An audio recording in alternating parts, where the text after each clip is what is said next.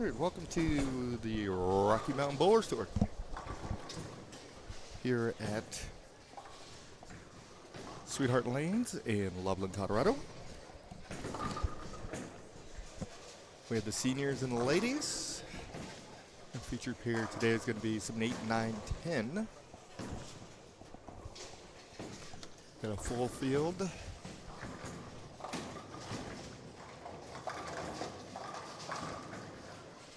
There are about 4 minutes, actually about 5 minutes left in practice, and we'll be getting started. 6 games of qualifying.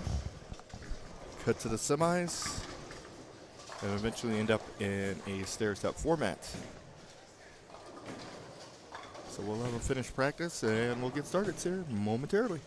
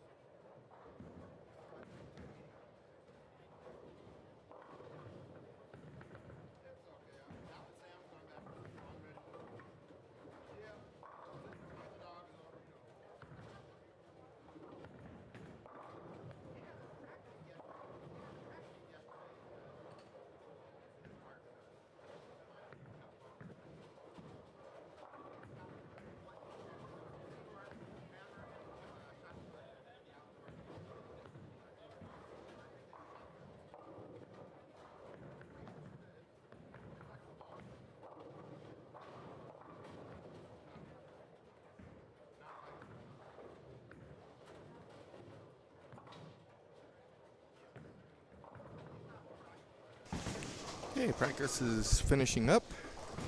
Got about 30 seconds left. Again, we're here in Loveland, Colorado at Sweetheart 10-Pin Bowling. Phenomenal 24-lane facility.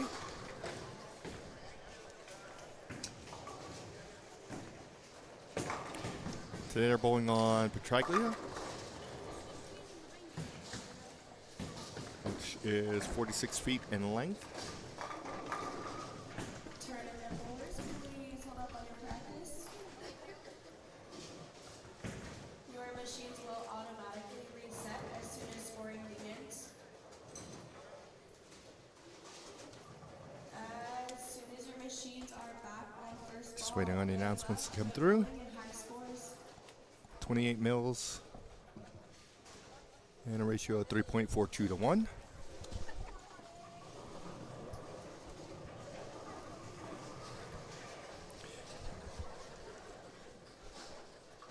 Ready to get underway.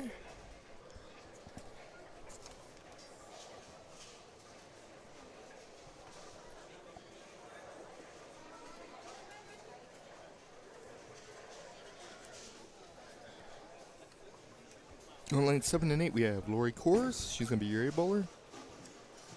C bowler, Sean Lee. E is Larry Harper. B is going to be Allison Rains. Boomer White is your D bowler. And Dan Streeter is your F bowler. On 9 and 10, we have Chelsea Tonsing is your A. John Johnson, C. Steve Gallegos, E. Tanya Craig is B. Lincoln Price, D. And Mike Honeyman is F. First and foremost, Happy New Year to everyone. Thanks for joining us. This is the start of 2026. I'm gonna YouTube channel.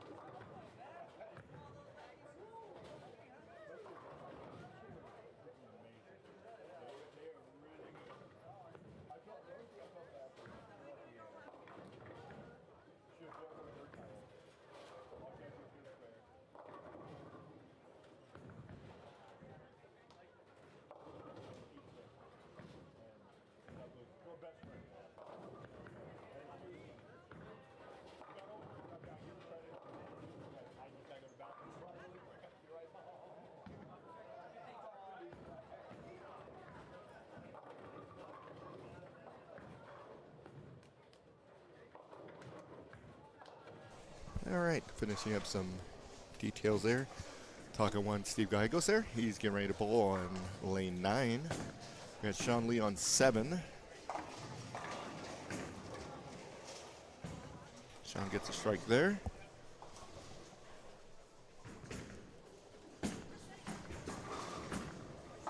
There is Steven. Gets a 7-9. Let's get it.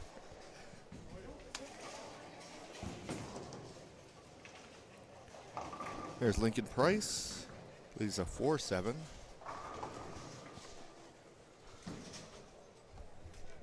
And we have Dan Streeter. Comes in a little high there, leaves just a 6-pin.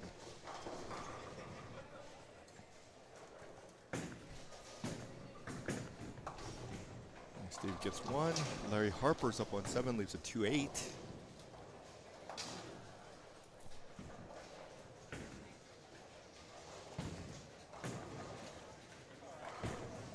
Lincoln takes care of his spare.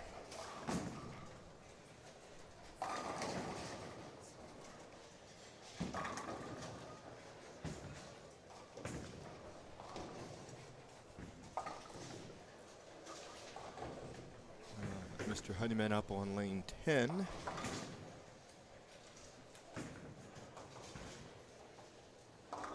Comes in high, leaves just a 6-pin. Larry takes care of his spare.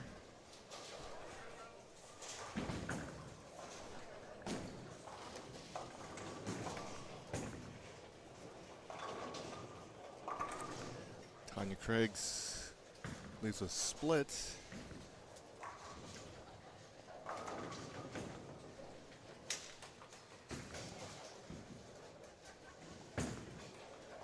That's a 3.679 for her.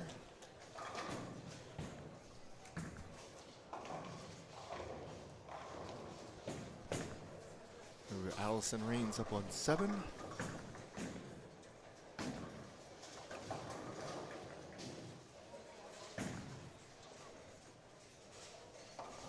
There's a little light there. Breaks up the washout, leaves just a 6.10.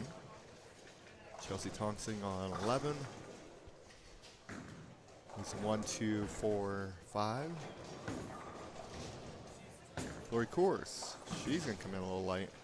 There's the 1, 2, 8, 10.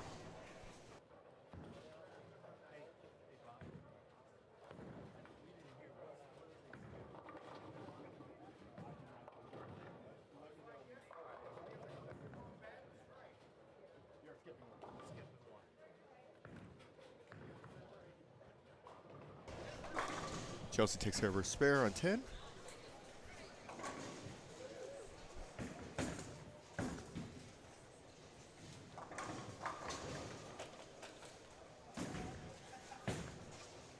Lincoln Price with the washout.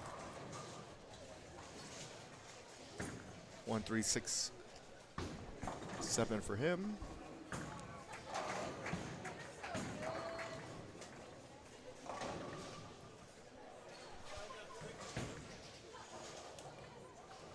There's JJ up on 10.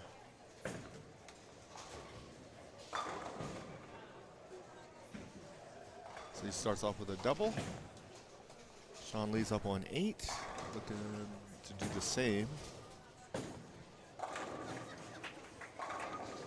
Does do that.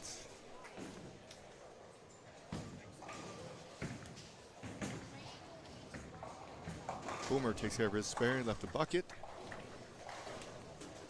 Let's see how Mike does after the open that he had in frame 1.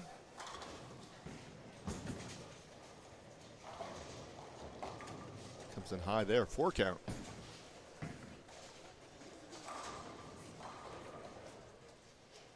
Leaves the 3, 4, 6, 7, 9, 10. Larry Harper with a strike on 8. And Steve Guy goes. This is 7 count there, 2, 4, 7.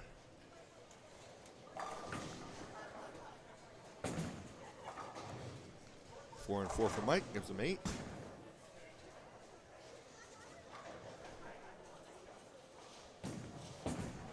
Streeter up on 7, gives him light there, 210.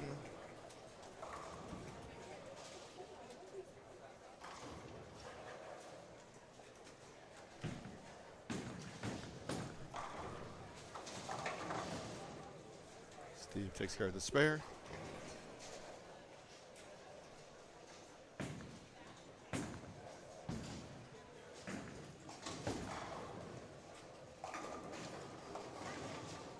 Allison comes up short there on 8.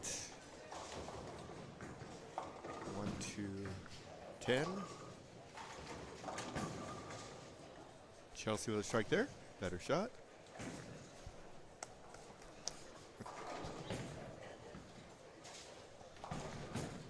All right, game 1 underway. Be back in just a moment.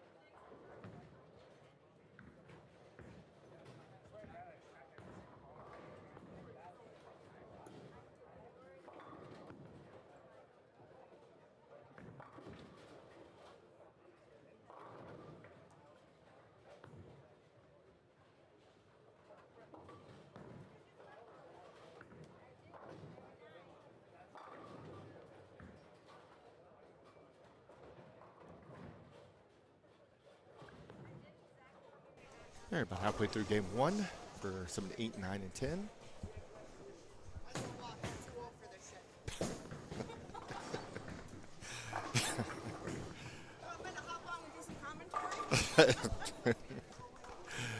Dana walking by with, we got a machine down, so she's got a little free time on her hands. All right, 7, 8, 9, 10, halfway through. Boomer is our D bowler on 8. Start off with a strike spare, and then an 8 count. You got Lincoln Price, he's your D bowler on 10.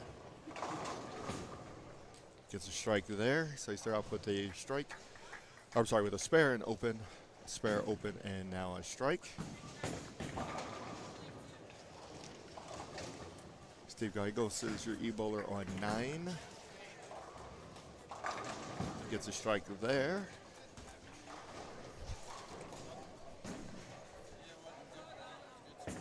And Boomer unfortunately misses the spare.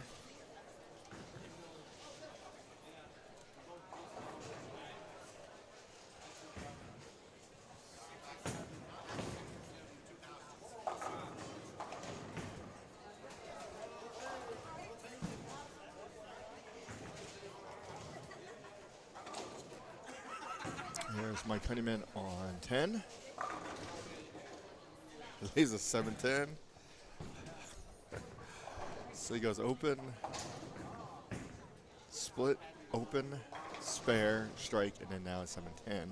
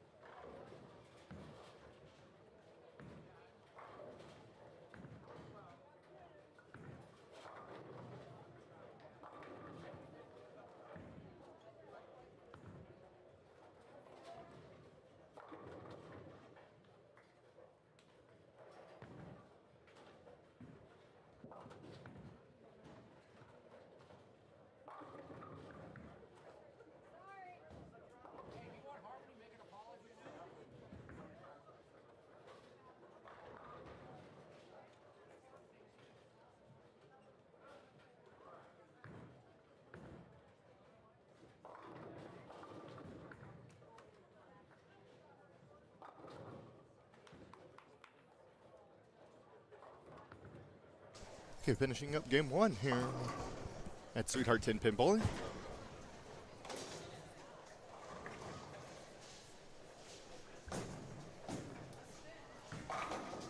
On lane 8, we have Larry Harper. He is your E-bowler. He gets the spare there. So Larry started off with a spare, strike, spare, 4-bagger, and then a spare there. So he's off to a good start. Lincoln Price is up on lane 9. Doesn't like that one, and for good reason, leaves the 1-3.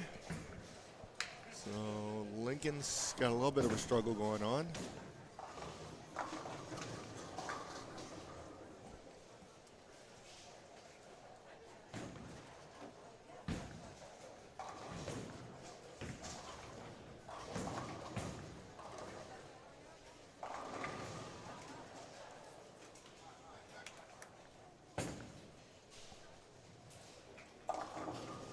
Lincoln getting ready to take care of his spare.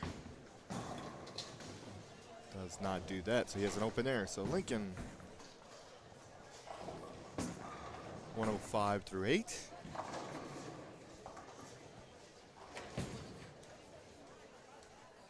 Allison Rains up on lane 8.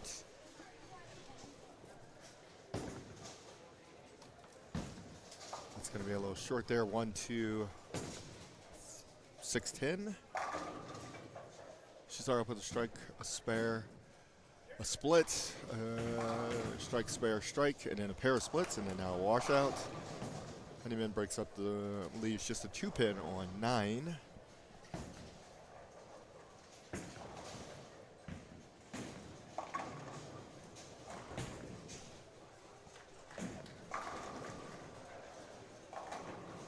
See if Allison can take care of this washout. Gets 2. So we have Sean Lee up on lane 7. He started off with a double, split conversion, spare, turkey, spare. So his 9th frame here.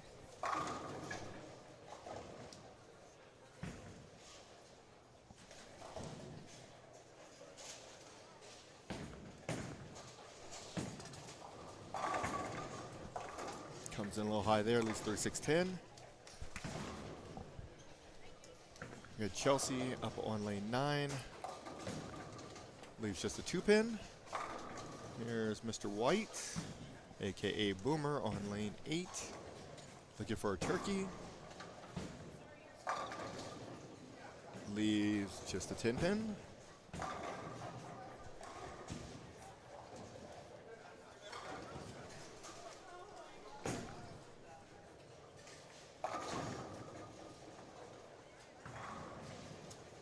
Chelsea takes care of her spare. So Chelsea started off with a strike, spare, strike, open, strike, spare, open, strike, and then a spare there. Sean Lee opens in the 9th. Lincoln Price with a strike there on lane 10.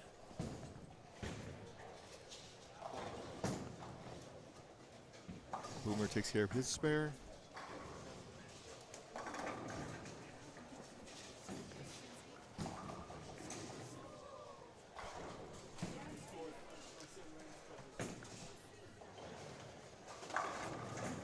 JJ.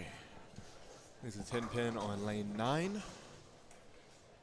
So he started up with a double, then 2 spares, then a double, then a spare and an open, and then now with a 10-pin here in the 9th.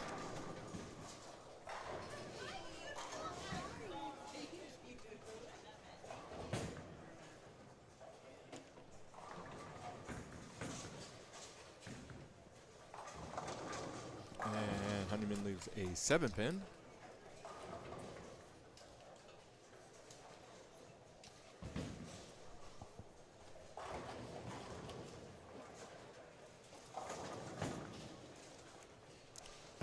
Good shot there on 8 for Streeter.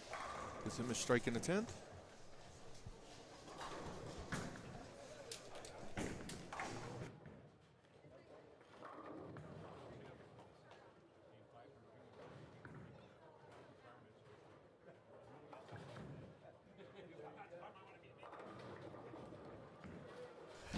All right, Herman does take care of his spare. So going into the 10th. for him.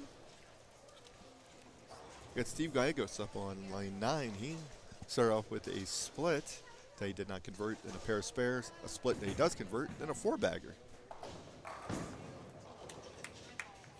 Lori Kors, good shot there on lane 8.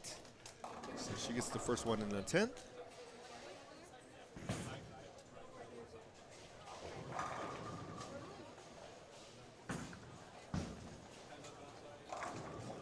Steve leaves a 5-pin on lane 9.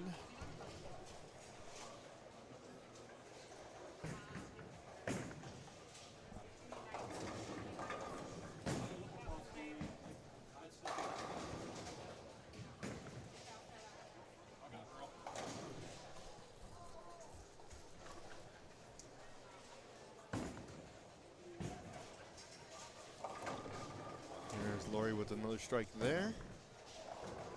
So she gets a strike on her fill ball, put her at 169.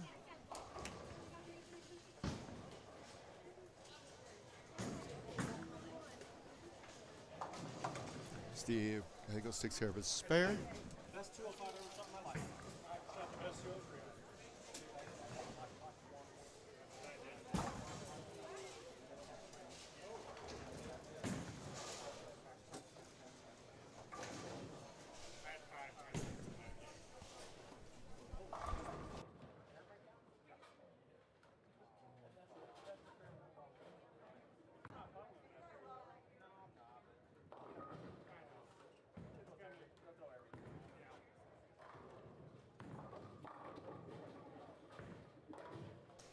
All right, Lori finishes with that strike to get her to 169.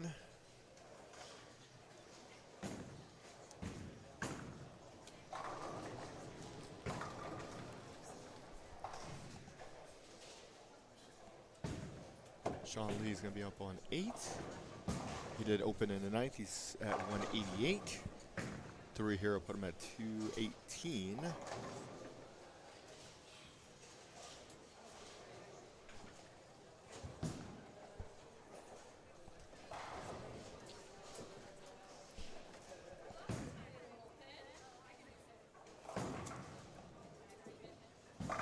Shot there for Sean.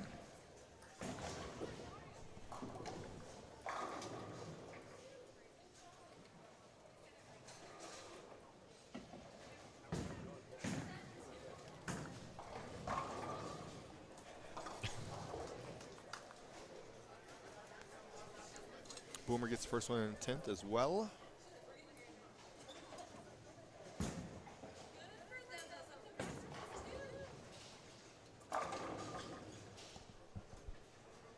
JJ leads a 7-10.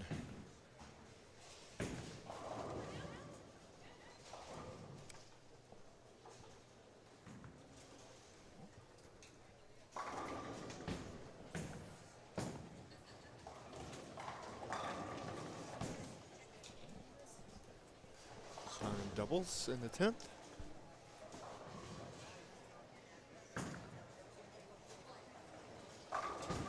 Lincoln Price gets his first one in the 10th.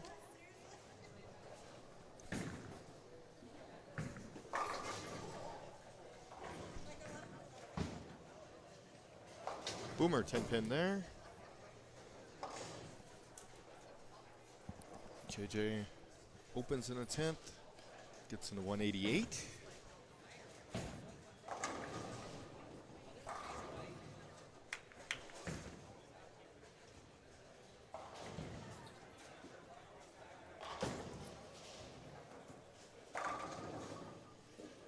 So Sean does punch out. 3 and 10th gives him 218.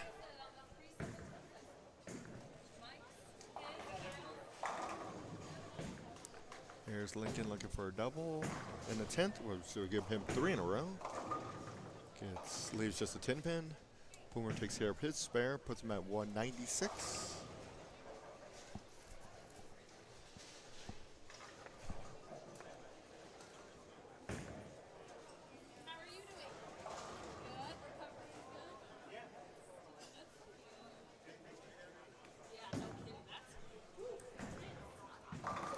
Larry Harper loses a 10-pin on lane 8.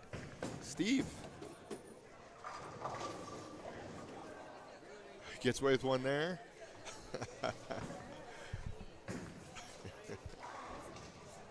So he gets the first one in the 10th. Lincoln takes care of his spare, ends at 154.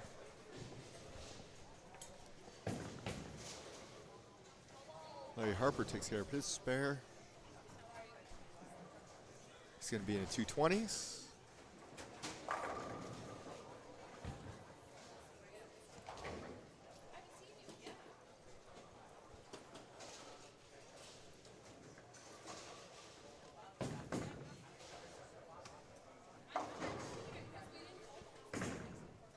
Steve 8 counts there. Spare here, put him at 215.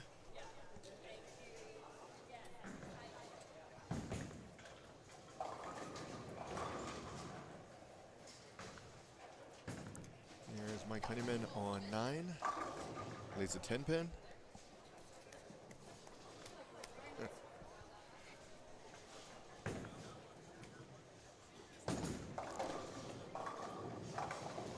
And Larry Harper 7 counts, puts himself at 224.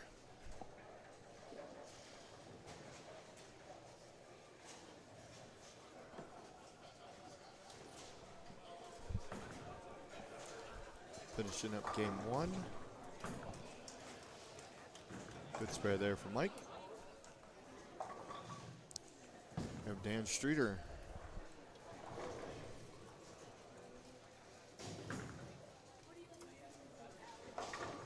Comes in high. 4-6-7 there.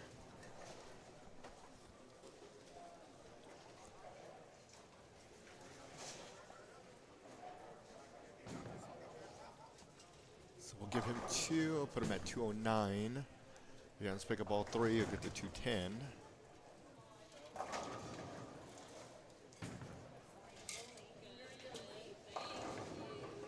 And Mike Honeyman 8 counts there, puts him at 170.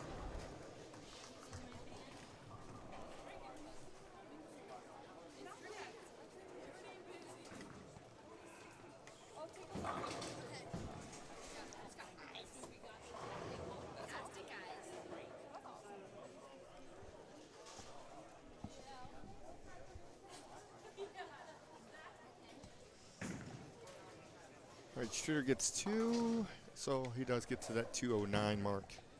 All right, we'll be back with game 2 here in just a moment.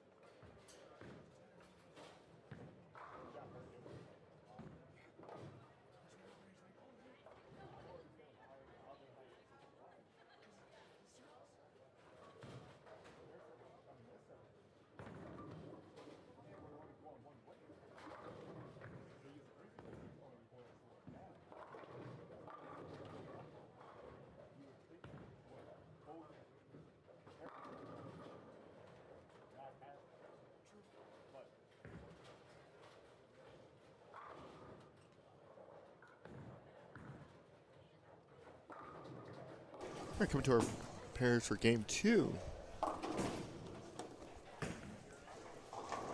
Lane 7 and 8 is going to be A. Bowler's Core Complement. B is Andrea Davis. C. Frank Guccione. E. Ron Hostler. D. Efren Pasano. And Josh Overcash is going to be your F bowler. 9 and 10 will be just a minute. They had that issue with the lane, so they're a couple frames behind, but they'll be here momentarily on 9 and 10.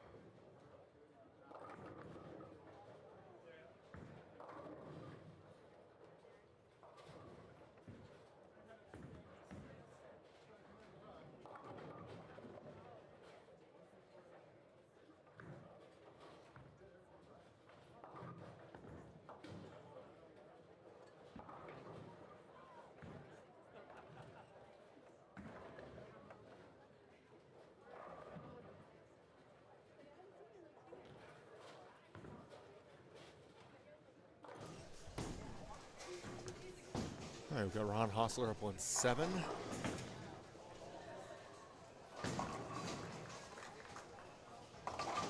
Start off with an open and gets a spare there for the second frame.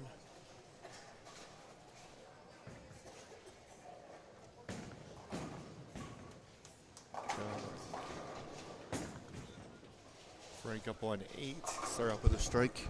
Then he split in the second. See what he does here.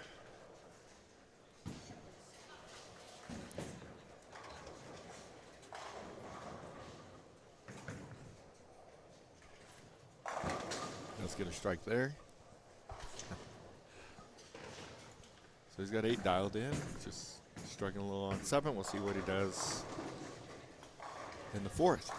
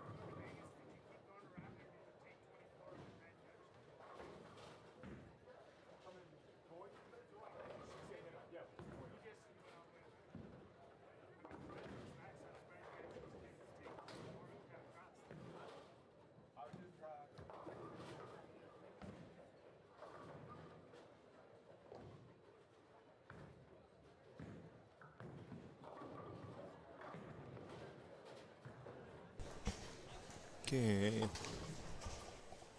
We have Ephraim up on lane 8.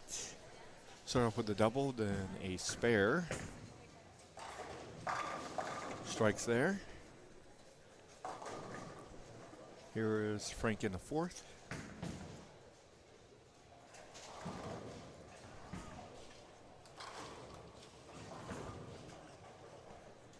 Gets a strike there.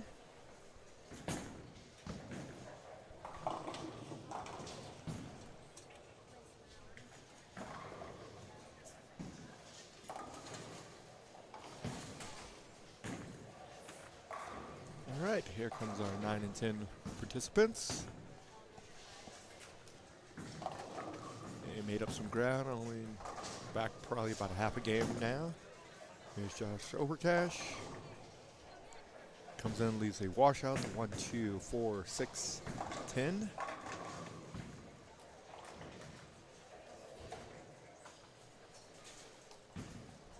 Here's Ron Hostler, lane 7. Leaves a 4-pin.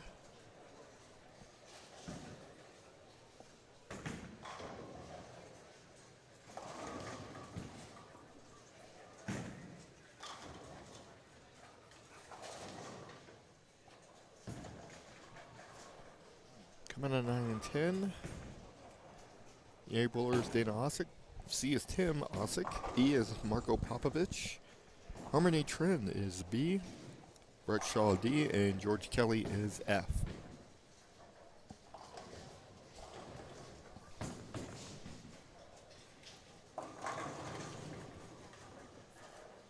Also looking to take care of his spare. Does do that. We got a Cora Compliment up on lane 8.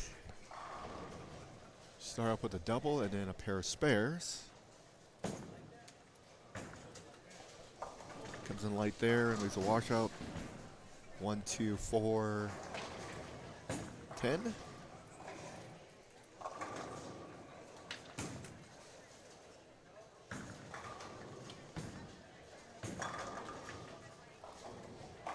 Good shot there on 7. That's Andrea Davis. Start off with an open, then a 4-bagger. Cora looking to take care of the spare. Unfortunately, opens there.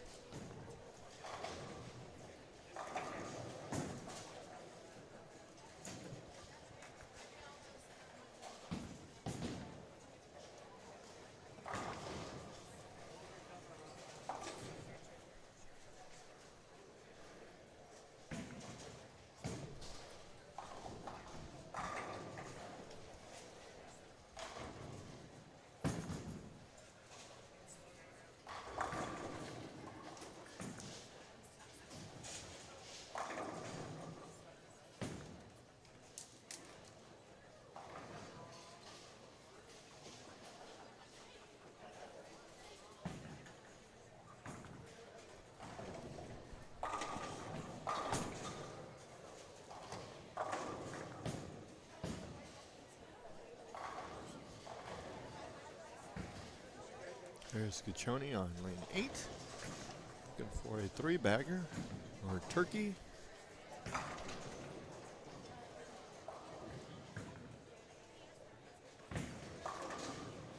Breaks up to 4-9, leaves just a 9-pin.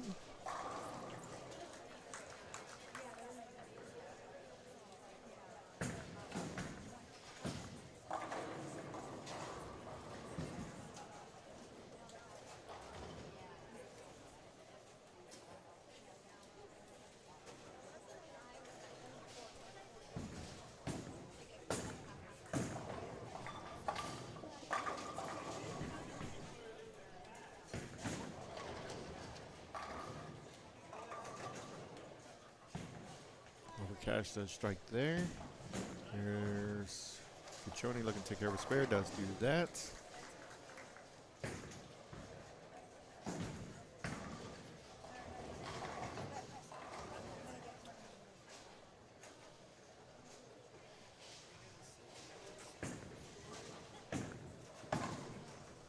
There's Cora. Strike there.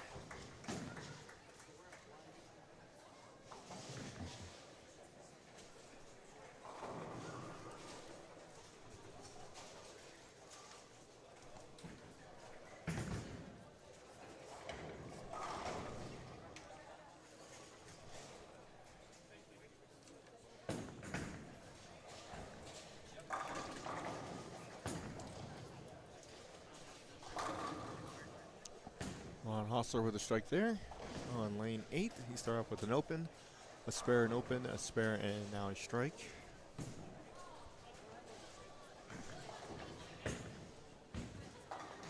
Here's Dana Osick up on 10.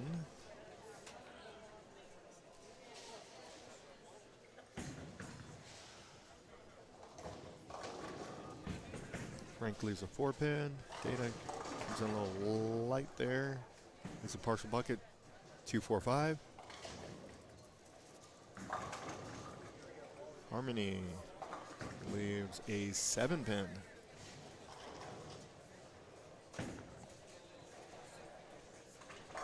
Good shot there on 8. She continues to strike. So Andrea Davis started with that open and a 5-bagger.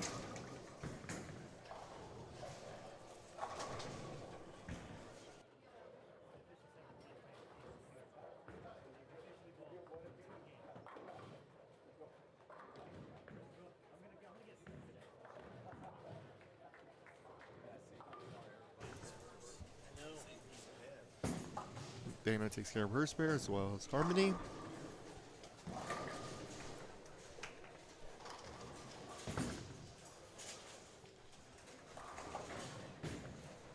We got Tim Osick up on 10.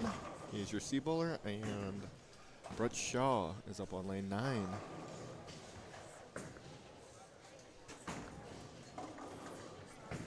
Tim. That one comes in really high. 3, 4, 6, 7.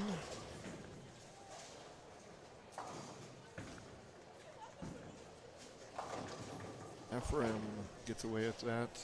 Leaves just a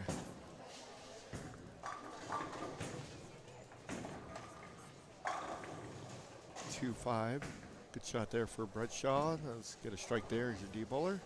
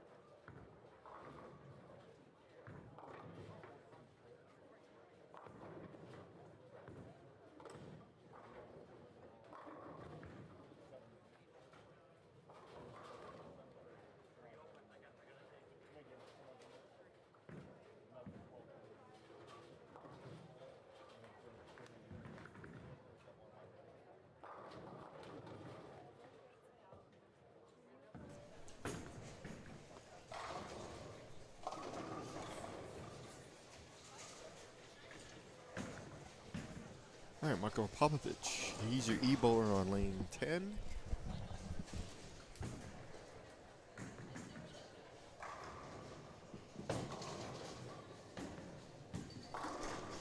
He's a 4-pin. Upper cash with a strike there. So he doubles there. Here's Davis. Lane 5, or sorry, lane 7. That would be a 6-bagger.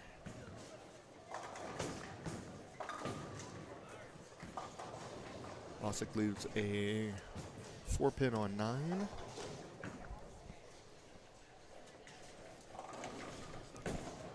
Compliment leaves a 10-pin on 8.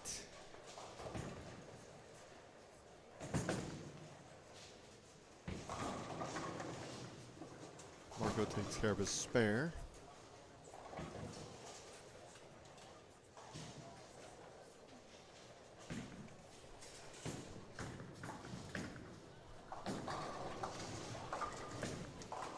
Dana takes care of her spares, so starts off with 2 spares.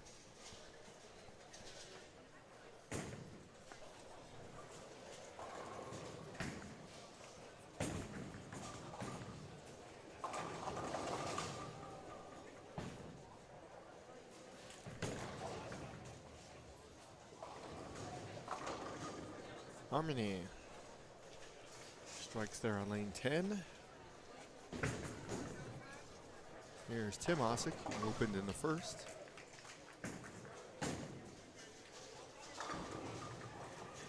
Gets it to go there in a second, so he strikes there.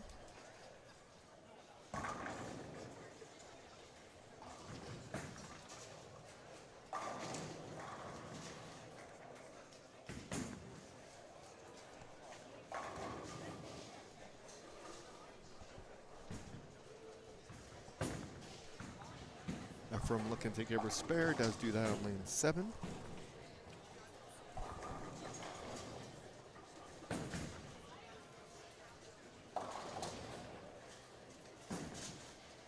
Birdshaw comes in a little high on 10, leads 3, 6, 3, 4, 6, 10.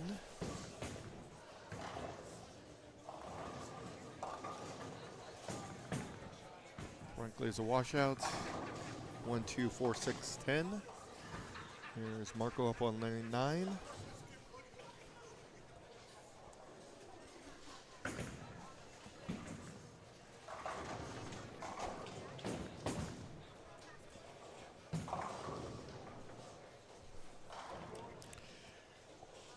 Scores after 1. For the ladies, Jennifer Fountain was your leader at 2. She shot 229. Dana Osick 214. Harmony Trin 212. Haley Howard ended up at 193. And Carol Pollock is your current cut. She shot 167 but gets 24 pins of handicap. Puts her at 191. So the current cut is -9. Just outside the cut, Sarah McFadden. At -14, Cora Compliment. And -15. And -17 is Rachel Ray. Christina Cohn is -21, and Chelsea Tonsing is -25. So that's your top 10 for the ladies. For the seniors, leader Ron West, 257. Dennis Brown shot 251. George Kelly, 239. Giovanni Capasso, 234. At +26 is Efraim Pisano, who you see on 7 and 8. Along with Josh Overcash, he was +25. Larry Harper was 24 over. Jermaine Brown, 223. Scott Sloan, 222. Ernie Lloyd, 221. Along with Ricky Schisler, Sean Lee ended up at 218. Steve Gallegos was +15. Tom Ross, +7. And your current cut is +6. One Tim Osick. Just outside the cut is Vince Gryan at +5, along with Chris Martinez. Frank Uccioni shot 203 that game, or game 1, along with Dan Streeter and Kevin Maloney, and it rounds out your top 20. So for the seniors, +6. For the ladies, -9.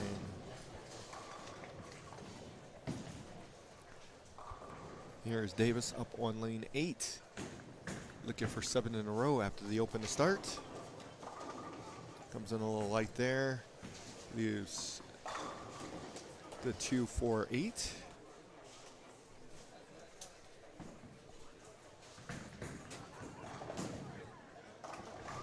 Harmony takes care of her spare.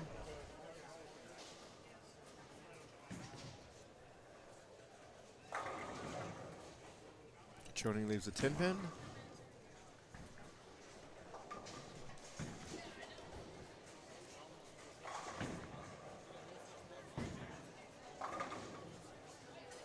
So Davis does open there. So she has 183 through 8.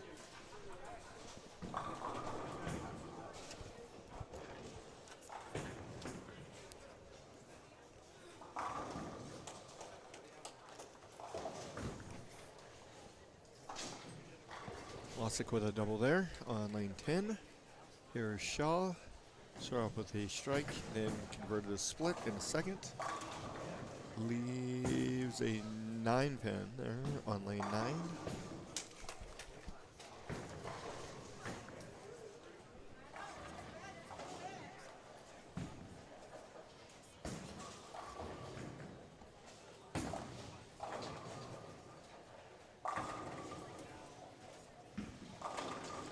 Sana with a strike there.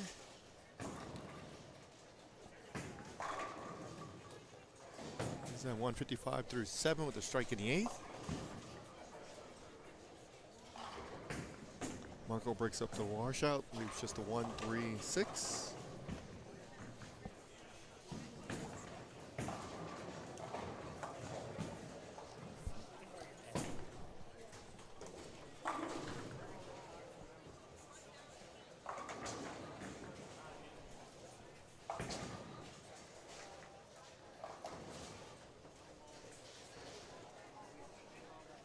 Hostler on 7. That'll be the 3-7-9. Overcash. There you go. Gets that to work. So he strikes in the 8th as well. He's at 164 through 7 with a strike in the 8th.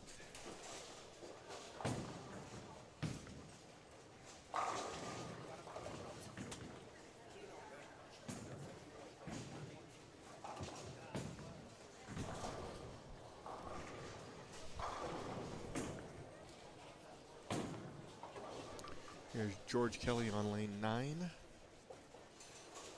Start off with a double. It's 3 in a row for him.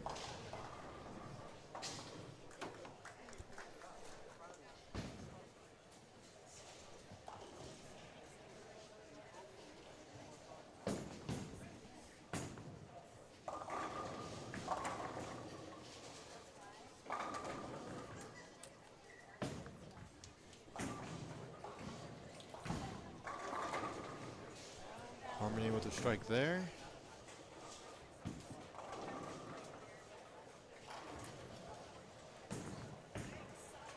Here's Dana looking for a double on lane 9. There's a 4-pin.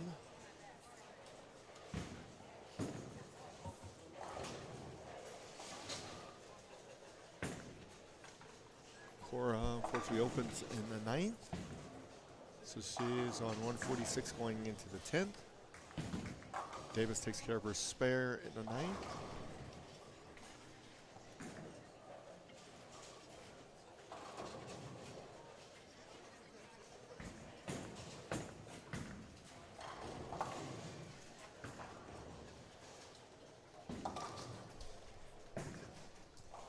Dana takes care of her spare. Here's Shaw. Leaves a 7-pin. Strike there for Gaccioni on 8.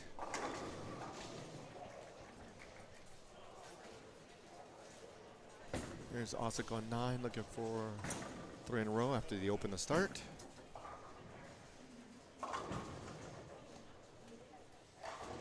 Got it in. Leaves just a 3-pin.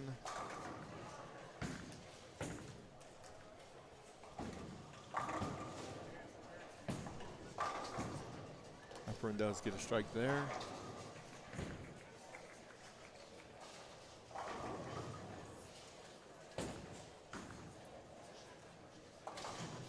Shaw takes care of his spare.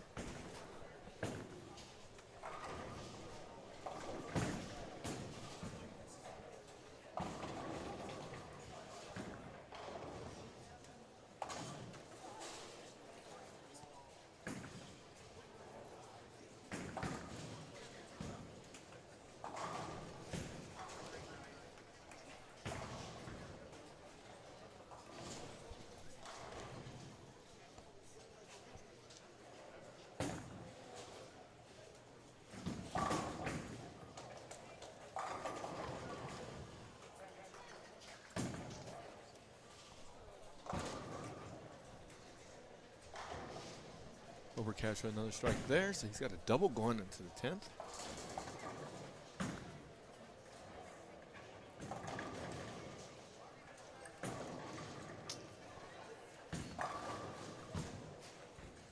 $7-10 there on lane 10 for Kelly.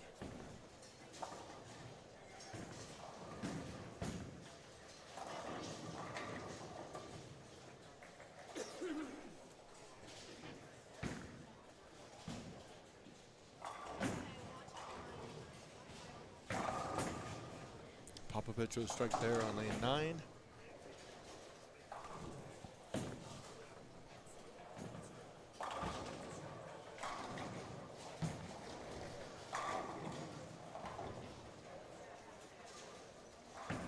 Here's Davis. She needs a 10-pin to start the 10th. Cora got the first one in the 10th. So Cora can max out 176.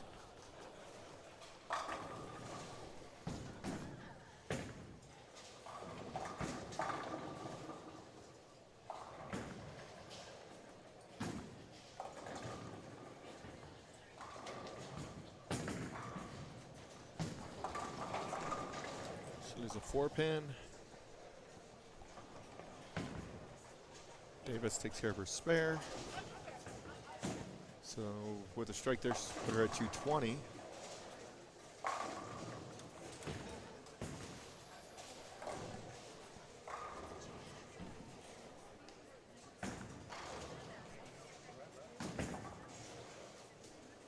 Here's Davis. 6 counts there, so 218 for her. Cora does take care of her spare, so 166 for her.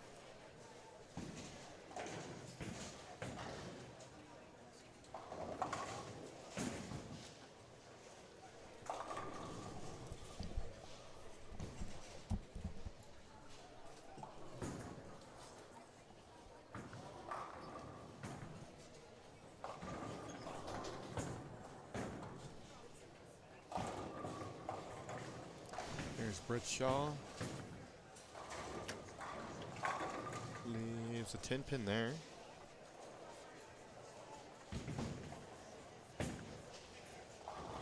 Cuccione starting his 10th frame. That's the first one in the 10th.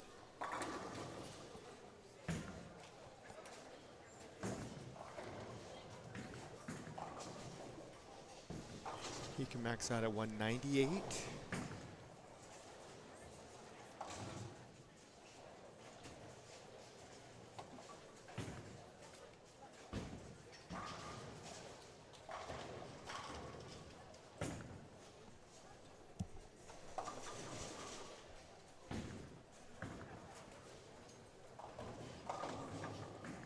Sano leaves an 8-pin.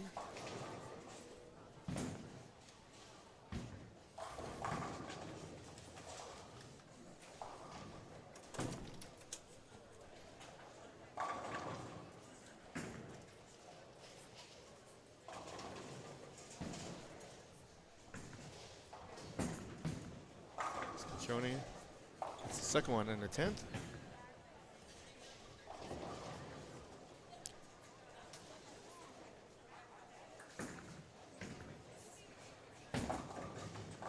Kelly comes in high there, leaves a big 4 on 9.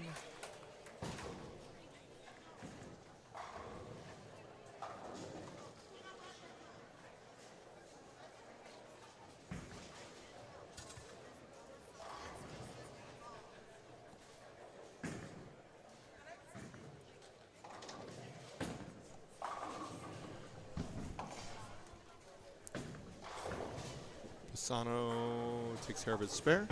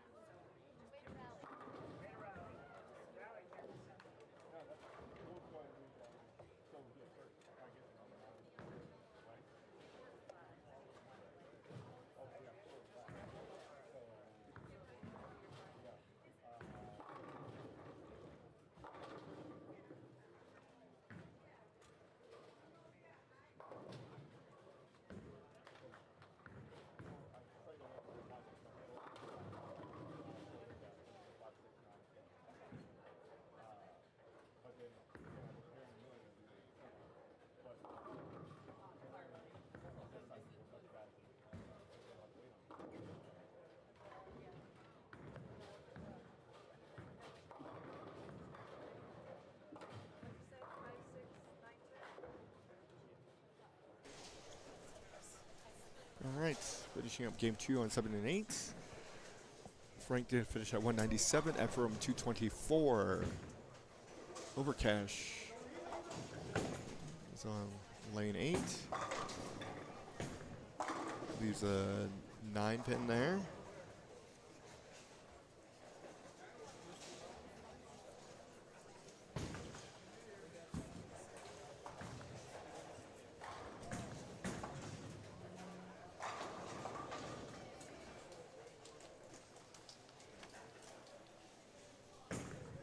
Hostler gets 2 in a 10th. So he finishes 128. A bit of a struggle there. Overcash unfortunately opens in the 10th. So he gets to 221.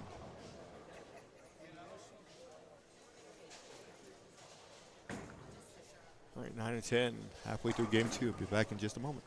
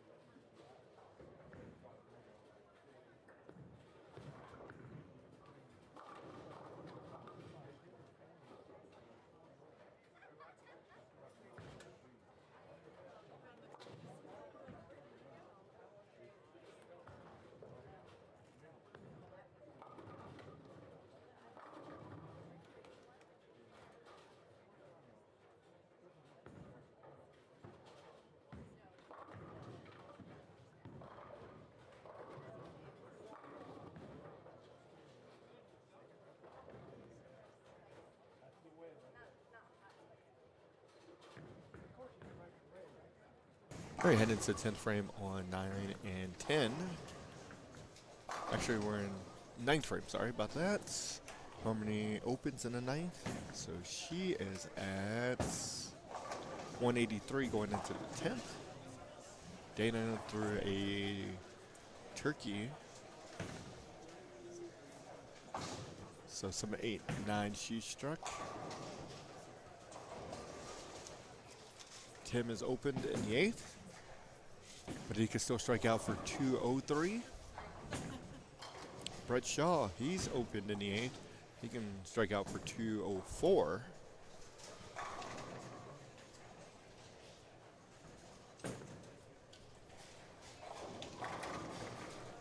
Tim does get the first, or gets the one in the 9th.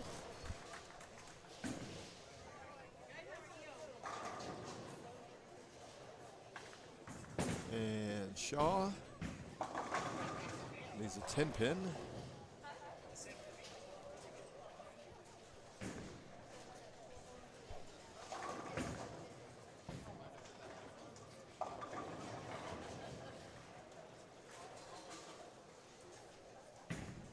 Marco up on 10. He struck in the 8th, looking for a double here.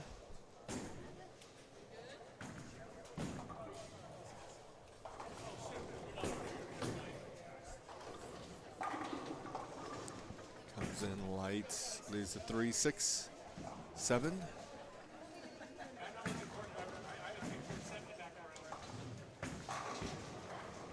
Does take care of the spare for Shaw.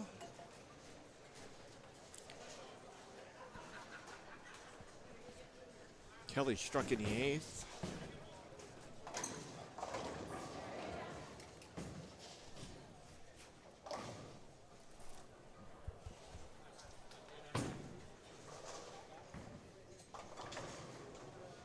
Marco gets 1.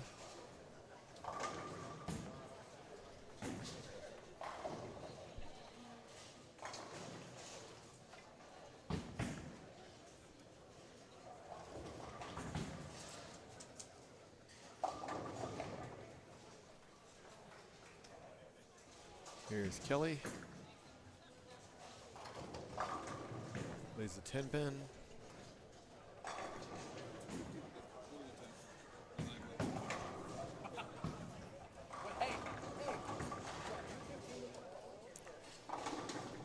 Harmony starts her 10th frame, leaves a 4, 7.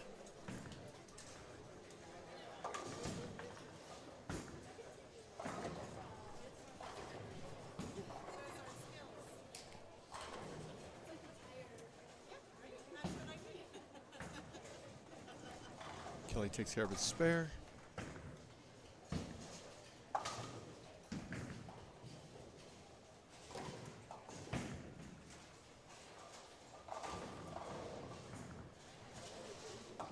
And Harmony takes care of her spare.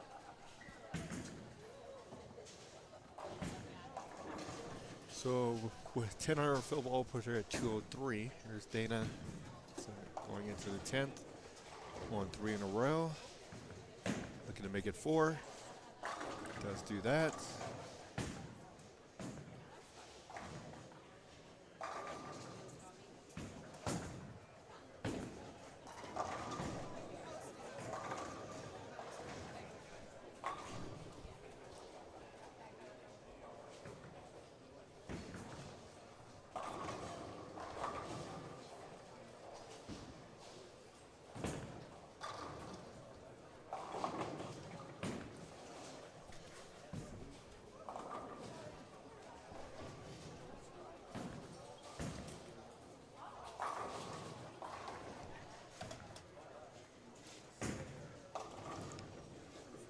Got that one going away.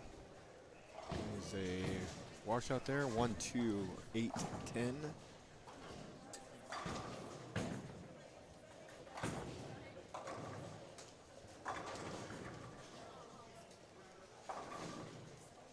Shaw leaves a 7 pin.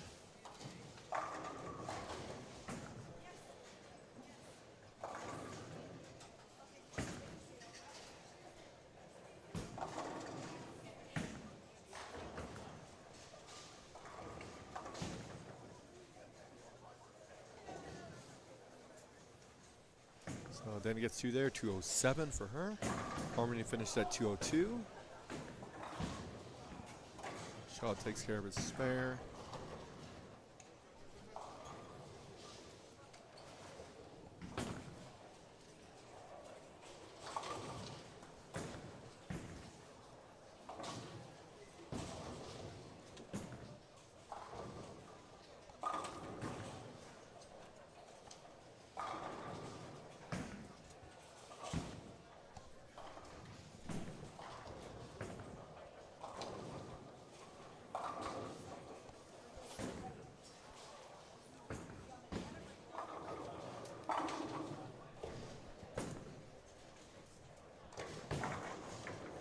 Shaw strikes there. So 183 for him.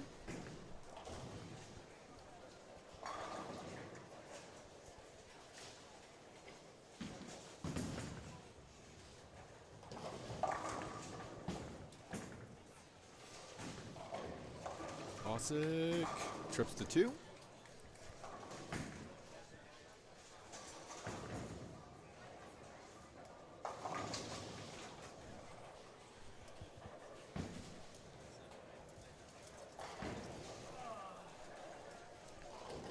Kelly's up 110, spared in the 9th. Happy New Year.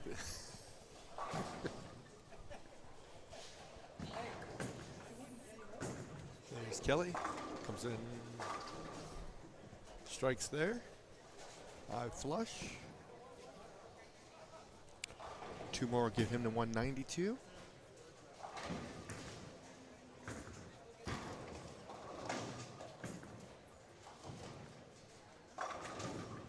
Osick does fill 3 in the 10th. 203.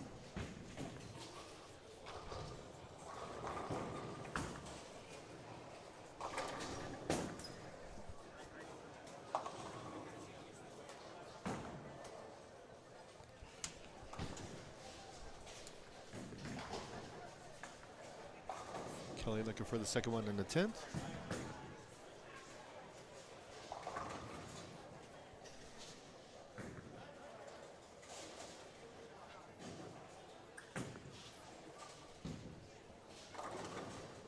Leaves the bucket.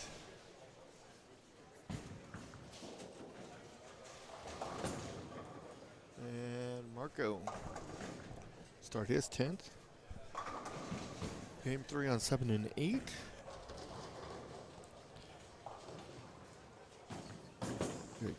Carolee Pollock. Chris Martinez is the C bowler. Jermaine Brown is E. Jennifer Fountain is B. Greg Wabama is D. And Robert Worrell is F.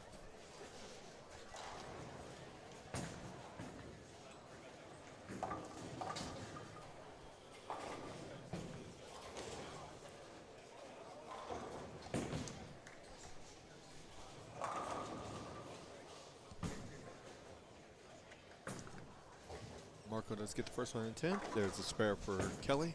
Kelly finishes at 182.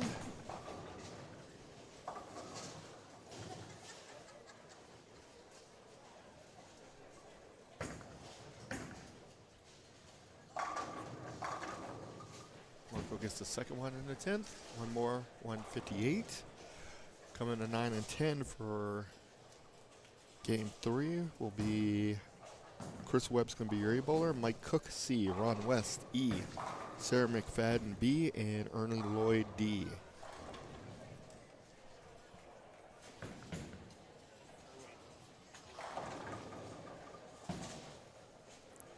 So here's Marco's last ball.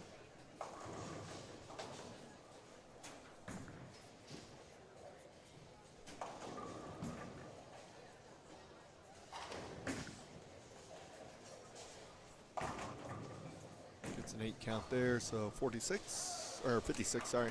156 there. All right, halfway through game 3 on 7 and 8. Game 3 starting on 9 and 10. We'll be back in just a moment.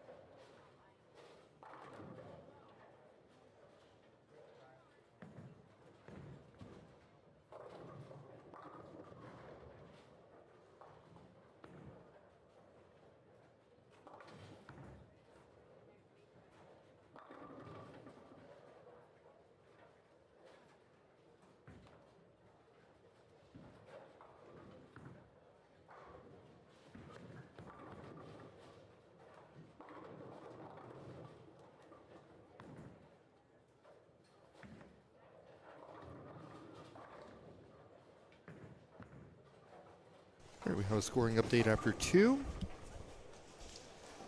We'll start with the ladies. Your leader, Jennifer Fountain, 229, 201, puts you at plus 30. Dana Osix in second at plus 21. Third, Harmony Trend at plus 14. She's at 212, 202. Caroline Pollock with her handicap is plus 9. Christina Cohen is in fifth at minus 26, and minus 29, Jamie Adams is your cut. So the cut score is minus 29. Just outside the cut, Rachel Ray at minus 35. Minus 36 is Andrea Davis. And core complement is minus 39. Haley Howard minus 41. That rounds out your top 10. For the seniors, your leader, 234, 236, Giovanni Capasso, plus 70.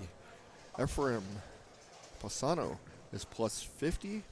He shot 226, 224. Ernie Lloyd, 221, 226, puts him at plus 47, along with Ricky Schisler, who did the exact same thing, 221, 226. Josh Overcash did it slightly different, 225, 221, to give him plus 46. Ron West is plus 45, along with Scott Roberts, who shot 200 and then 245.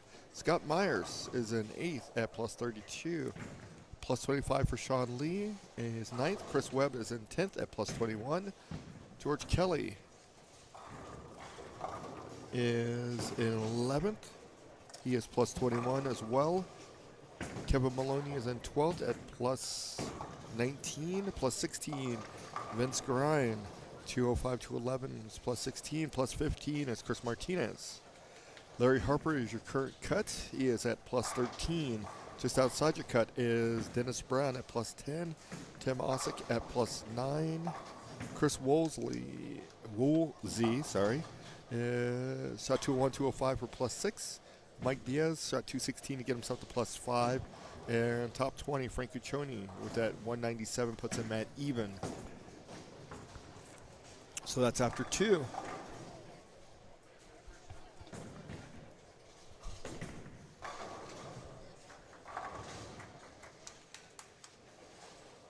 We're in ending the 7th frame on 7 and 8, and mid 3rd frame on 9 and 10.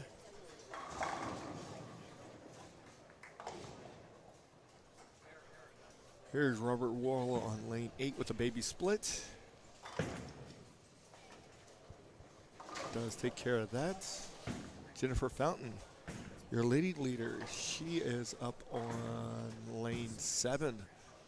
Start off with a spare, then a double, 3 spares, and then a split with an open on the 7th. So she's at 131 going into the 8th.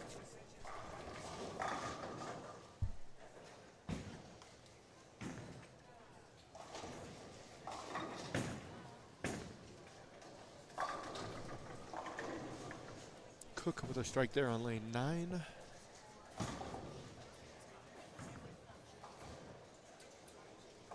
Here's Fountain, leaves a 7-pin.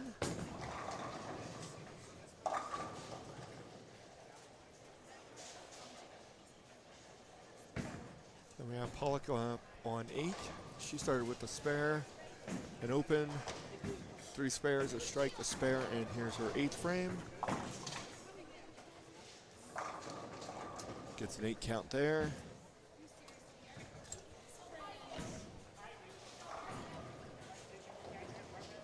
Here's West up on lane 9. We start with a spare and then an open.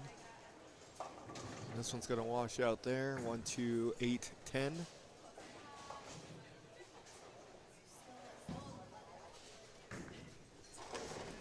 Fountain takes care of her spare.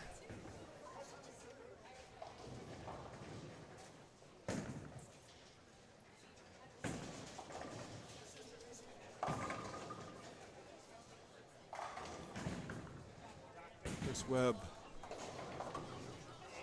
3, 6, 9, 10.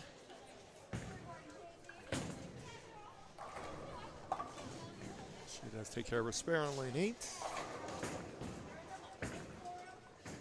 West, the washout converted. Greg comes in high on 7.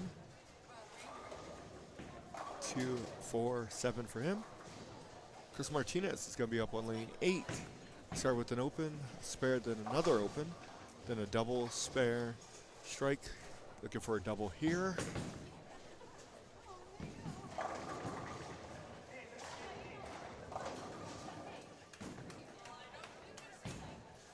Leaves a 10 pin.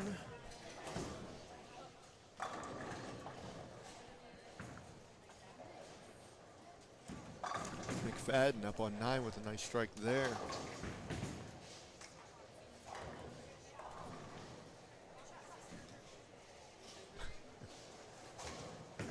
Martinez takes care of a spare.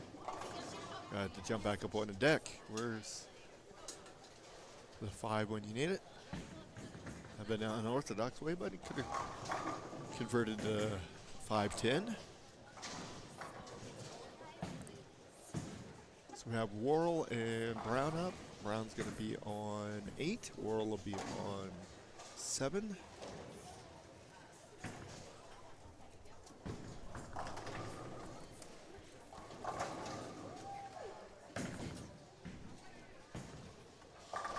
Worrell does get a strike in the 8th.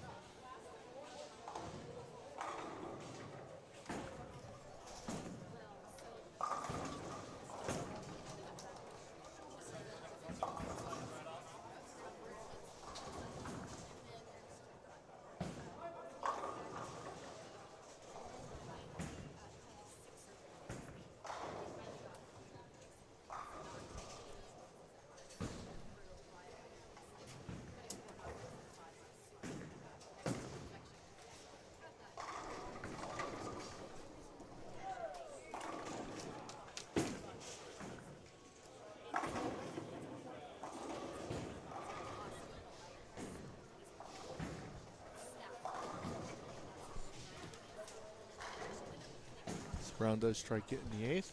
So we're heading into the 9th. Pollock with the splits there. That would be 8-10. Gets 1. Fountain left a 4 pin.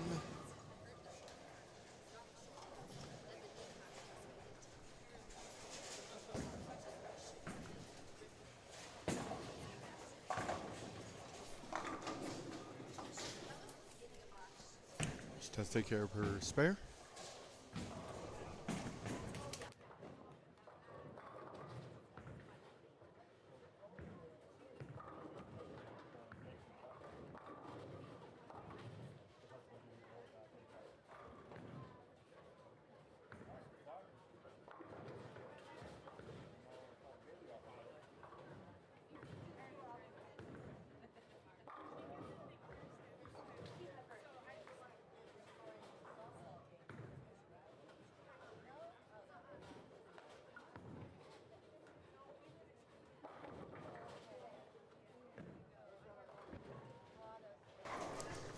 And Greg leaves a split there, being 6, 7, 10 for him on 8.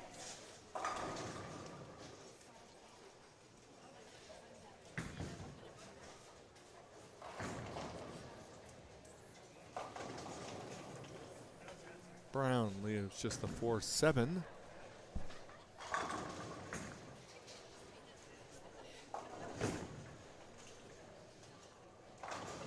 Give it a run.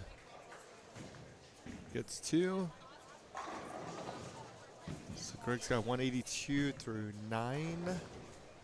Going into the 10th.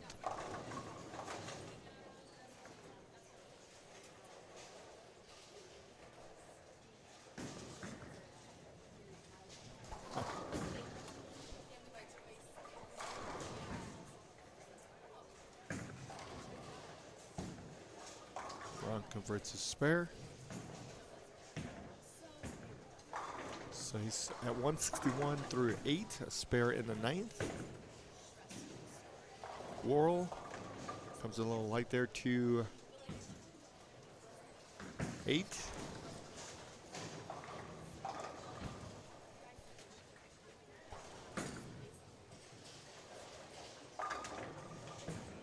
Ron West with a strike there on 9.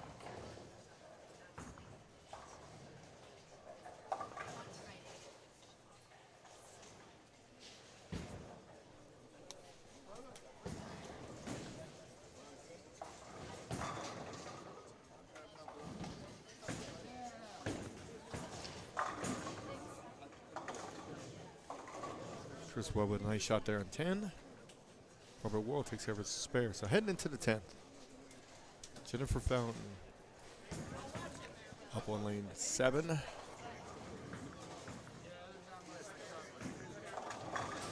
That's the first one in the 10th.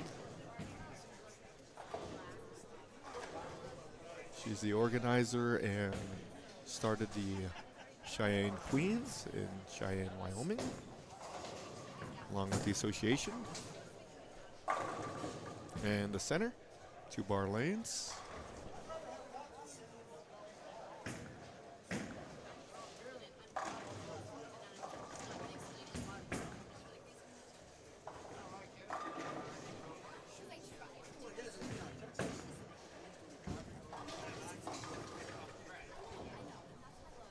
We had Greek Church on 10 for Cook.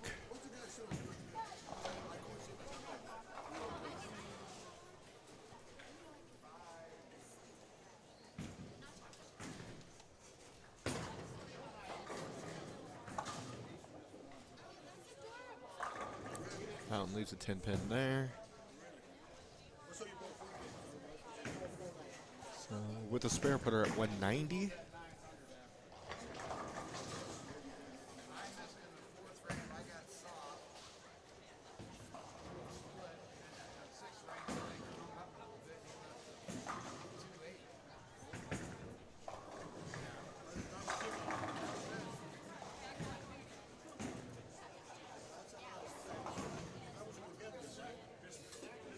Jennifer does take care of her spare, so 190 for her.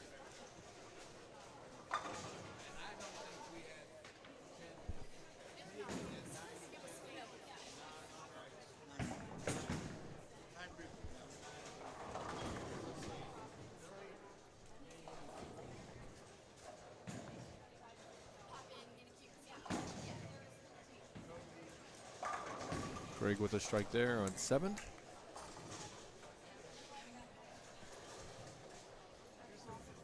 Possible 212 for him.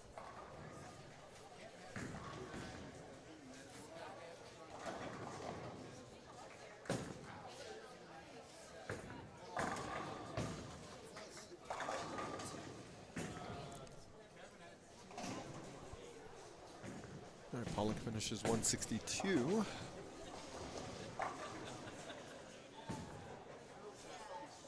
Martinez will be up on lane 8.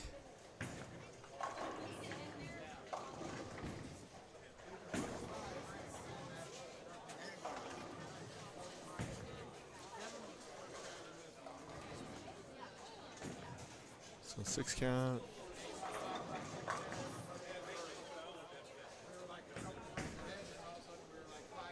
For Greg.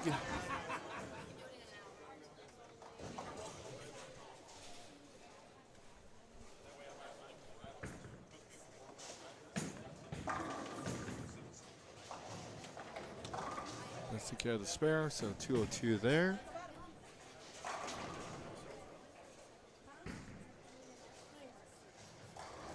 Martinez, if he fills 3 and 10th, he'll get himself to 202.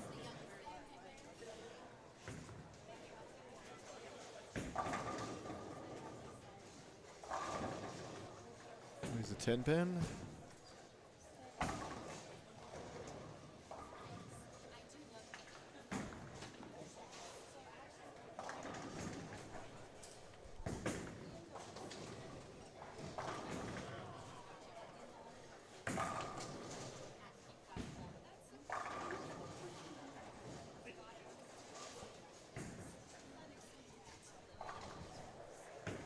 Martinez takes care of a spare.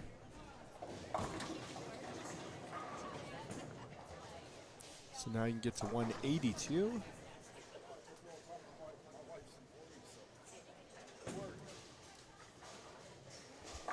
Robert Worrell gets the first one in the 10th.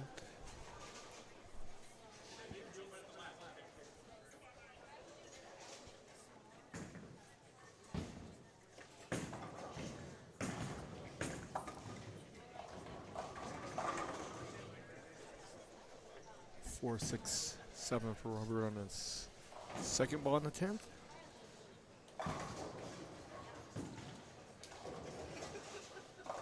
Martinez leaves a bucket. 2, 4, 5, 8 for 178.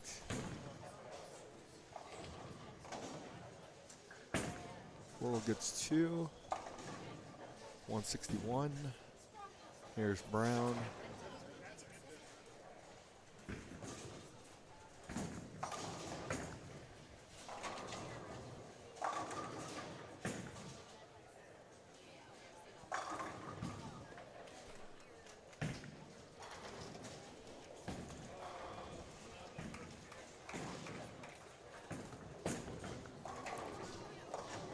Comes a little light, but breaks everything up. Strikes there.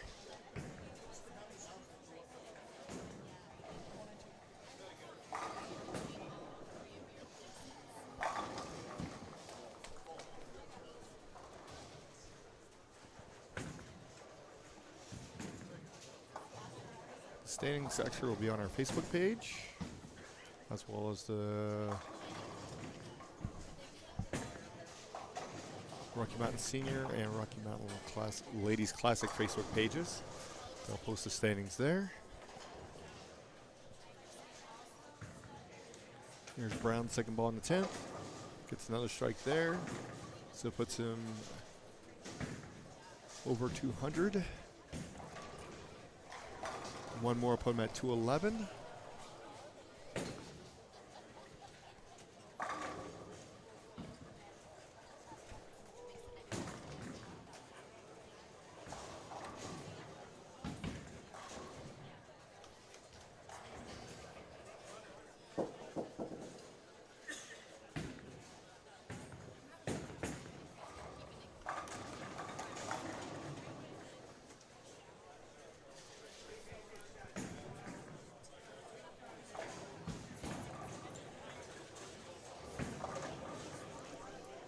So 8 counts there for 209. So they're through 3. 9 and 10 are through 8 frames heading into the ninth. We'll be back in just a moment.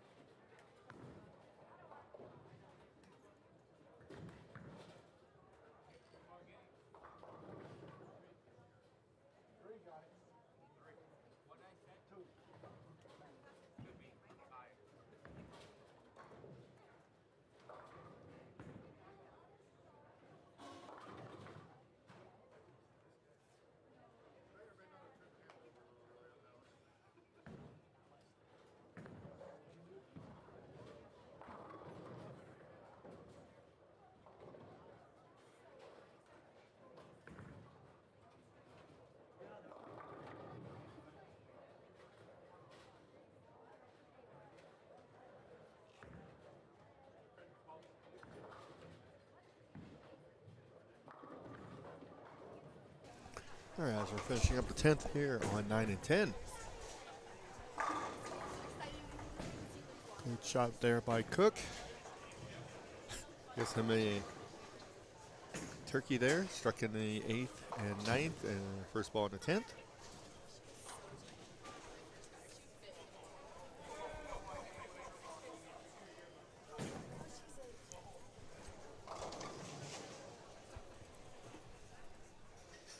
Here's Ernie Lloyd. He's looking for the second one in the 10th. Needs a washout there. So he started the game with a strike. Open, spare, turkey, spare, open, double, and then now a 6 count. Cook with another one there. Gives him 4 in a row.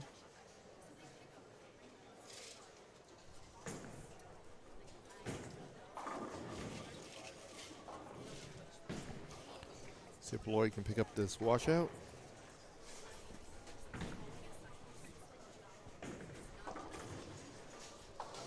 So he gets 2. Puts him at 199.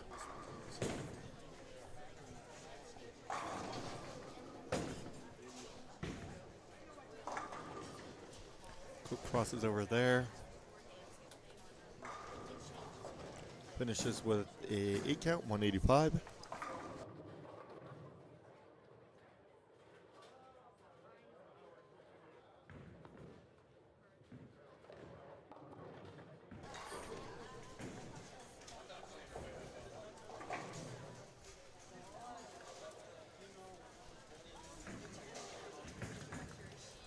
West is your remaining bowler for game 3 here on 9 and 10.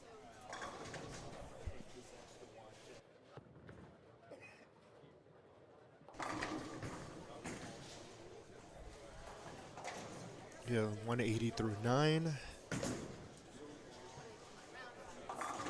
Gets the first one in the 10th.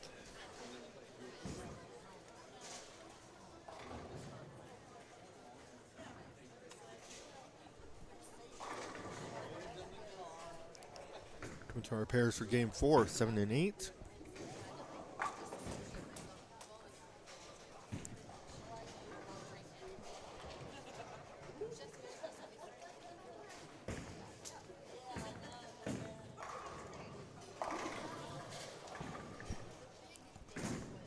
It's going to be Paul Willett is your A bowler, Scott Myers C, Giovanni Capasso E, Francis Brown B, Dennis Brown, or Francis is B, Dennis Brown is D. Coming 9 and 10 for game 4.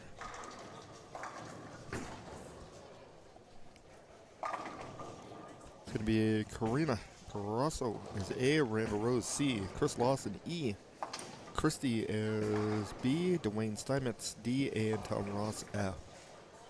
Here is West taking care of his spare here. We'll put him at an even 200. Does do that, so 200. So game 4 is on its way.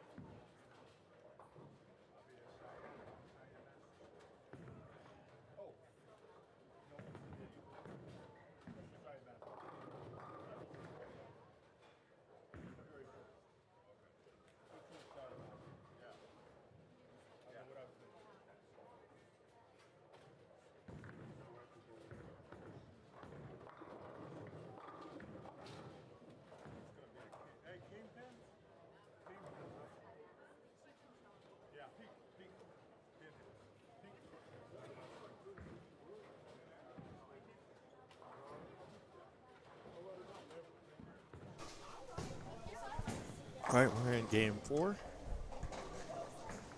6 games of qualifying. Up on 9, we have Chris Lawson started with an open in frame 1. Dwayne Steinmetz is on 10. He started with a spare. Lane 7, Dennis Brown started with an open and then a spare. Chris Lawson leaves the 1, 3, 6, 10. Here's Steinmetz. Nice shot there, strikes there. Capasso is up on lane 8. Started with a strike and then a spare.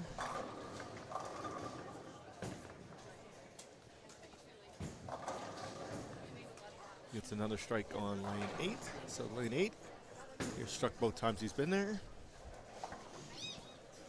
Lawson looking to take care of his spare here.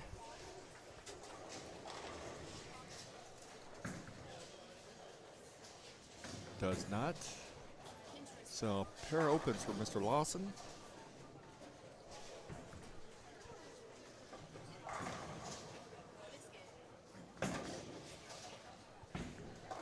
Here's Ross. Ross is your F bowler. He started with an open. Now he gets a 7 pin.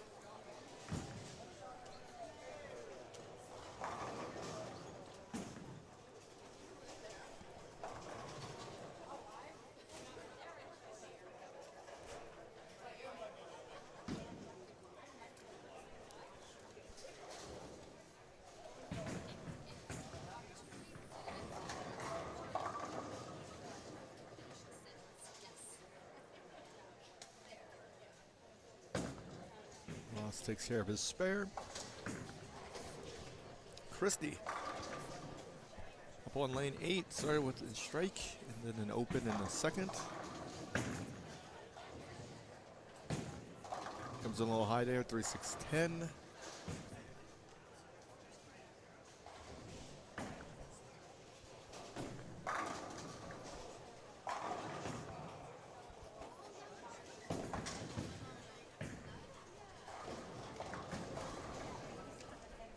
Brown on 8.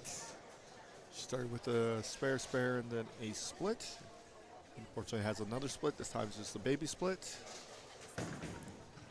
And Scott Myers is up on 7. He started with a spare, strike, and then an open.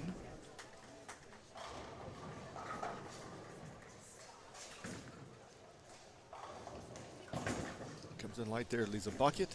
Karina Garasso is up on lane 10. Start with an open and then a spare. See what happens in the third frame here for her. Brown looking to take care of the baby split. Does do that. Karina's going to come up a little short there. 1, 2, 8, 10.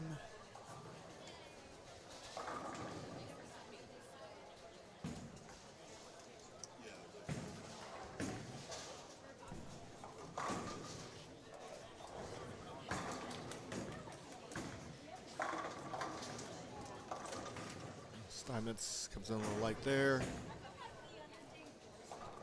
3, 5, 6. Karina gets 1. So an open there.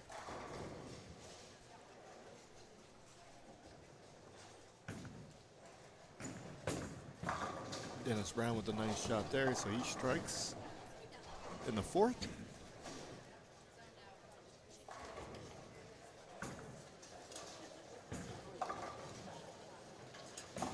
Steinmetz unfortunately opens there. Randall Rose has a double to start the game. Can't get it to go. Leaves a 7 pin.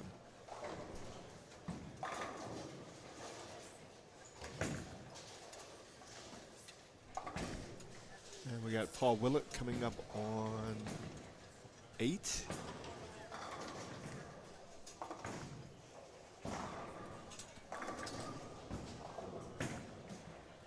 Here's Ross. Comes a little high there, 6-10. Do you have scores for the women? After game 3, Jennifer Fountain is still your leader, plus 20. Harmony Trend is in second at plus 8. Carolyn Pollock is in third at minus 5. Minus 7, Jamie Adams is in fourth. Dana Osic's in fifth at minus 20. Haley Howard is your cut at minus 28. She shot 213 that game. Just outside your cut is Andrea Davis. She started with a 146, but then went 218, 207 to get her to minus 29. Lucia is in 8th at minus 43. Frances Brown, minus 49, is in 9th. And Lori Meyer rounds out your top 10 at minus 51. For the seniors, your leader, Giovanni Capasso, plus 79. Kevin Maloney shot 248 that game to get himself to plus 67. At plus 52 is Chris Woolsey. Scott Myers is in 4th at plus 46. 5th, Ernie Lloyd is at plus 46 as well. Plus 45 is Ricky Schisler. Ron West is in 7th at plus 40. Ron West is plus 45. Schisler and Ernie Lloyd are both plus 46. Scott Sloan is plus 40. He shot 241 that game. Plus 36 is Frank Guccione. And in 10th place, Efren Pisano, plus 34. Along with Sean Lee, he's plus 34 as well. Plus 33, Scott Roberts. Vince Gryan is 30 over. Dan Streeter shot 251, get himself to plus 17. Your current cut, Greg Nerum at plus 1. Just outside your cut is James Polk at minus 2. Jermaine Brown at minus 5. Mike Diaz minus 7. Chris Martinez is minus 7 as well. Minus 11 is Tom Ross. Larry Harper is 13 under. So that gives you your top 20 there. So halfway through game 4.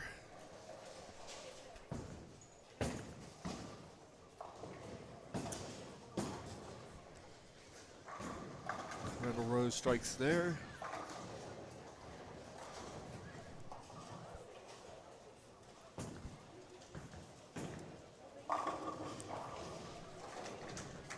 Scott Myers up on 8. Takes care of his spare.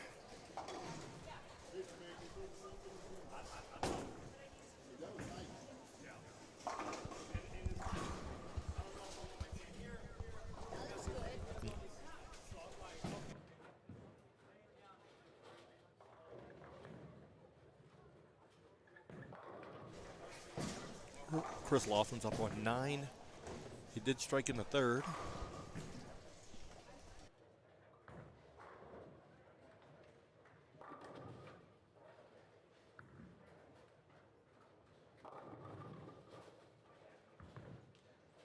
He leaves a 9 pin.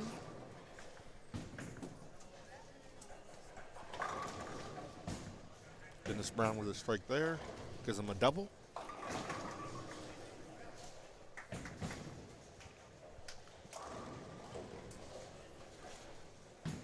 Dwayne Steinmetz up on lane 10. Nice shot there.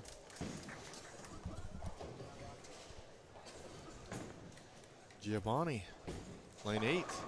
Comes in a little high, leaves a 4 pin.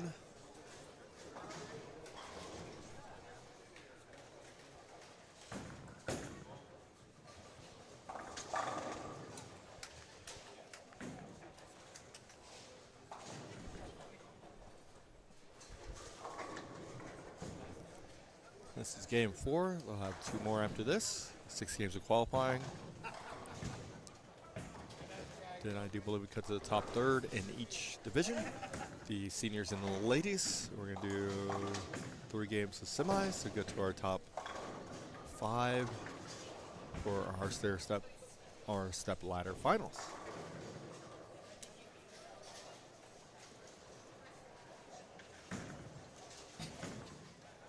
Giovanni takes care of his spare.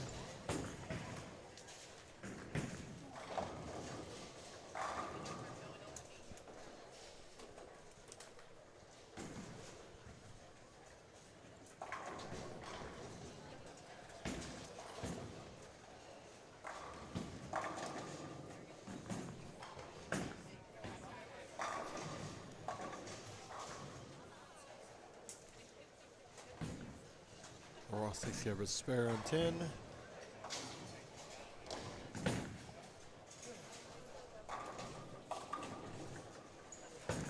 $6-10 on 9 for Christie.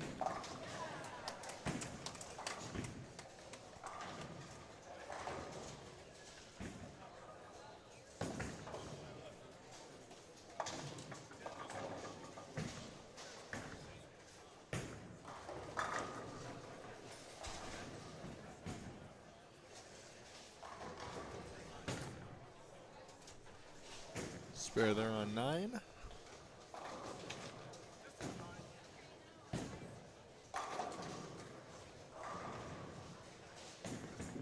All right, Myers is up on 7.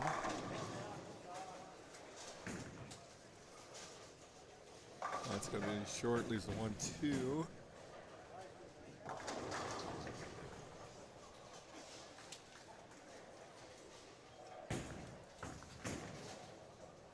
Four, 7 for Karina on 10.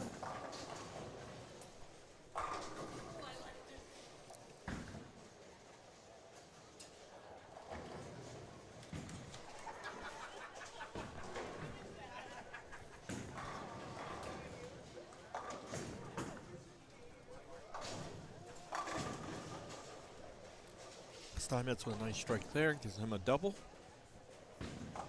Karina takes care of her spare.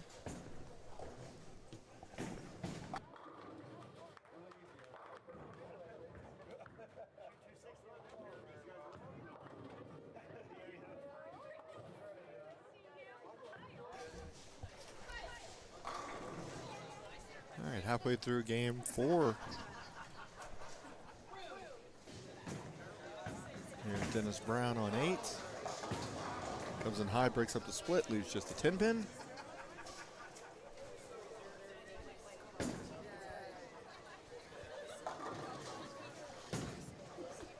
Randall Rose, nice shot there. All right, I'm going to take a little tour around the building, see what's going on. I'll be right back.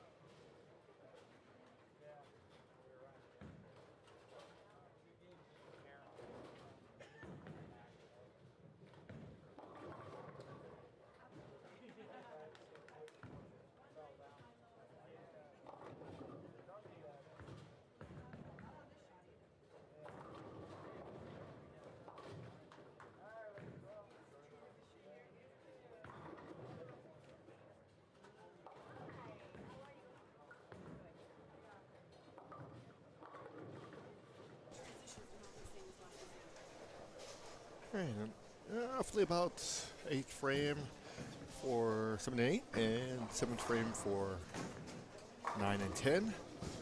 Looks like we got a Greek church for Mr. Lawson on 10, a washout for Ross on 9.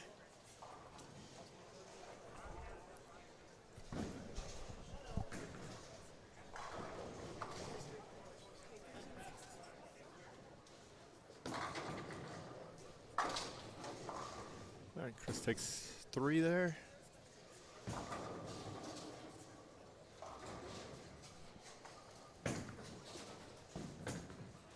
Good spare for Ross there on 9.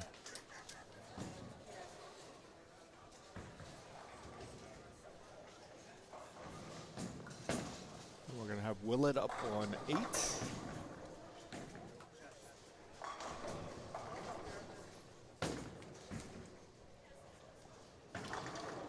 Christie leaves a 9 pin.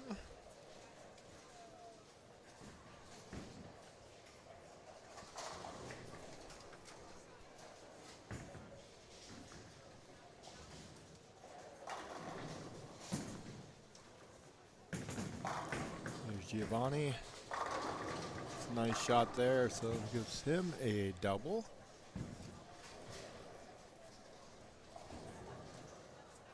Giovanni started with a strike, spare strike, 2 spares, I'm sorry, 3 spares and then a double. Here is Willett up on 8.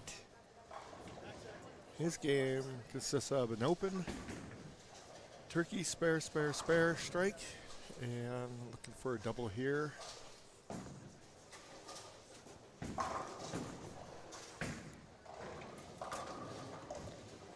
Leaves a 4 pin.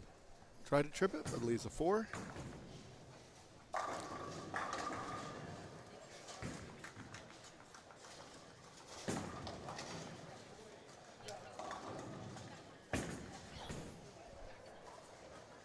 Randall Rose, 3-6-10.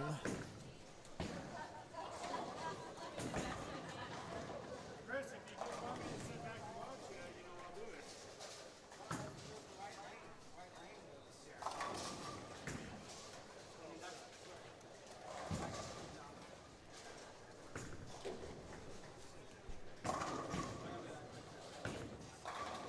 Willett takes care of his spare. If you have a player on 5 and 6, the front 7, I have to see who that is.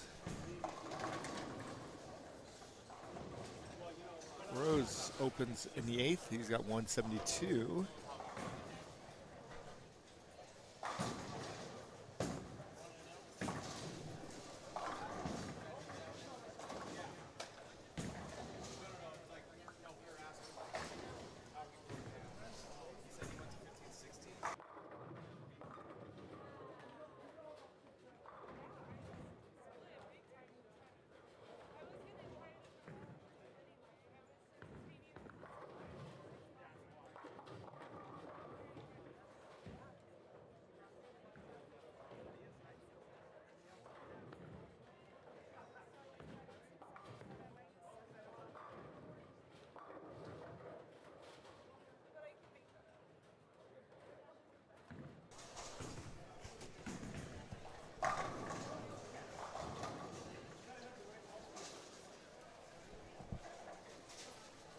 Still trying to figure out who is our D bowler on 5 and 6.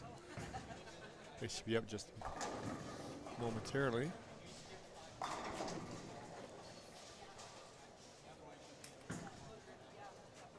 There's Lawson.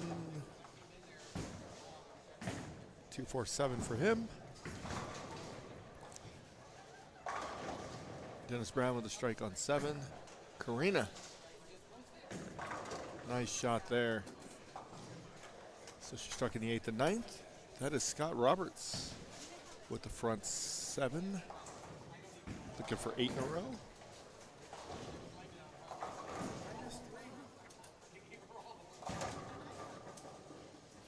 Giovanni Capasso strikes in the 9th. Gives him 3 strikes going into the 10th. And 7 and 8 is beginning their 10th frame.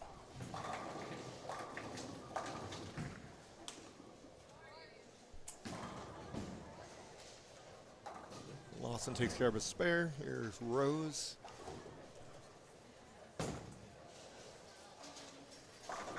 Nice shot there. Gives him a strike in the ninth. Paul Willett starting his 10th frame on lane 7.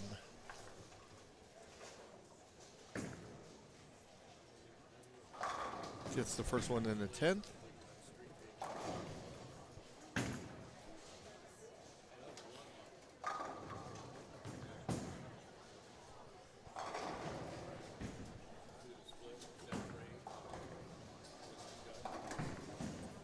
Scott Roberts did not strike in the 8th. Got an 8 count and a spare. So his string ended at 7.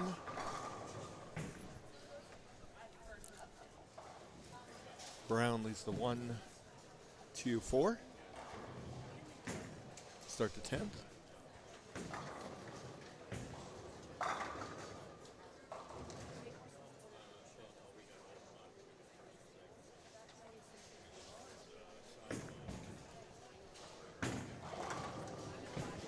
Woodley gets the second one in the 10th.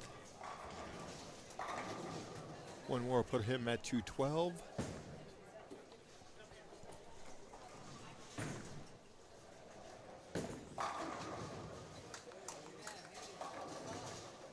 Brown unfortunately opens in the 10th.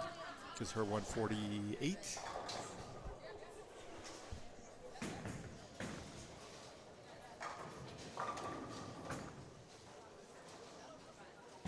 Steinmetz 3-9.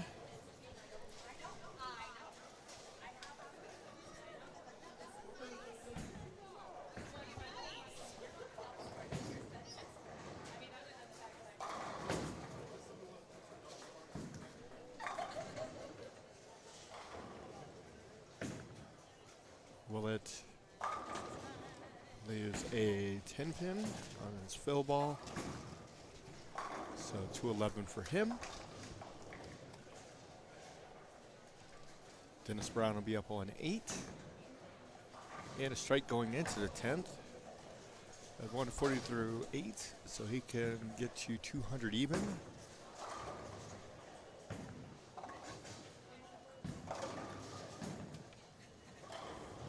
Breaks it up, this is 4 or 5. Right side, they're starting to open up.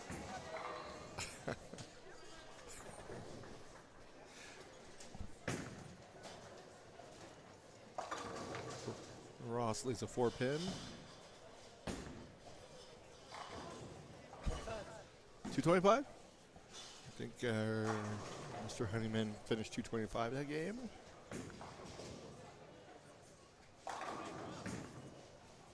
Scott Myers.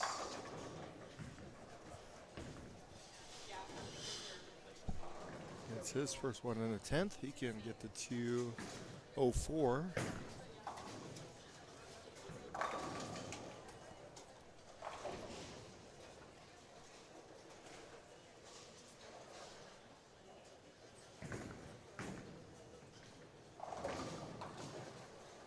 Brown unfortunately opens in the 10th.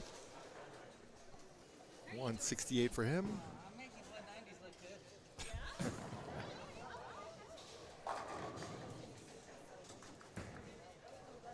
Here's Myers looking for a second one in the 10th.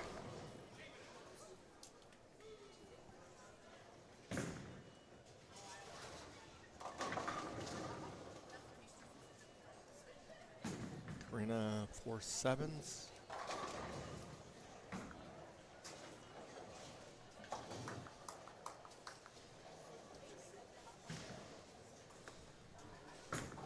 Myers comes up short and leaves a 1-2.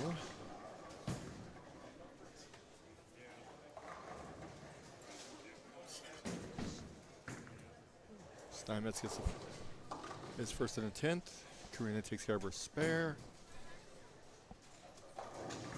Strike on her fill ball, get her 177. Myers gets the 2 there, puts him at 192.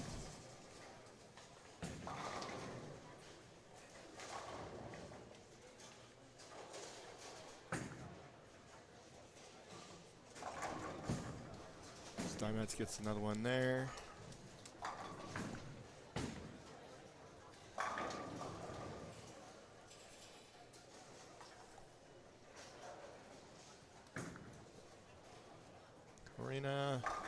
good shot there. So 157 for her. Giovanni up on lane 7. Struck in the 7th, 8th, and 9th. His first ball in the 10th. Gets a strike there.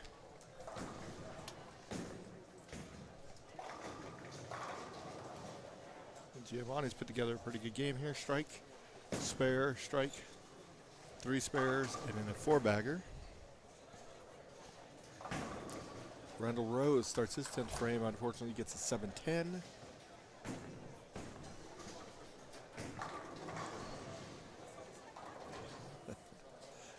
Says that's his 3rd one today.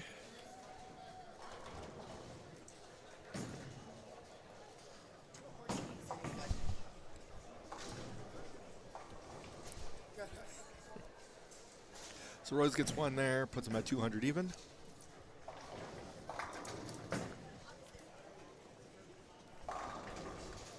Giovanni, 2nd ball in the 10th. Gets another strike there.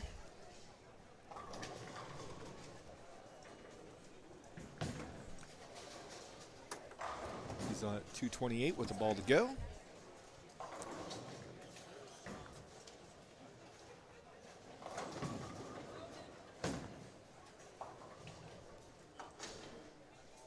Ross takes care of his spare in the 10th. So he's got another ball coming.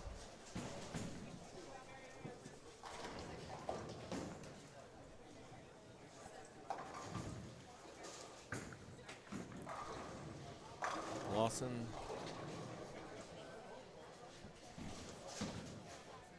Gives himself a double. And Giovanni finishes with a 3rd, 238. Nice.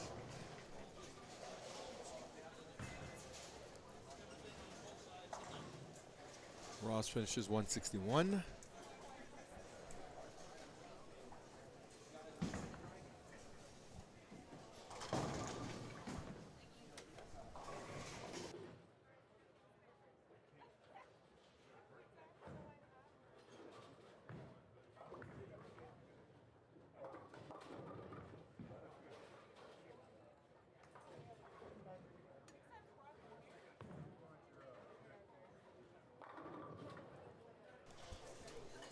All right, Lawson 7 counts there. 2, 4, 7.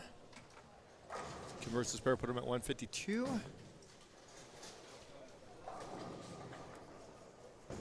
As we head into game 5.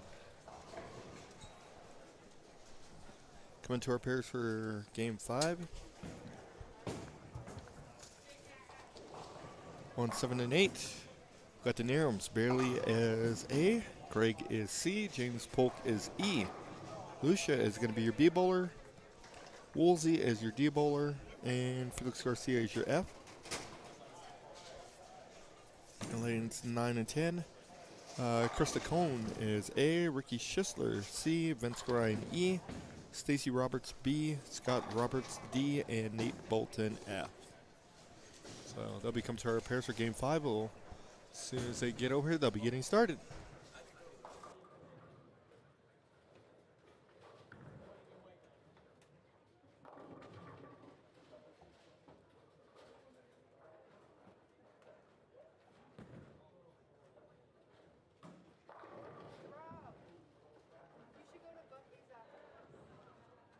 By the time we get there, you guys will be home. That's okay. I go. I threw mine. I put like 55.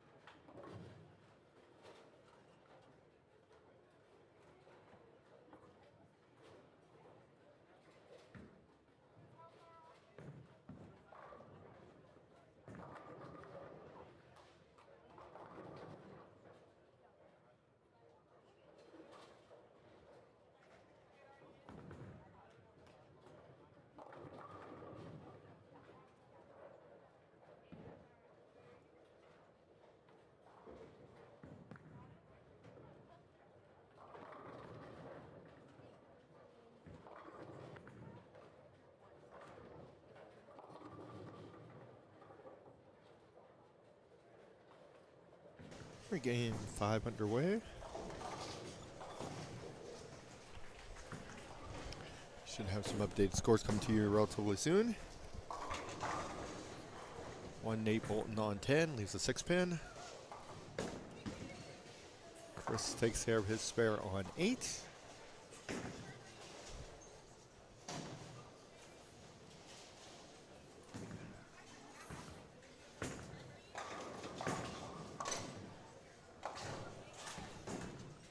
Here is Greg Nerum up on 7. Spare, strike, and make it a double. Felix Garcia up on lane 8. He started with a double.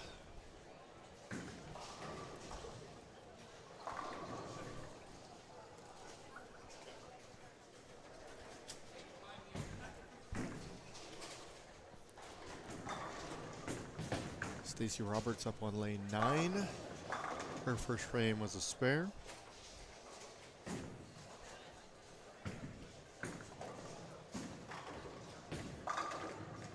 Gets a strike there.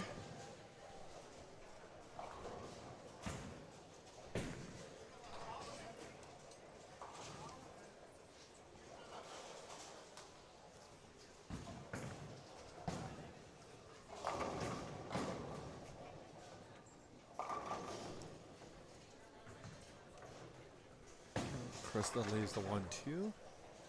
Here's Felix. Leaves a 10 pin there. James Polk starts on 7 and 8. He's the bowler, starts off with 3 in a row. Scott Roberts leaves a 3 pin.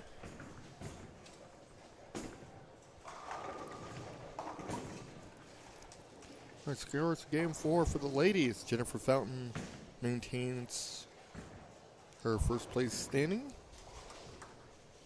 She's plus 37. At plus 11 is Carolee Pollock. Andrea Davis is in third at plus 4. Haley Howard has shot 213, 223 to move herself into fourth at minus 5. Harmony Trend is in fifth at minus 6. Your current cut, Jamie Adams, at minus 40. Outside the number, Rachel Ray shot 211 to get herself to minus 44. Cora Compliment is at minus 48, so 8 pins back of the cut. Also at minus 48, Stacy Roberts, who is on 9 and 10. And Dana Osick is minus 63. So Dana had a rough couple games on the higher end, but not completely out of it yet. So that is your top 10 for the ladies. Senior scores coming right now. So the seniors, leader Giovanni Capasso. He has shot 234, 236, 209, 238 for plus 117. Frank Guccione shot 268 the last game to get himself to plus 104. Ricky Schisler, he shoots 257, ends up at, he's at 103 over in third. Scott Roberts with 246 games, plus 79. Fifth place is Chris Woolsey at plus 78. Bernie Lloyd is in sixth at plus 76. Sean Lee's in seventh, shot 238 that game and put himself at plus 72. At 59 over is Kevin Maloney in eighth. Ninth is Scott Sloan at plus 54. 42 over James Polk, who's on 7 and 8. Last game goes 244. Again, he's at plus 42. Scott Myers plus 41. Dan Streeter plus 40. At plus 27, Kyle Taylor. Kyle shot 269 to get himself to that plus 27. Plus 22 is Efren Pasano. And your current cut is plus 17, Vince Grind. Just outside the cut is Ron West at 11 over. Greg Nerum is 10 over. Greg Wavama is minus 3. Jermaine Brown minus 7. And Chris Martinez minus 13 rounds out your top 20.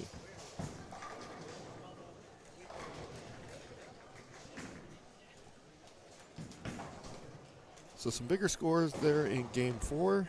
High score was 260. I think there was a 260 in there somewhere.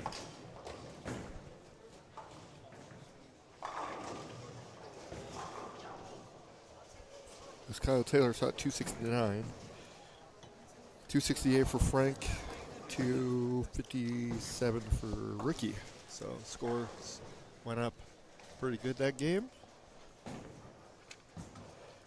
For the guys, especially.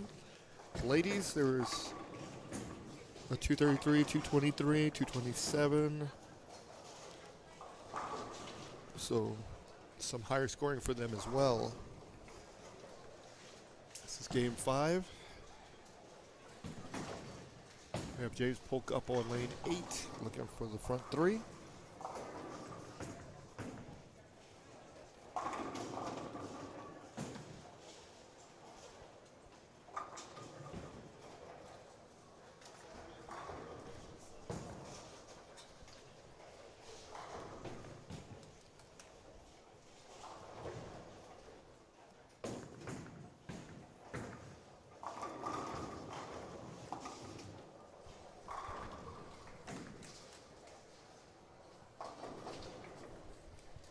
James leaves a 4-pin.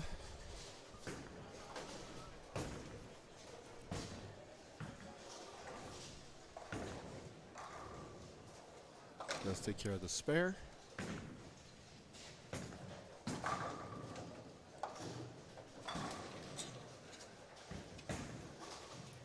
Bailey Naram's up on 7. Rick Schisler.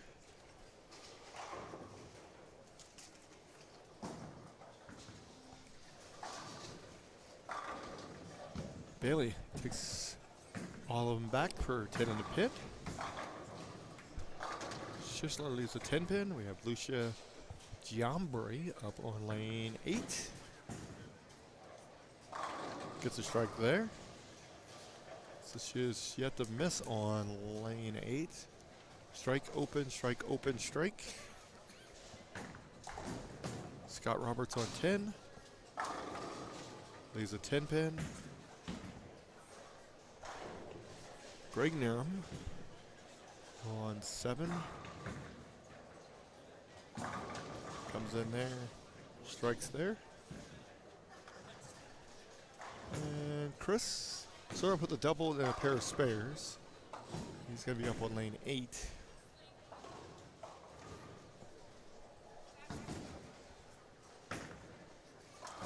Schisler takes care of his spare.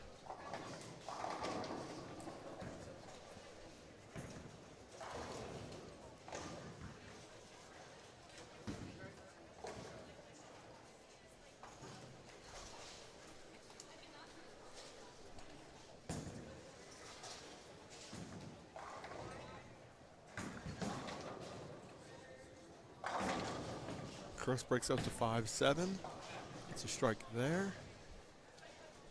Here's Polk on 7. Again, he started with the first 3, then he spared in the 4th.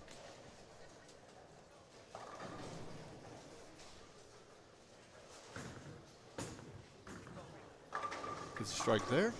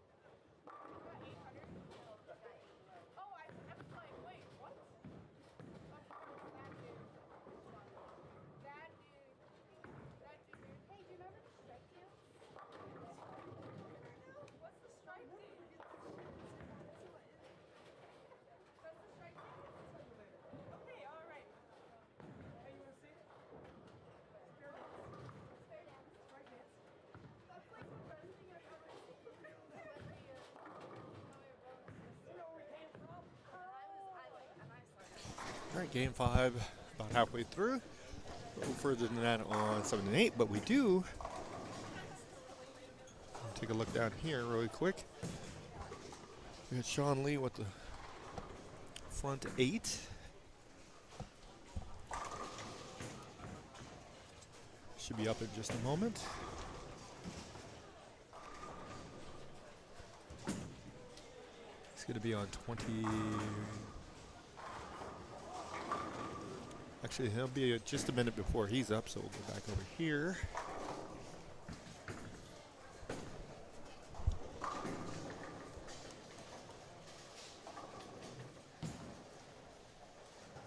So Niram gets a strike there on 8. We also have a front 6 on 5 and 6. That's one Scott Sloan. Here's your winner of your last Rocky Mountain Bowlers Tour, the senior division. We'll keep an eye on those two. Here's James Polk on lane 8. Turkey spare turkey for him. Looking to make it a 4-bagger. Does get that one.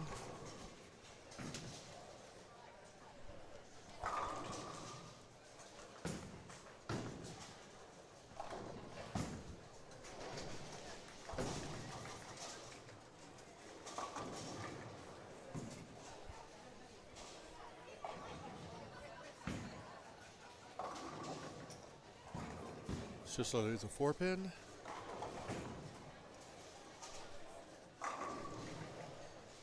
Here's Bolton. Mixer leaves a 9-pin.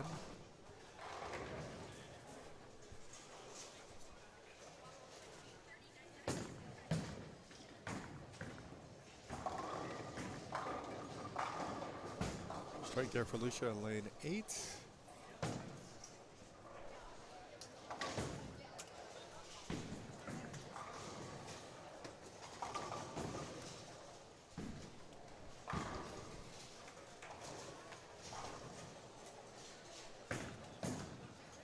Bolton takes care of his spare.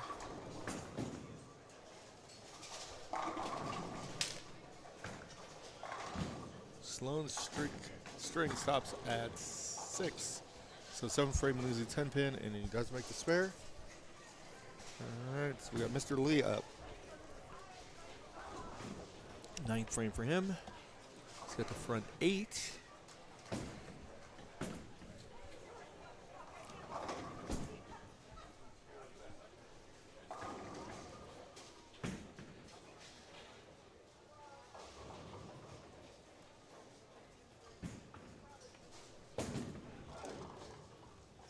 On the light there, leaves.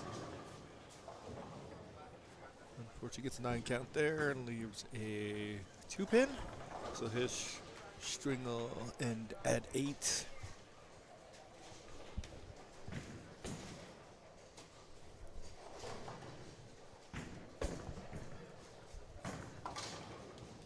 Grind takes care of his spare on 10.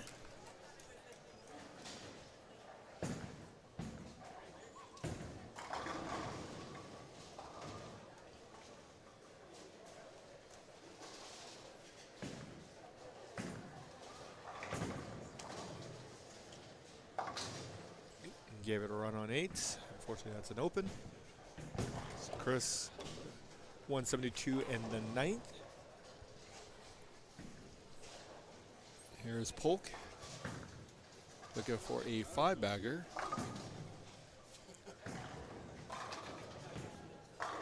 Does get that.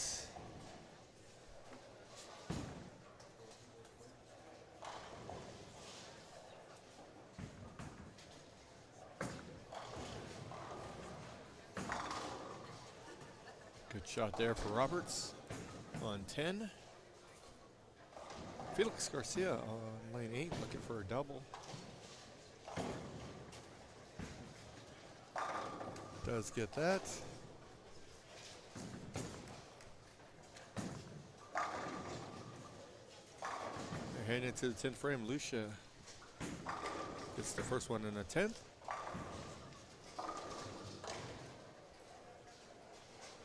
Two more will put her at 209.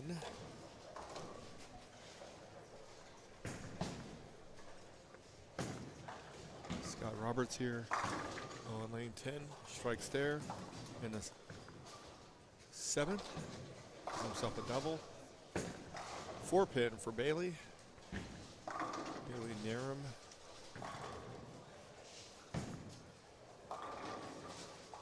Lucia breaks up to 4-9, just a 4-pin there.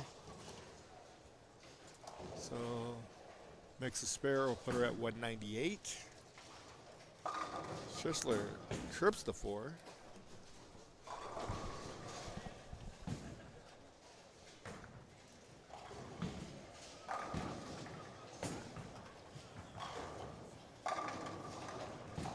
Spare there for Bailey.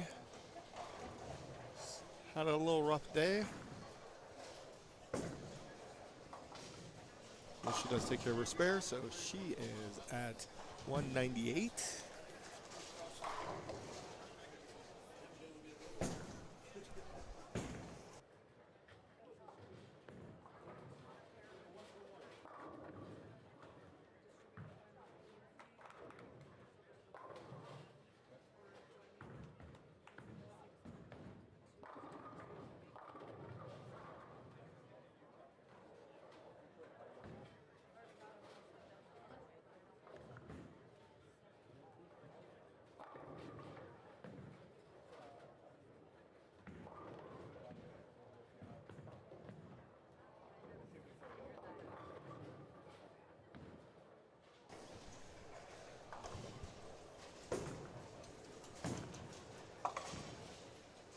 Nice shot there by Chris.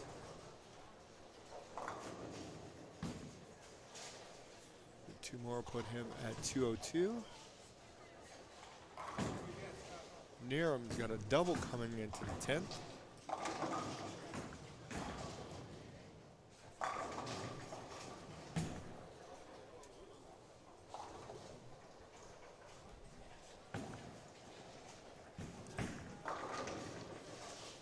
He does get that one.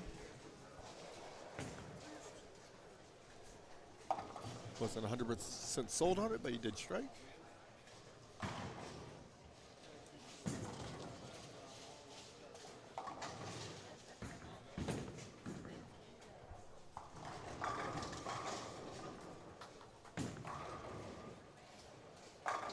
Nice shot again by Chris. So he's at 192 with the ball to go.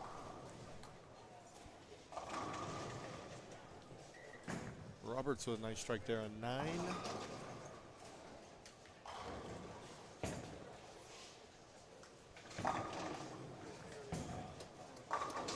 Narum catches the second one in the 10th.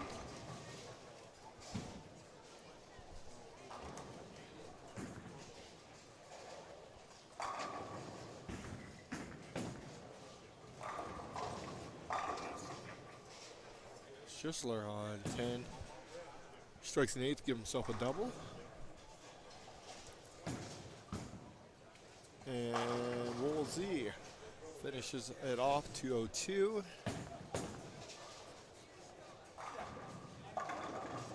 Narum with a strike here puts him at 248.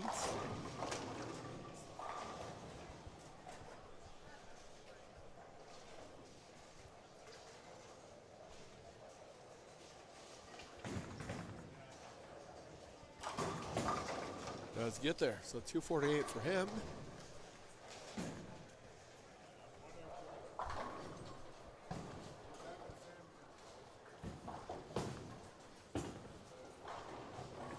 Who was in 17th after 4. 7 back, so there's a chance he's going to move into the cut. Felix Garcia. It's a nice strike there.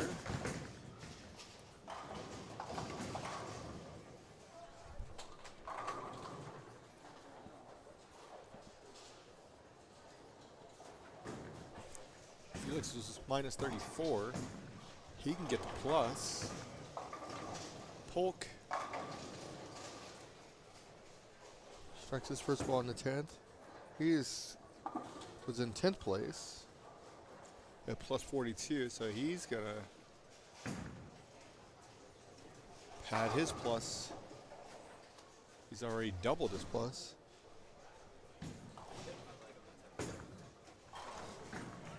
So it could be a big move for Polk. Felix with another one there. So Mr. Garcia, 238 or 248 there. One more, 258. Felix gets to 258. I'll put him at plus 14. Or plus 24, sorry. Polk, second one in the 10th. He's at 269 with the ball to go, so he's going to be in the 270s.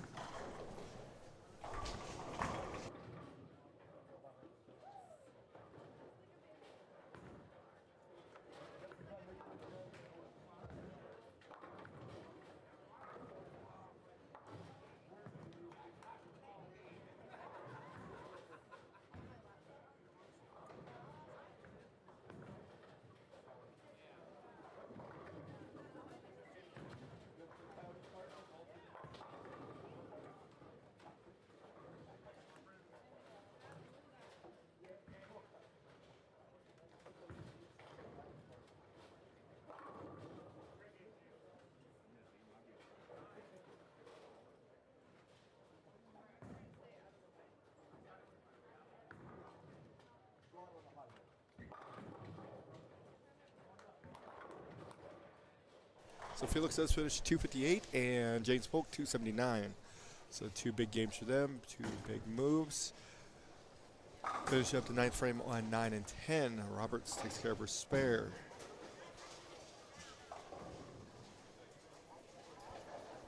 Grind looking for a double going into the 10th.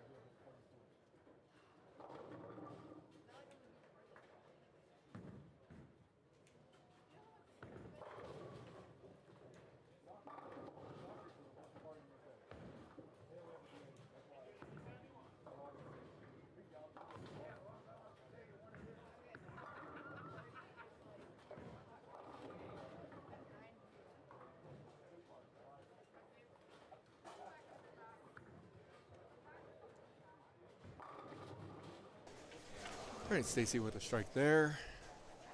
Her first ball in the 10th. There's Krista Cone. She's got a double going into the 10th.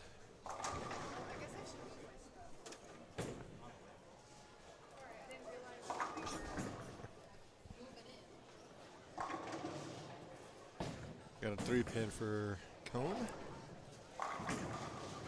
They're coming to our pairs. For our final game 6. On 7 and 8 is going to be Aaron Moe. John Freeman is your C bowler. Kyle Taylor's E. Rachel Ray is B. Jamie Adams D. And Kevin Maloney is F.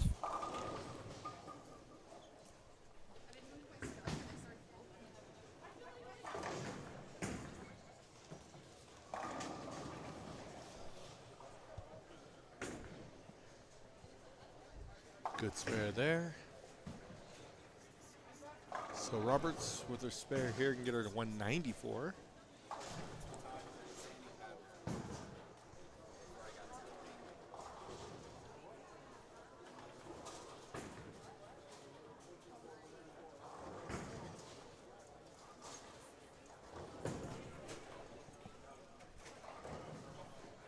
Here's Stacy.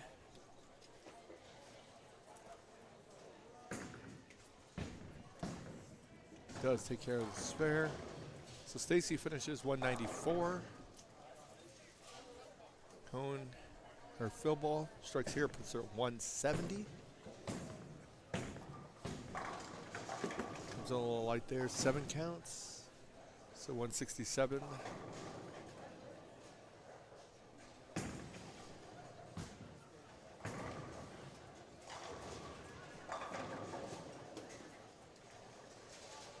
Scott Roberts is your D bowler. He's got 140 through 8, a strike in the 9th. So if he strikes out, he'll be at 200 even. Here's the first one in the 10th. Ricky Schisler is your C bowler.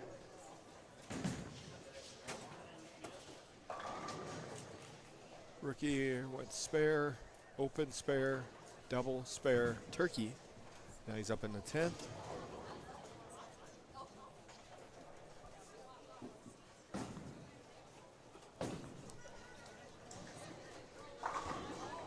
Leaves a 10 pin.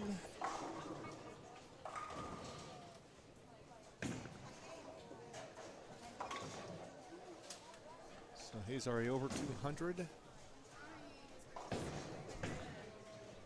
Roberts' second ball in the 10th. That one's pretty high flush.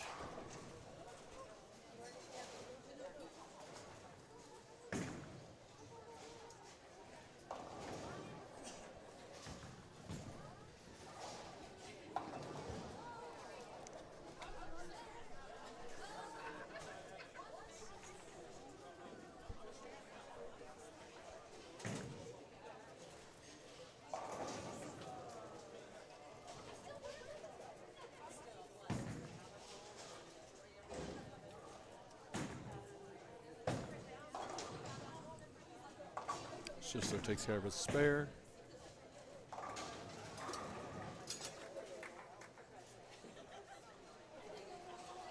Here's Roberts. Does finish with all 3, 200 even for him.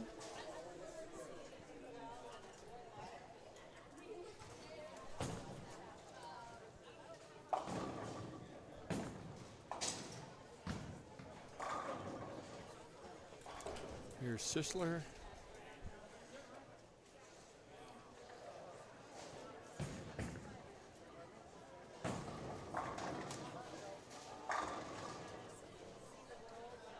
Strike on his fill ball, so 214 there. We got Nate Bolton up on lane 9. And Vince Grine up on 10. Nate comes into the 10th frame with a 146 through 8, a spare in the 9th. Gets the 10 to go there, so first strike in the 10th. Vinny, sorry. Starts, he's got 157 through 8 with a spare in the 9th.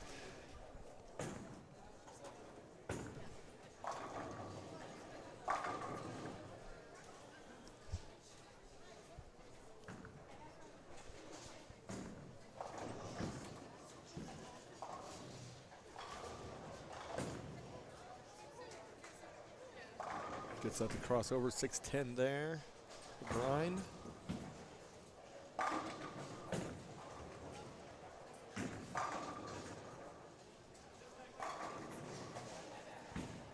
Here's Bolton, second ball in the 10th.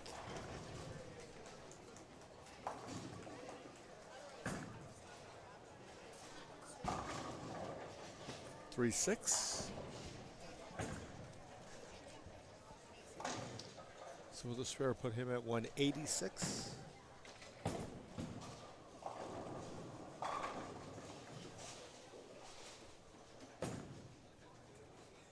Spare there for Grind.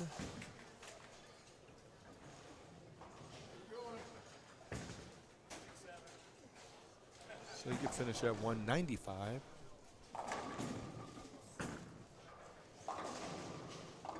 Bolton does take care of his spare, 184 for him.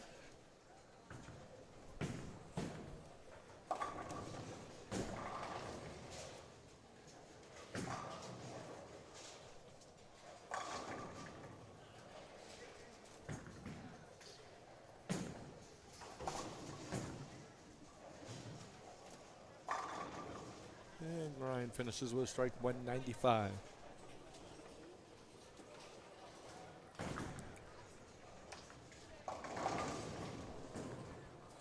All right, game 6. Underway on 7 and 8.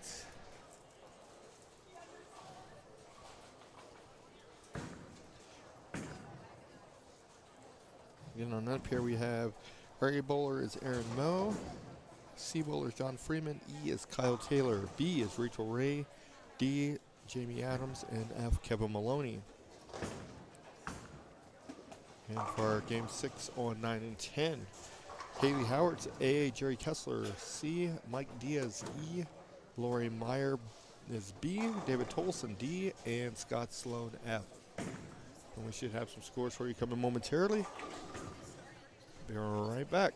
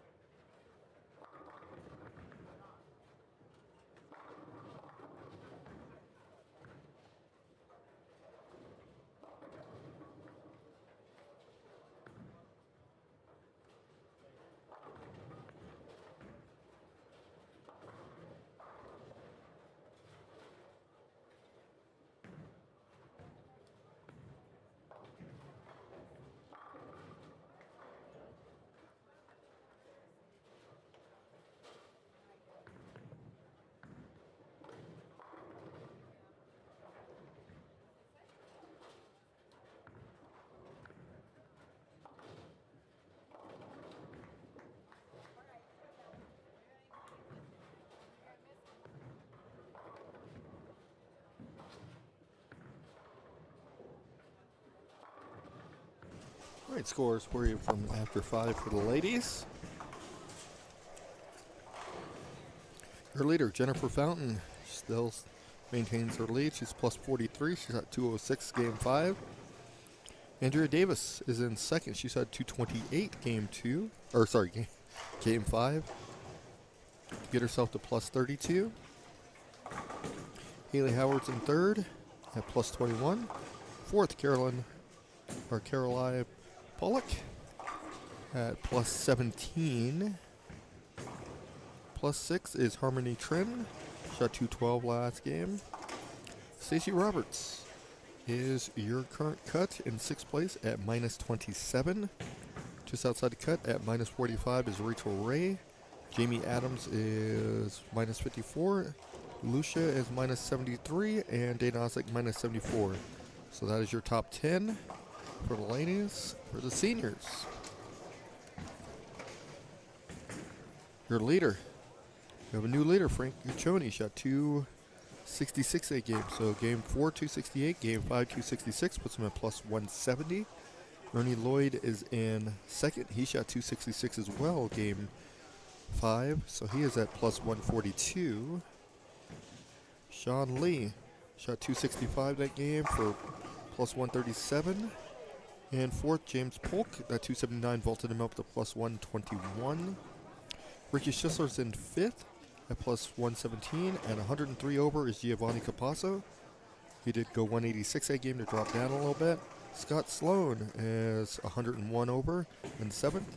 In eighth place, Dan Streeter at plus 88. At plus 80, Chris Woolsey. 10th, Scott Roberts at plus 79. 11th is Kevin Maloney. He is plus 73.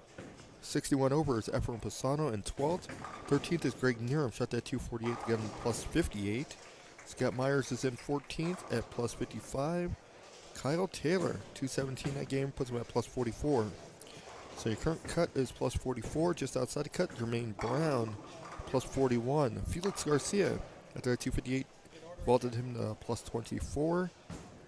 Ron West, plus 22. Plus 17 is Mike Diaz. And top 20, Vince Grine at plus 12. So current cut for seniors, plus 44. For the ladies, minus 27. This is game 6. This is the last game of qualifying. And we'll move on to the semis.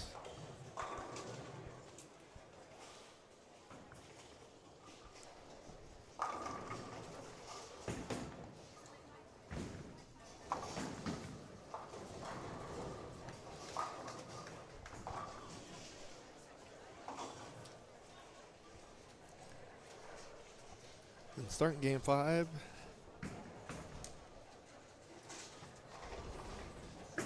On 7 and 8, RF bowler, which is Kevin Maloney, spare 5-bagger.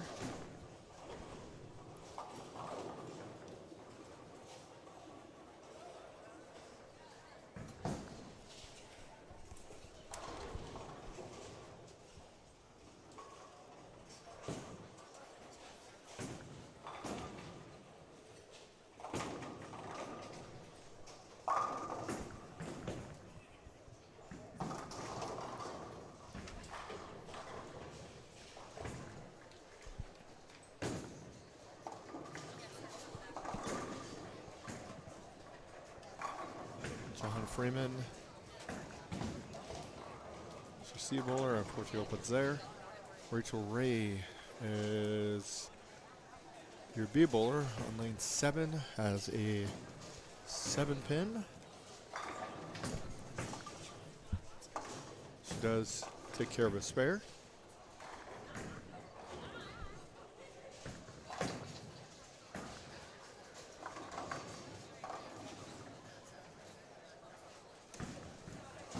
Here's Kyle Taylor up on 8th. Kyle spared in the first. Strike, spare, strike, spare, spare. It's a strike there. In the 7th.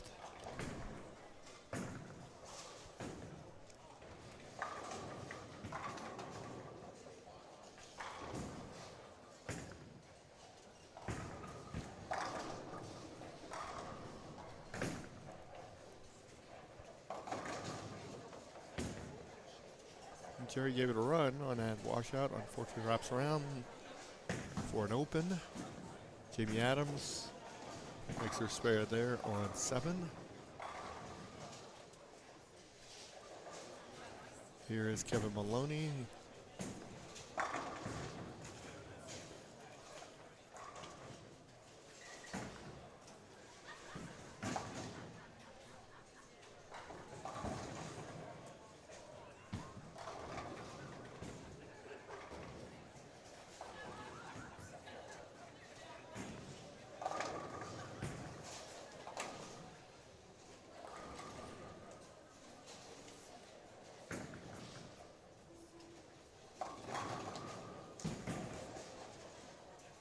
Diaz leaves the 1-6-7.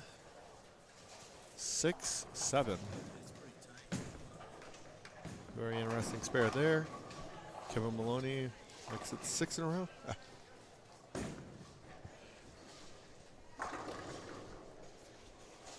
David Tolson, 10 pin there.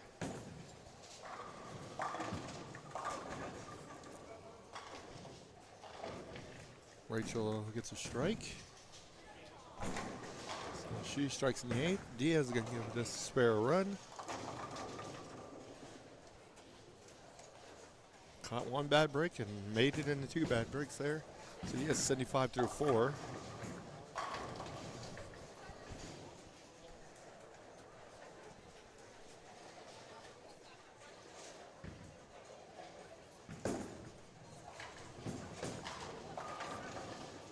Jamie Adams strikes in the 8th.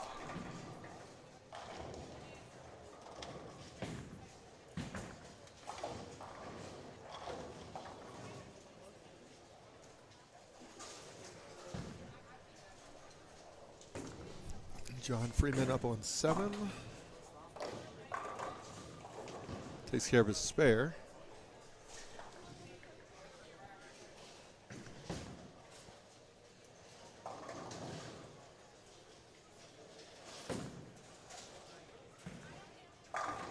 Scott Sloan on 10. Strikes there, so double spare strike for him. He won our last event. Kevin Maloney.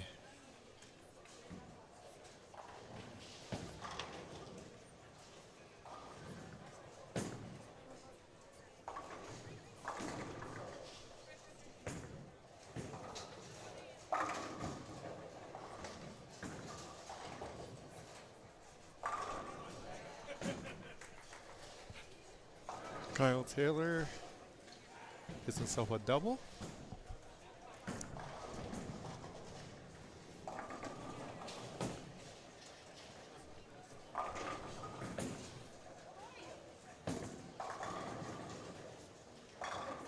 John Freeman with a strike there.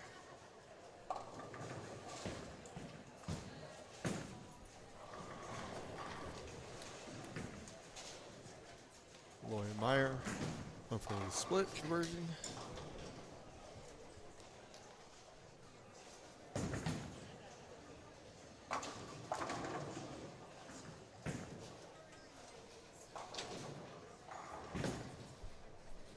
Haley Howard opens in the 5th, so she's at 93.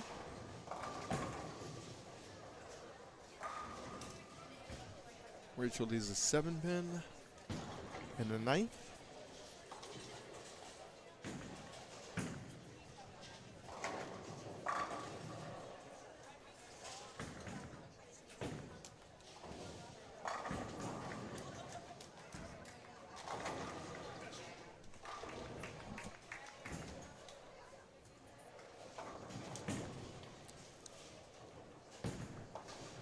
Rachel does take care of her spare.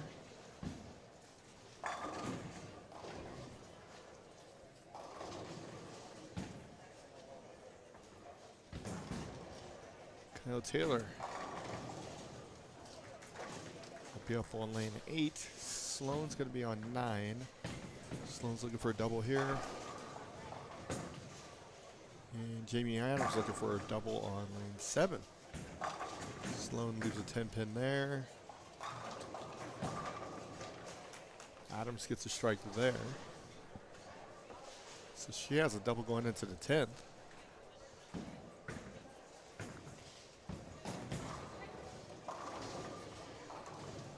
Kyle Taylor gets him 3 going into the 10th. He's at 119 and a 6th with 3 in a row going into the 10th. Get himself to 239. Maloney looking for 8 in a row. Does get that. So he still can hit 290. So we're heading into the 10th. Rachel's going to be the first to go.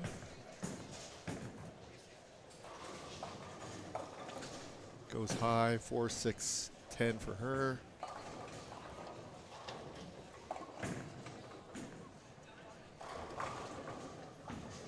Freeman gets a strike in the 10th. On his first ball, gives him a double.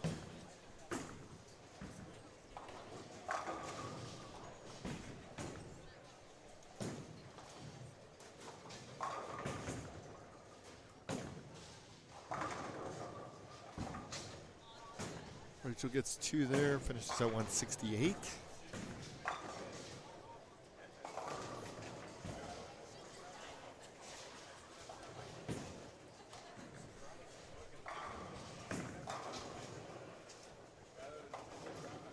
Freeman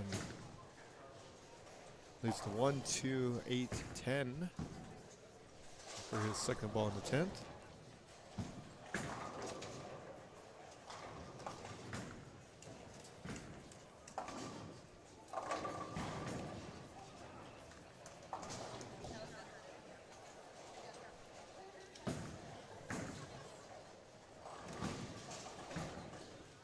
Freeman gets 2 there. Gets him to 167. Adams crosses over but strikes.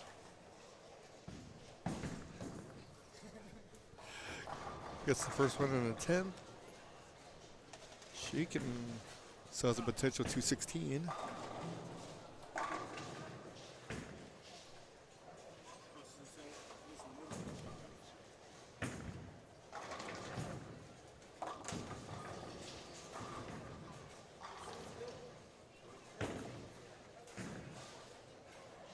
Jamie comes in high there. Baby split, 310. She's at 202. Sparrow put her at 204.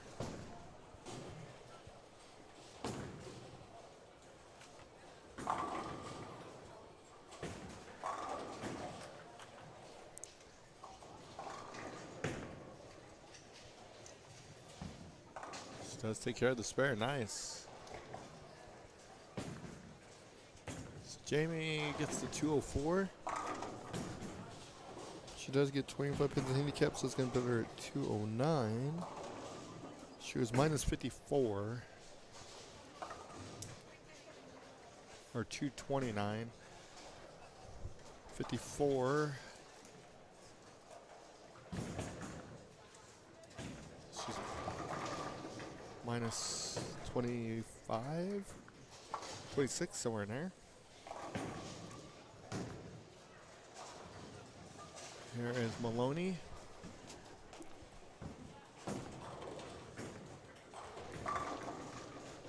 First one in the 10th. He was in 11th. Plus 73. So 290 here would put him at plus 163. Gonna vault him into the top 5. If not top 3.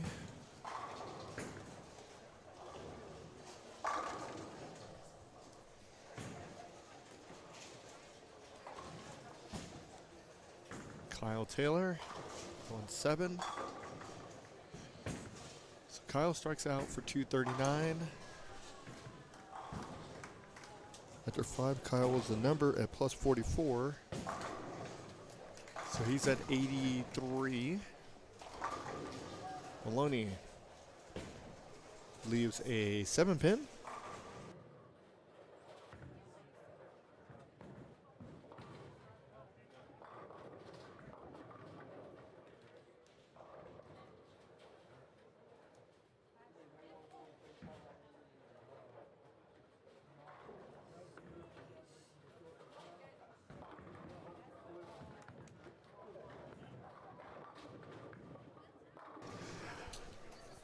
All right, Maloney takes care of his spare. So 279 for him.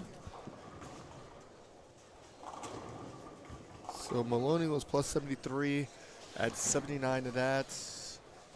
Be 52. So 152. Great finish for him. He'll have some bonus bowling. All right, 9 and 10, 7th frame.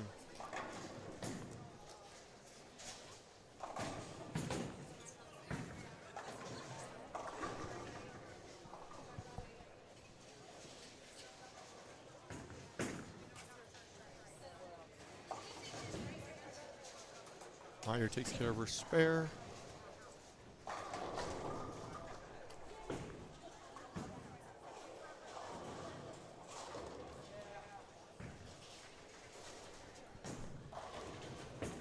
Kessler leaves a 3-6. He had a double, open, open, strike, open, and now the 3-6 that he converts. Colson. Spare, open, strike, spare, double. This will give him 3 in a row.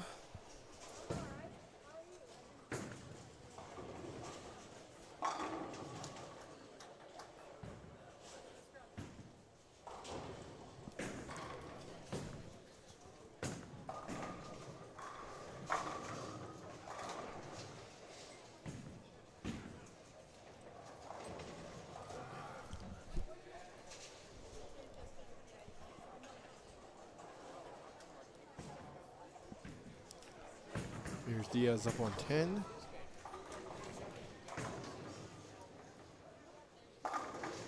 Here's a 6-pin.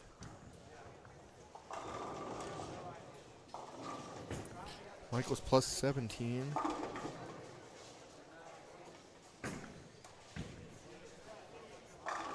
He has 27 back in a number. There's Sloan.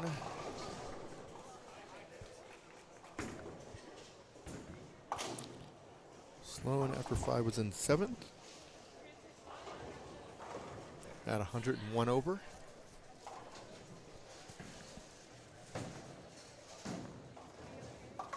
Diaz takes care of his spare.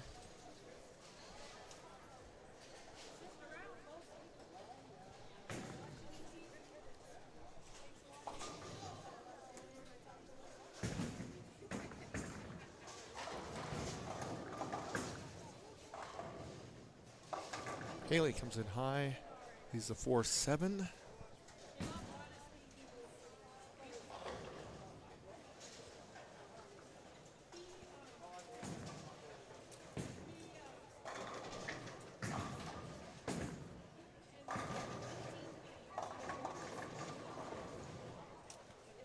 So Lori 3-6, 7-10.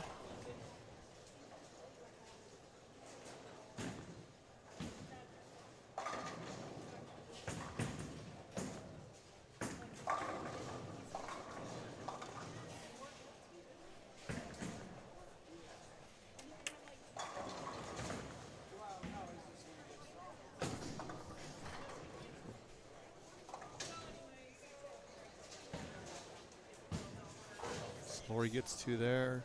So 113 through 8.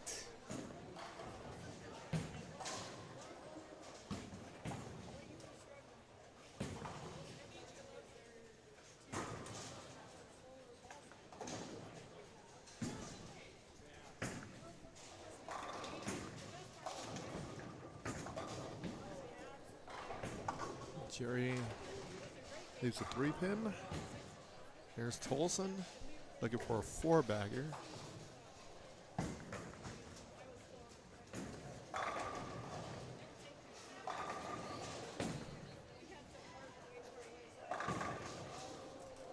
Let's get that 4-bagger.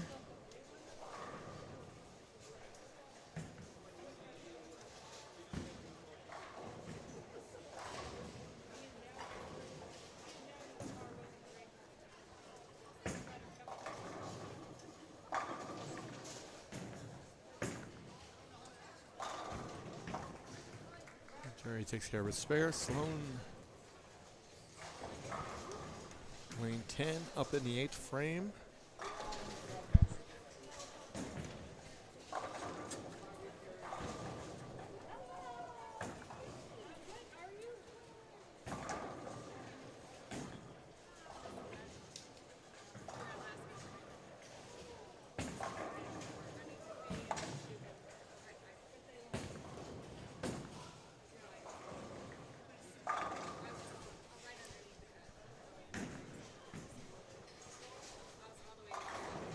Sloan does get a double.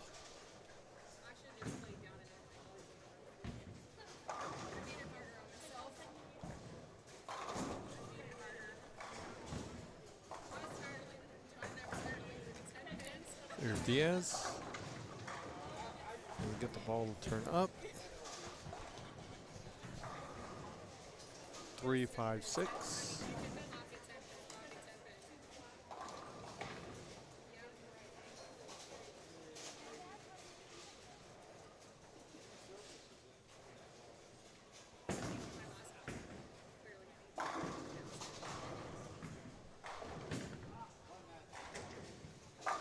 Diaz takes care of his spare.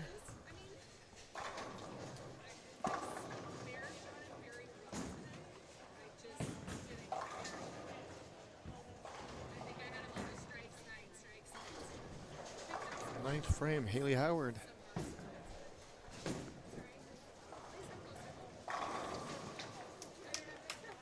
Strikes there, puts her at 153 in the 8th with a strike in the 9th.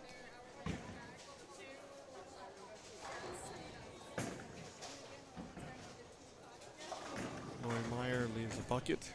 2, 4, 5, 8.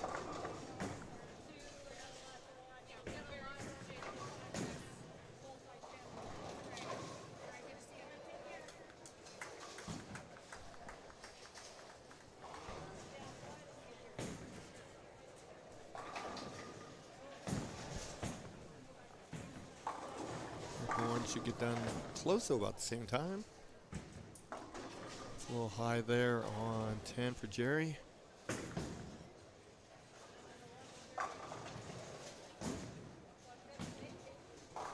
Lori Meyer does take care of the bucket.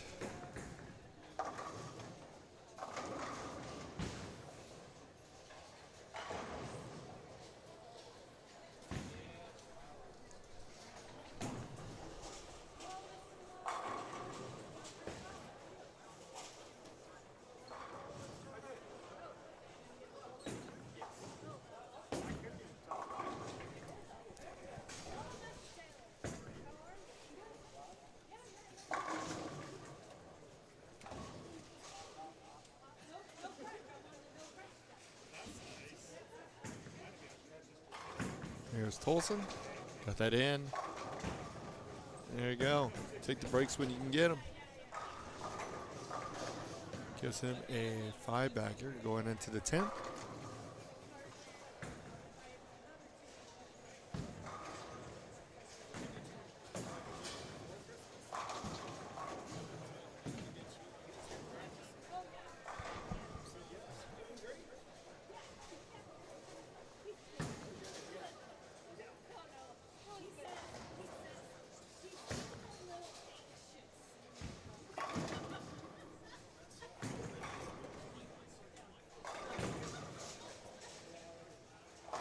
Diaz with a strike there. So it looks at 161 in the 8th with a strike in the 9th. You get to 221. Don't know if that's going to be enough, but get there and see what happens.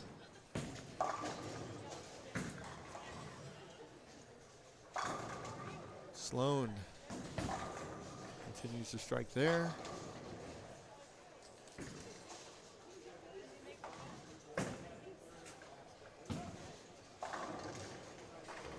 All right, 10th frame.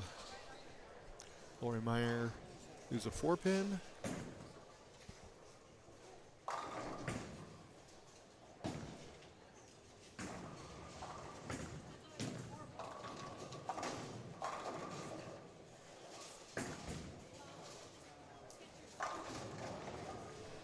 Haley leaves the 10 pin.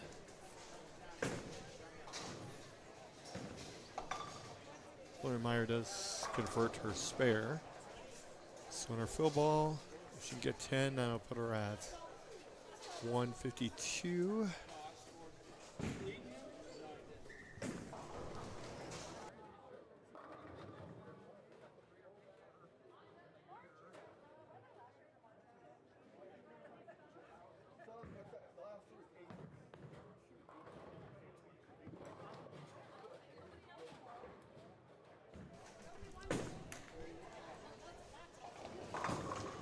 All right, Lori Meyer, no strike there. 152 for her.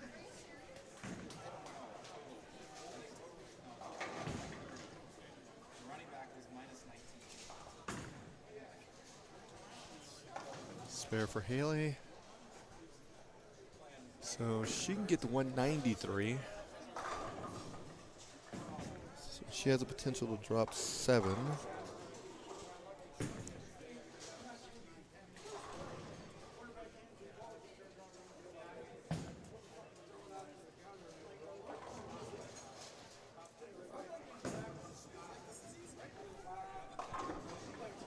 Tolson. So your big fours in the 10th. It's going to hurt his chances.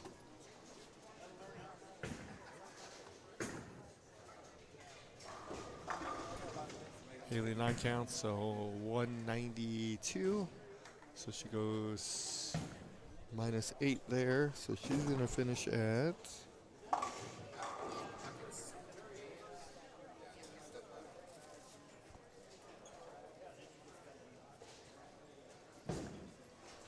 +13.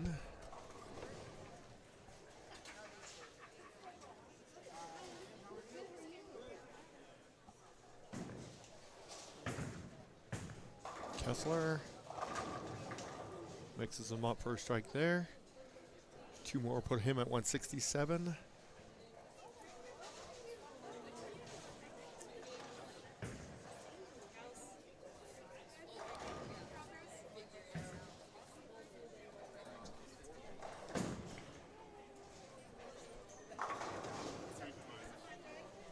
Sloan gets the late one to go.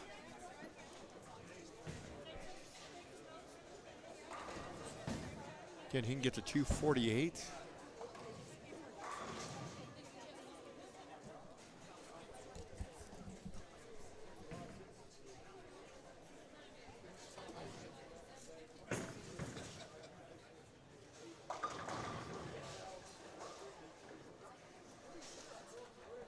How'd that one finish, huh?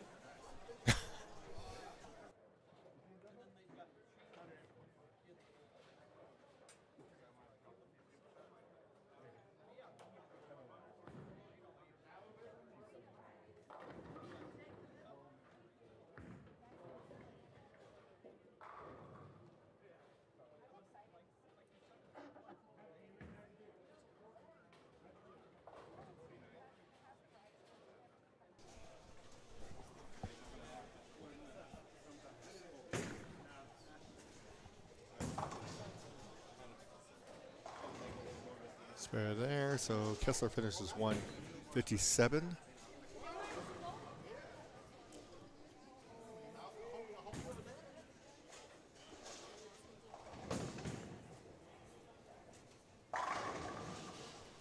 And Sloan does finish 248.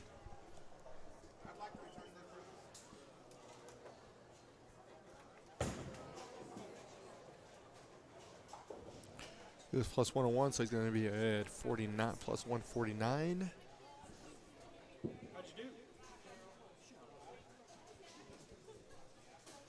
And here's Diaz. Still can get to 221.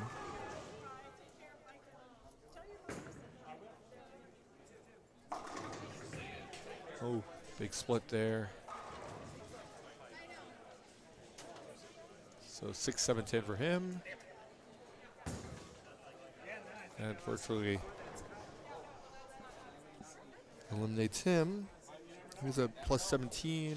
So if he could have struck out, it would put him in a plus 30s.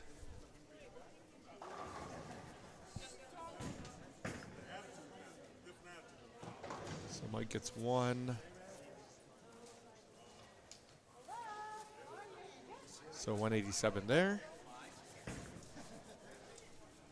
All right. Looks like we just got a couple balls to go.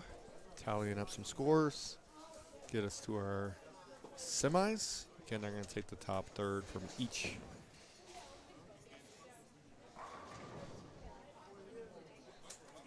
The girls, or the ladies, and the seniors. Once we get that tallied up, we'll let you know. Back in just a moment.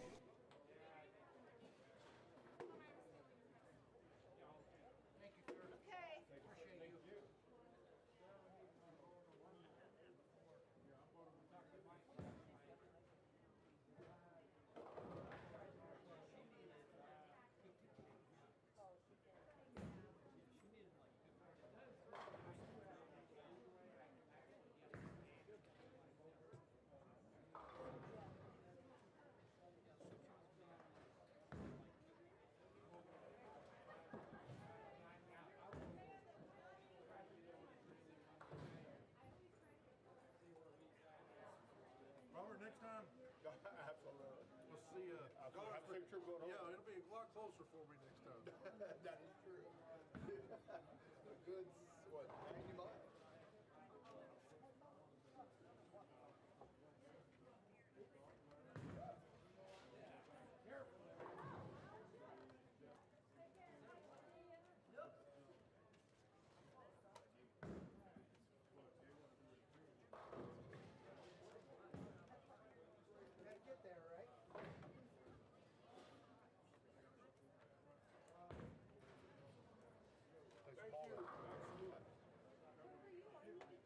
I was going to get your shoes. I was going to get your shoes and your ball. I know, and he's just I was no.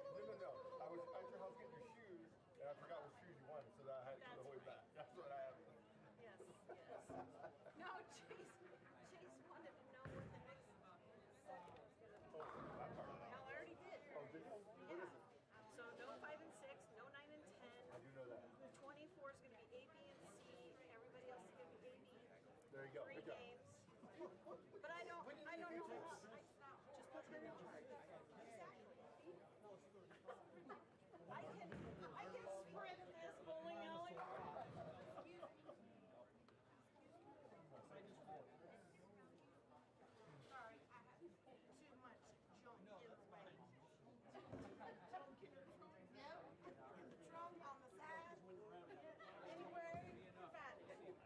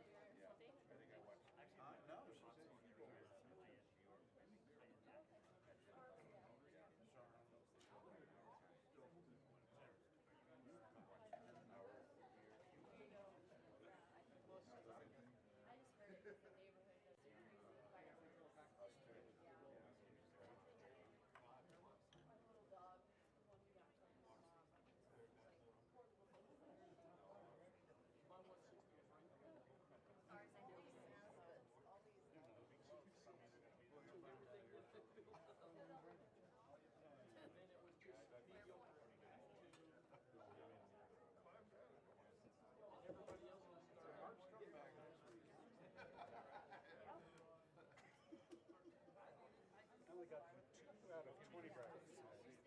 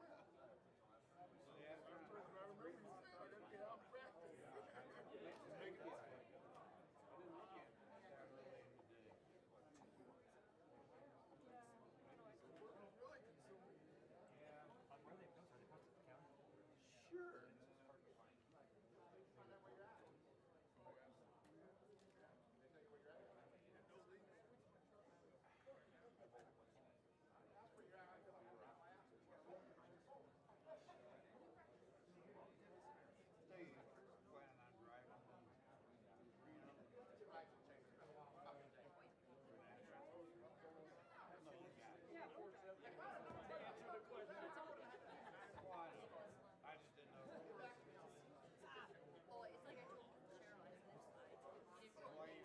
Cheryl, I said, it's fine. Why you had something on? He'll be right in there. Oh, oh, that's okay.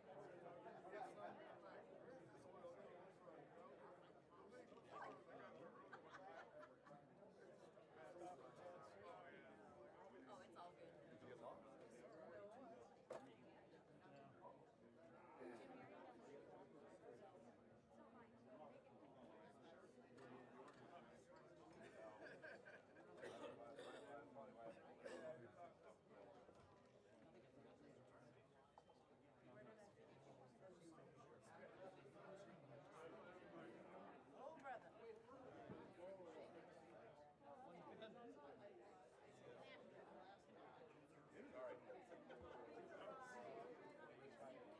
many of these 10s should I have?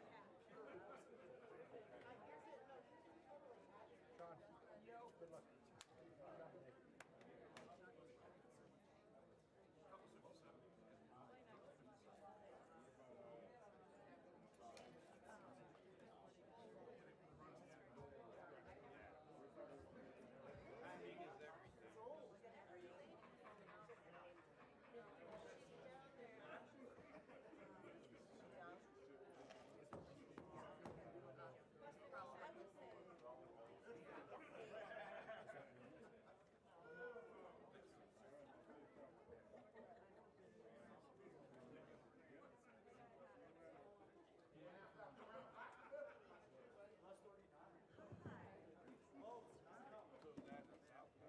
All right, bowlers.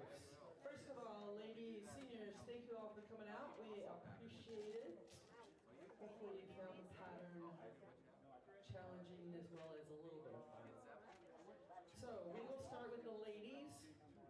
According to first place and on down, your leader, Carolee Pollock, will be on 3 72. I do have your score sheets up here as well, if you'll come up and get those. Second is Andrea Davis on 7A at plus 70. Jennifer Fountain, plus 52, 13A. Haley Howard at plus 13 on 15A. And I'll have Jack. that's my good part. Good part. Harmony Tren at -4, beyond lane 19A. And last but definitely not least, Stacy Roberts at -24, lane 21A. Congratulations, ladies. All right, gentlemen, your leader in the house is going to be Frank Guccione at just plus 259. 1A, Ernie Lloyd, 2B, plus 178. Kevin Maloney, plus 152, 4B. Scott Salone, fourth is plus 149. Dan Streeter will be 11A at plus 145, as well as James Polk on lane 12B at 145. Ricky Schischler, 14B at plus 139. Don't get it stepped on. Don't fall again. Together in papers, Sean Lee at plus 121, 16B. Giovanni Capasso at plus 101, 17A. Scott Myers at plus 93, 18B. Chris Woolsey at plus 84, 20B. Kyle Taylor, 22B plus 83. Scott Roberts, plus 70 and 23A. Greg Niram, 24B, plus 65. Sorry, Greg, that name still gets me. And last but not least, I felt didn't even bring his score sheet in, was Jermaine Brown, 23C at 1257. We also have a tournament bowling pin for the champion that Larry Harper made. It is handmade. It's got information on it. It's got a little plate at the bottom. It is very nicely made and very cute. So Larry, thank you so much. The winner will each get that for the men and the women. So if everybody wants to either come up here, we'll get your names, get your sheets, and then we'll get everybody settled and head down to your lanes if you can. I'm done. I'm glad it's yeah, it was one. Yeah.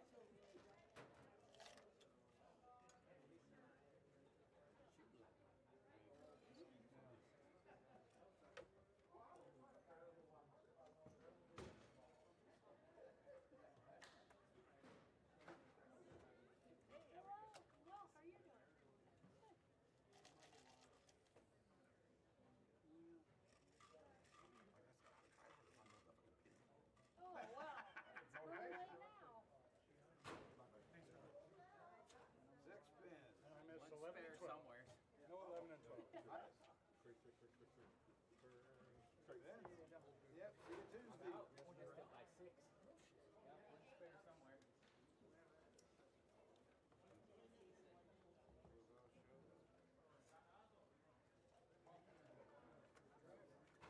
Not even a spare, it's just making a good shot somewhere. One good shot.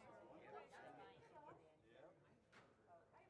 I had some upper wash-offs and 2 big splits. Yeah. Six count is not good. No. He's 3. Down one frame, I got 3 and 3. Total. Total, not a lot of shots. I still haven't hit the head pin yet either. Those guys, a couple more shots, I might be able to get down to 4, but maybe not. All depends what timing I have. Oh. You'd rather see who?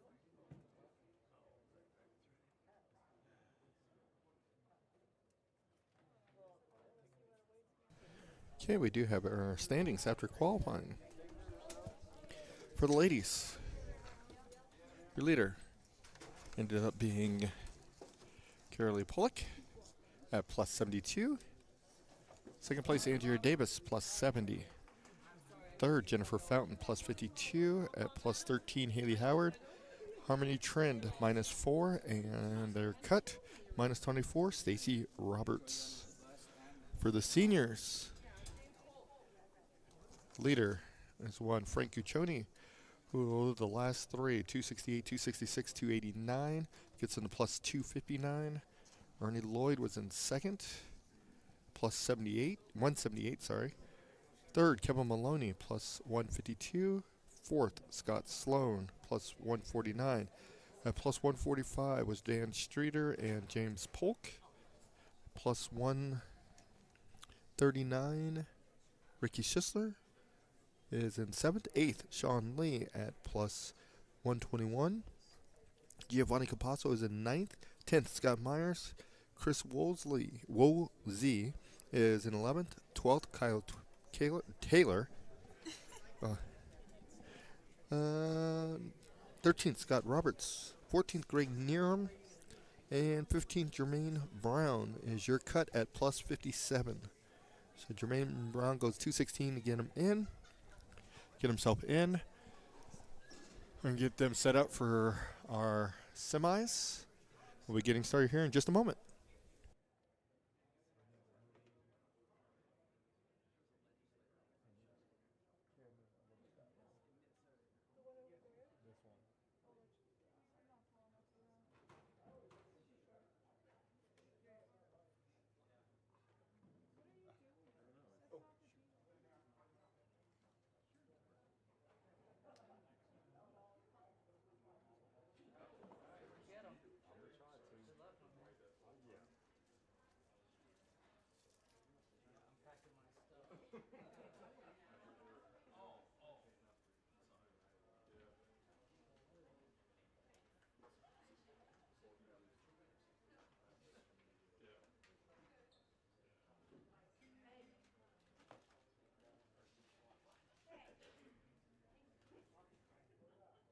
Get 'em.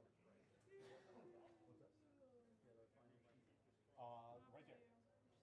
luck, my man. I'm packing my stuff. Right there. What's up, buddy? Go get 'em.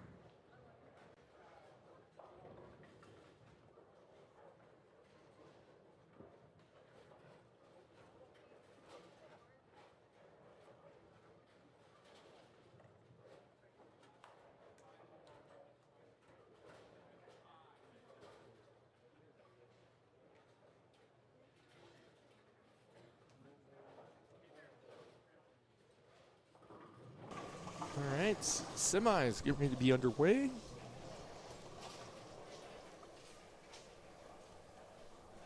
This will be game 1. They have 3 games of semis. Pins have carried over. And then is it 4 or 5? I think That the, go into the stairs. ladies are doing 4, and I think the the seniors are doing 5. Not 100% sure. I know the seniors for sure are doing 5. It's just a matter of how many ladies are doing. Then I think it's 4. Okay. Well, then that gives you your answer. So, Miss Giambra, you bowled today. How'd you do? Not great. I had a very rough start. Okay. Started in the 130s. Then I started making up pins. And then I got to the last game. And then started off, or finished how I started off. Gotcha. So it was hard. It was definitely hard. And from what I've heard from everybody else is that it was hard for others as well. Yeah. You had to play them right, that's for sure. And by playing them right, you had to play left. And be patient. Never try to, especially you couldn't overthrow it. As soon as you overthrow it, you could forget it. Oh, yeah. Ball was going 80 feet. Or if you threw it to, like, for at least for me, other people, it was different. But if I threw it straight up 5, it would go 80 feet. Whereas others could do that and it'd be perfect. Gotcha. So first game of semis, we got Sloan is on the pair with, who's he bowling with over there? Great question. We will find out. Is it Andrea? It might be. You might be right. I think it's Andrea. Again, pins are carrying over. Your leader for the women was Pollock. Isn't She- she the one that won Miss Wyoming? I do believe so. She gets 24 pins of handicap because the women's are do receive handicap for one. I forget what the number is. I'll get that here in a second. But she gets 24 pins of handicap. She went 167, 194, 162, 192, 182, 231. With her handicap, put her at plus 782. Andrea Davis was scratch at 146, 218, 207, 233, 228, 238 for plus 70. So again, when we were talking earlier, you can shoot that 140 game when scores are lower. You can shoot a lower score and still not pay a maximum penalty. Exactly. Jennifer Fountain, who led most of the day, went 229, 201, 190, 217, 209, 209 to get it plus 52.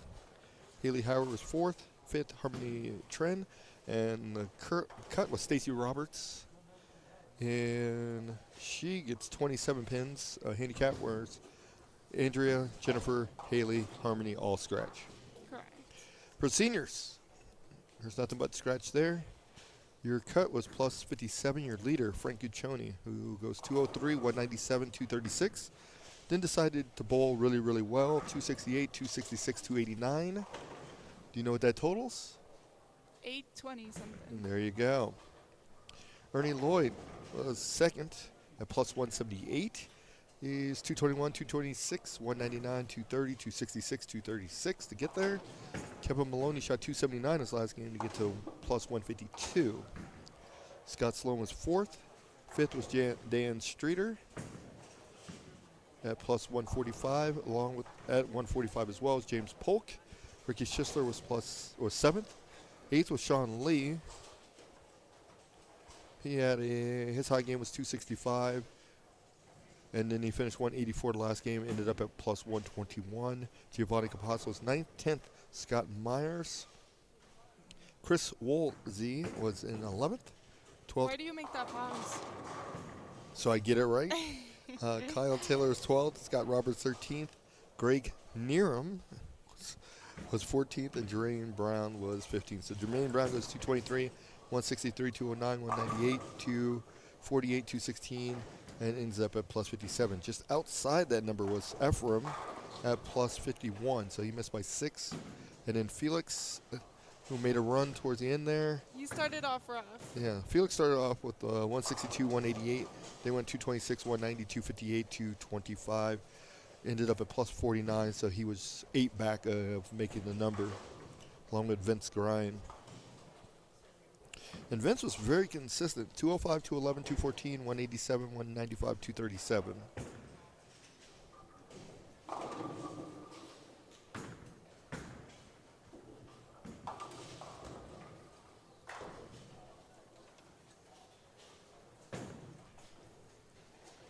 There's a lot of bowlers that I was surprised Struggled?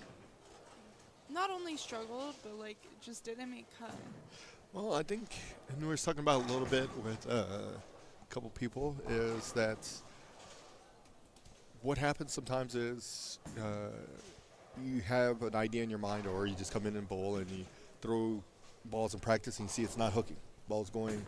You get into a panic mode and then you start bowling yourself into a box because you're thinking you only got a board or two to work with when you actually still have 4. You just were in the wrong part of the lane. That's exactly what I did. So, and that's all learning lessons to figure those things out.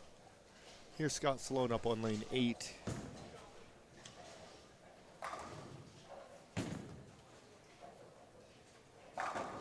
Nice shot there, gets him a double.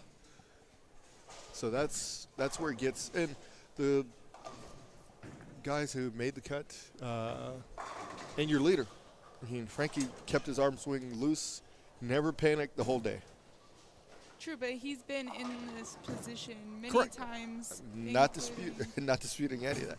But going in, he's when we talked about it earlier, he said, all I'm going to do is maintain, try to keep the pocket until it opens up, then go after it. How do you? Sometimes that's, you got to know when it's when it's tight or scoring pace is low. Just maintain, don't lose the pocket, make your spares. Yeah. And then once you get on a pair that you start striking on, make the most of it. I have to say, I learned that I should not be hooking on my spares today. There you go. So back in the lab to go straight at the spares. Yeah. At least left side spares. Well, you're not going to hook at the right side spares, are you? I have before. You I hook- tried to with the 3-pin and missed the 3-pin. I was gonna say it's kind of hard to hook at a 10-pin. Yeah, a little bit. But we see making the cut, all kinds of different styles. People play straight. People high rev rates. You get Ricky's the two-hander. Scott Myers, his rev rate is not tremendously high. What about Gray? Or is Greg a lefty, or is it just Bailey? Just Bailey. Did any lefties make it? No, they did not. Unfortunately, they did not. Greg was your top lefty. He was plus 39. Gotcha.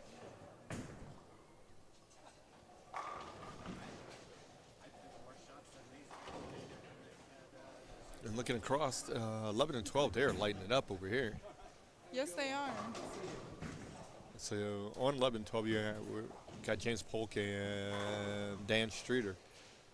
James Polk starts off with a spare and then 4-bagger. Streeter goes strike, spare, turkey. So they each got four spares and 4 strikes and 1 spare. Good shot there for James. But you bowled to James all day. I did. He crossed with you. Him bowled well. Same thing. So James came out the gate 184, 189. Started off slow. And just once he found something like 225, 244, 279, 224. Exactly. It was like once you found that sweet spot, you were in. Who else did you cross with? It was you, Bailey, Greg near him. Yep. So he went 202, 192. So what he did, or how he got there, was very consistent. And then when he get to that pair that he could get, he shot 240 Yeah, or 250. exactly. He was picking up his spares. Yeah, that'll do it. That's what helped. Yeah, you got to make spares. When they're tough, you got to make spares. Felix you- was also on our pair. Yes, he was close. Felix just got started a little late. We each needed a practice game.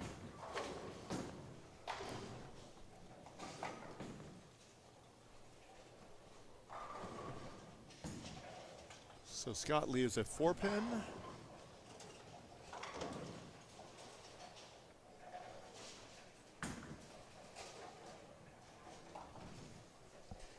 You had to come back from JBT. Yes. So it's been, today's Sunday. It feels like I don't know what day it feels like. I think it feels like a Sunday. Finally starting to get back to feeling normal. Yeah, like the last couple days have not felt normal. Gotcha. Now you get back to work. I do tomorrow.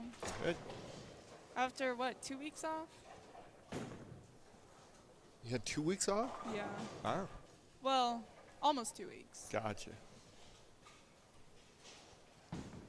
The only day I went was Monday. Good shot there on 8. Leaves just a 10-pin.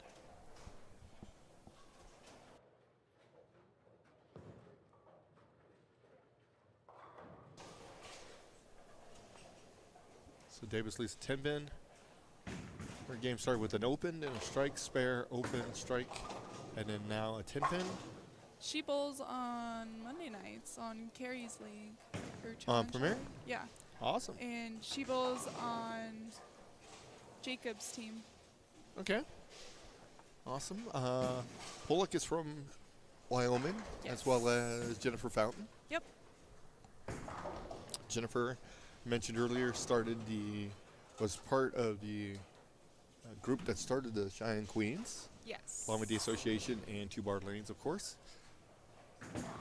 No doubts about it. Good shot there for Davis. And we have Haley. She went to, what school did she go to? I think she went to Hastings. I think you're right. I think I am right. And then Harmony Trend from the Springs. Yes. You got it. Then from a senior perspective, we have Scott Sloan on our pair. He's from up north here. Bowls out at Highland and Centennial. Then we have Streeter and Polk from Denver proper. Where do they bowl league? Do they bowl at I Highland? have no idea. Who? Polk? I don't know where. That's a good question. I think you might bowl at Arapahoe. I think Streeter bowls at Arapahoe as well. Schisler, he bowls at Highland. And Arapahoe. Yes. That's two distinctly. Two couldn't get any further from each other. Ain't that the truth? Then we have Sean Lee, owner of Tinback Outfitters. Yes. Got to hang out He's with his daughter a little bit Monica. this week. Yes, that was fun. Congratulations to her getting accepted to. Newman. Very good. See, I know my stuff. Yeah. Then we have Giovanni Capasso, Kyle Taylor, Kevin Maloney, Scott Roberts, Greg Wabama? Neeram. Oh, Neeram. You know how I remember how to say their last name? I wonder how, because Bailey taught you. Yeah. You think of a race car going, Neeram. Exactly. That's the best way to do it. Big E, Ernie Lloyd.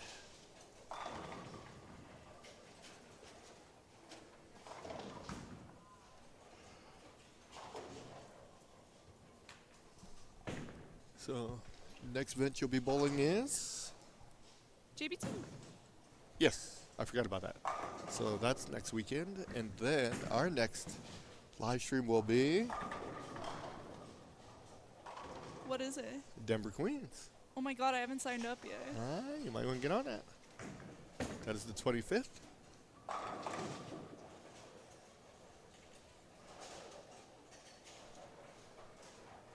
Shame on you. I'm texting him right now.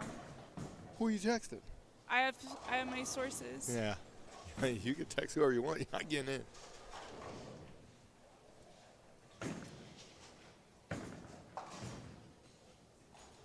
Are you trying to text Nathan? How'd you know? You'd probably be better off texting Emily. No, it's her birthday. I'm not Oh, it gonna- is. Happy birthday, Emily. That is true. Yeah. So happy birthday to her. There's a lot of Happy birthdays birthday, lately. brother. lately there's a lot of birthdays. We had Kirsten. Yep. We had, who else? There's somebody else I missed too. Melanie Melanie. was Christmas. Kirsten's the 29th. Tanea's is tomorrow. Yep, today is tomorrow. Then and then Emily's today.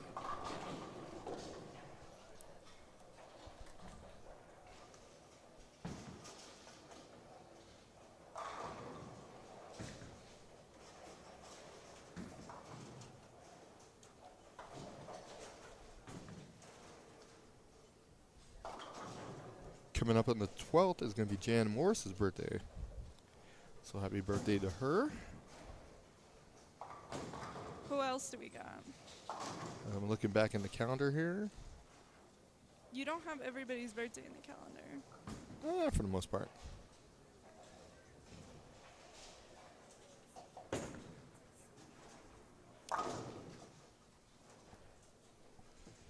All right, here's Scott Sloan. It's a strike there. No doubts about it. He won our last event. Our ladies' last winner is not here. That was one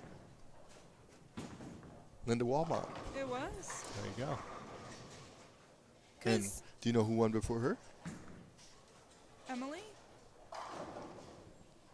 Maybe Rachel? Oh, it was Rachel, then Emily. There you go. Emily went back to back. So we will have a new ladies champion. Has Haley won before? I think feel so. Like She has. She makes too many cuts to not. True.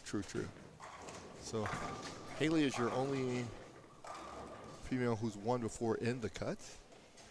From the senior perspective, Sloan has won twice already this year. I thought it was 3 times. Yeah, 2 individuals and the Sindri doubles. Who else? I feel like Frankie's won. He has not won one of these. He's I won century doubles. Yes. I think Sischler has a title. Probably. And I think that's it.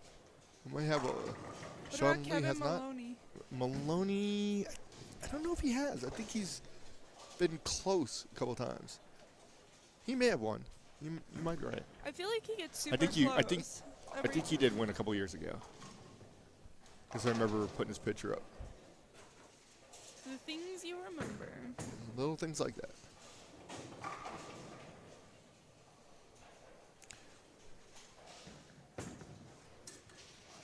All right, so Sloan Already. finishes 236. That's solid. Clean game. Spare, turkey, spare, turkey, spare. 236. That'll do it. And it was a clean game. Yes. Nothing less than 9 count. So that's how you get. That's how you get to 230. Oh, yeah. All right, Davis. She gets the first one in the 10th. She missed 3 spares, but is still going to put up a decent number. She can get to 2-0. Looking across the house, James Polk can put up 260. That's solid. He was on a roll on that pair. He's been just short too. He's got a lot of second and third place finishes, so his time's coming. Maybe today. Who knows? Only time will tell. Yeah, we'll know in about an hour. A little bit more than an hour. Probably 2.5 hours. I say 2.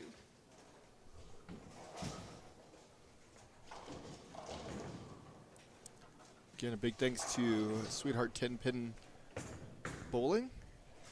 No doubt. Shannon, Chad, and their whole crew. Speaking of crews, there's one Felix Garcia walking by.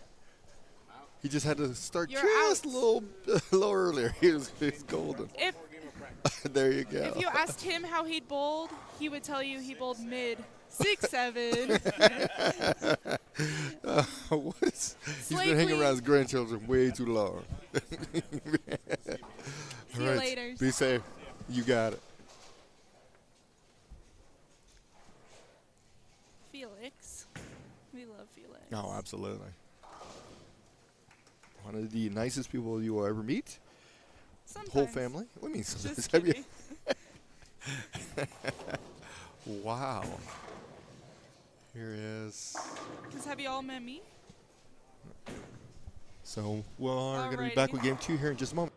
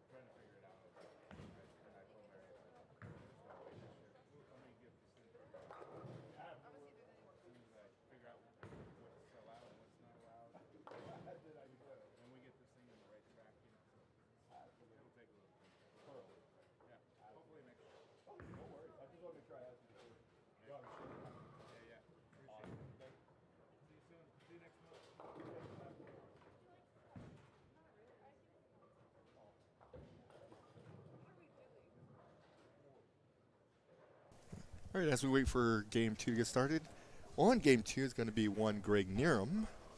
And with Greg Nerum, he brought somebody with him. One Bailey. He brought Bailey with him. How are you today? I'm doing great. I didn't bowl great, but it's fine. That's good. You're having a good day, though. Yeah, Lucia's here. Oh, my goodness. If that's what makes your days, you got bigger problems on your hands. Exactly. See, your dad's even saying, man, cut her off. Nah, we're just getting started. So, you plan on going to school to become a Doctor. doctor? I have to call you Dr. Bailey. No, I'll never call you that. You can call me Dr. Nerum. No, that's not Oh, happening. okay. Never mind. And you want to specialize in? I'm going to do peds. Okay. So work with the kiddos, treat them. Awesome. And you doesn't matter what age child? No, because I'm pretty sure you can do between Up to like 18 or babies something like and that. 18, Which is yeah. weird. 18-year-old you consider Like basically an adult. Exactly. Yeah. But So why did you choose kids? I don't know. Well, because sometimes I'm going to be real, like adults. Okay. A face was made. But also, kiddos are just so fun to be around. Okay. And then growing up, going to the doctors, like I was never scared because of the Your pediatrician doctor. that I had. Yeah. And So so, they had an effect on you. yeah, so then like that is carrying it over to what I want to do. That's awesome. I would have never guessed that you would have chose your profession by somebody who made an impact on you that you see a couple times a year. All the time. But that was such an impact that you're like, hey, I Yeah. want to do this. I like people, so when You people like people? Yeah, so like No, when you like little people. Okay, well, yes and yes, but like I like when people make, like you interact with people and they make an impact on your life, Okay. and it just kind of sticks with you because then you like carry that with you wherever you go. Did this one make it? Yeah, me and Lucia were tight. Yeah. Yes. My favorite doubles partner. It's the only doubles partner you ever had. No, will be my doubles partner for Oh, I don't want the you to- next one. I don't want you to throw anybody under the bus. It's who? It's gonna be my father. So you'd rather bowl with Lucia than your dad? Is that what you're saying? That's not what I said. Okay, just ask. Putting you on the hot seat. Putting you on the hot seat. We will. You'll do better if you bowl with your dad. it's a We did no, well no. at nationals. You got 10th at nationals. We had a great time at nationals. No, actually, you bowled really well on team. That was team. You lit it up. Yeah, that was fun. I'm sure. It was a lot of fun. Yeah, hey. I can't do nothing but strike. This Yeah. is great. There was a lot of support too. But that was your first women's nationals. Yes. And you're like, hey, is this? I was like, oh wow. What's the hype about it? I was like, I can do this. This is fine. The atmosphere is so much more different at women's nationals than open nationals, though. Yes. It just feels more supportive. Really? Yeah. Or maybe it was the group that we were with. Okay. And don't know. have you been to? On a side note, you've been to the stadium? Yeah. What do you think of that? I was there before they remodeled it, and then after they remodeled it, I like the before I also liked the before. because I look where you can go You- upstairs and and you could see and watch. that was yeah. awesome. And then I remember the days when my dad would bowl at the stadium, and they would record it, and you could watch them online. And you can't do that anymore. Yeah, because they don't get pattern away of this. But I wish they would have kept that part of the stadium because people go now don't get. Yes, it's still a crazy big venue and it's intimidating, but when you went up there, you could see the whole see scope of things, and everything. you're like, this place is big. Yes. And you walk out from the back and And wait till you get a load of this. Have you bowled at the stadium? No, never been to the stadium Oh before in my their life. gosh. It's really fun doing the walkout song. I'm not gonna lie. Like, it's so much better than South Point because you, at least where it was the last time I was there, is you walk out from the middle. Yes. And you split up, and it's just like the atmosphere is better. Yeah, of course. Oh my goodness. And there's no other place on the planet like that building. Just amazing. I mean, not knocking Reno as a city, but I wish they could have put that somewhere else. If they'd put that in Vegas, It would have. it'd fill every year before they said go. Yes. But I mean, South and Point is great. Yes, never take anything from South Point. For a casino to build a specific place just for that is amazing. Yeah. Truly amazing. And I like it because it's upstairs and you got all this other stuff. And just got back from there, as a matter of fact, and watched your partner bowl. JBT. Yes. How'd you Did do? you ever bowl JBT? No, I don't really think it was a huge Deal when you were, thing when because I that was. was such a long time ago. I'm not that old. I know you make it sound like you are. No, but cause I just remember the last time we were here in Colorado, we did the Mile High tour, Okay. and that was like the big tour of Colorado. And I don't remember JBT until I was in San Antonio, Gotcha. and they came in for a couple of stops. Did you bowl? Mm-hmm. Okay. I did. Awesome. Yeah, the main event is basically kind of like the stadium. It's so hard to describe. You have to go see it to really Understand appreciate it. Oh yeah. Okay. They had, I think when we counted 390 entries in handicap division, 330 in the scratch division, and 98 in the women's or girls scratch. Oh.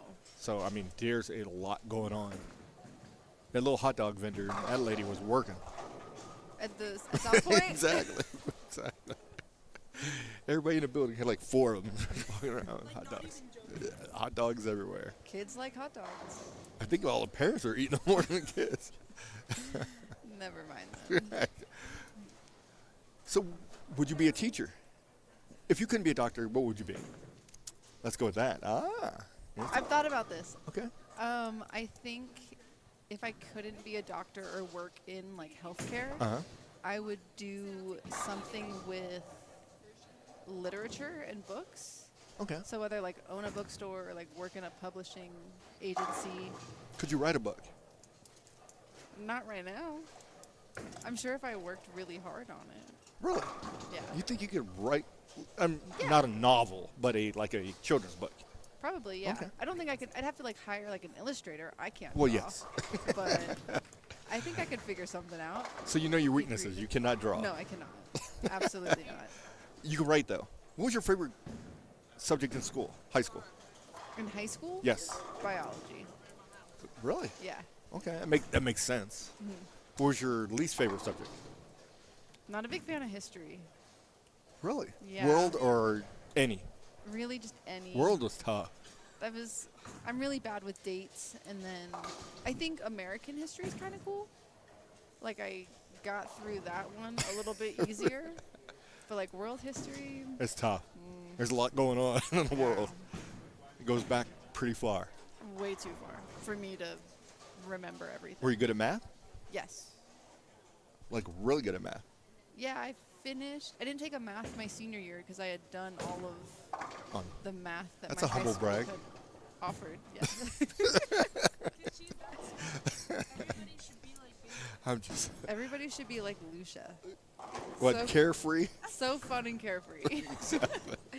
I think we need more of that in our world. My life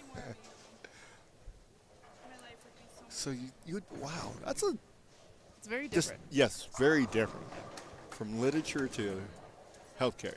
Yeah. So if you weren't a doctor, what else would you do in healthcare? Probably either become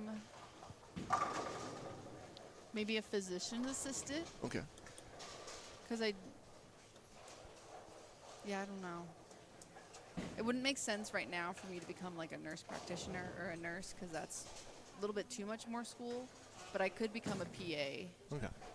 with what I've done so far. Gotcha. And school you went to? Where'd you go now? Where'd you go so far?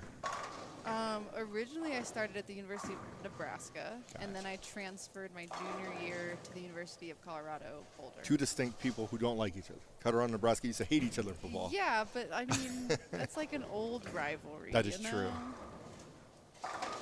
Oh, 9-pin. Unfortunate. So you had to learn how to wear red, and then you changed to black and gold. Yeah. And then I'll be something else entirely. So who do you root for now? Do you watch any college sports? Let's go with that. I do. When I watch football, I'll root for Colorado when they're playing, Okay. and I'll root for Nebraska if they're playing. But Okay. if they're playing each other, I'm rooting for Colorado. Because you went there last. Yeah, and I feel like more identified with it, I guess. Okay. Yeah. Plus, I graduated from there, so like, technically, I'm a CU alum. Did you graduate with honors? Yeah. There you go. Well, yeah, think about it. I did. Well, because I don't remember. Well, it's such a lot long of time. it. Remember we were talking about that party? There you go. It's like I don't remember any of that stuff. None of it. I just remember walking across the stage and they gave me this piece of paper. They don't even give you the piece of paper when you cross the stage. They give you a pamphlet, and then you get mailed your diploma later. That's how I got it in high school. Really? Yes. So our high school, when I graduated, they gave you the whole, like the book your diploma goes into, I don't know what it's called. Yeah. But so they gave you that, and inside was a piece of paper to it's on its way, because they wanted to make sure that everybody crossed their T's and dotted their I's before they gave you that piece of paper. It's crazy. But Yeah. when I graduated high school, our class was like 300-ish. When did you graduate? A long time ago. Do we get a date? No. Unfortunately. Before you were alive. Oh, okay. Well, What year were you born? 2002. Oh yeah, but long before you were alive. Long. What high school did you graduate from? In San Antonio. Okay. Big school? Yeah, I think my graduating class was 700, 800 people. It's pretty strong. Yeah. Pretty strong. So then they just threw everybody together. Look at that font there. That is so tiny. It's supposed to work with this. I got You two gotta of it. squint for that. Okay, so after one game of semis, again, their pins carried over. Frank Guccione still your leader at plus 271. James Polk is in second at plus 210. Third, Ernie Lloyd at plus 188. Scott Sloan is in fourth, plus 185. And your cut for the top five, Dan Streeter, plus 169. You'd like to know where Greg is at, wouldn't you? Of course. Plus 66. So he's 103 back. Okay. So if he goes 290, 290, he'll easily bank it. Well, he's not shooting 290 this game, No. but So he's going to have to shoot 300 next game. yeah, What's the highest bowling game you ever had? 287. And you had that where? League? Yeah. Okay. But you Couple shot like 279 at Nationals, didn't you? Or some crazy number. Yes, Um, and at when we bowled out Loveland. Okay, but isn't 287 higher No, than I'm just saying 279? 279 at Nationals is better than 280 at League. I would agree, yes. That's where I was going with Okay. a little I buckaroo. I understand Now, when she talked about bowling at Holiday, I mean, not knocking Holiday, but I like bowling at Holiday. I'm sure you do. You strike a lot I was there. like, I do great at Holiday. Yeah. What's your favorite center to bowl in? I really like Arapahoe.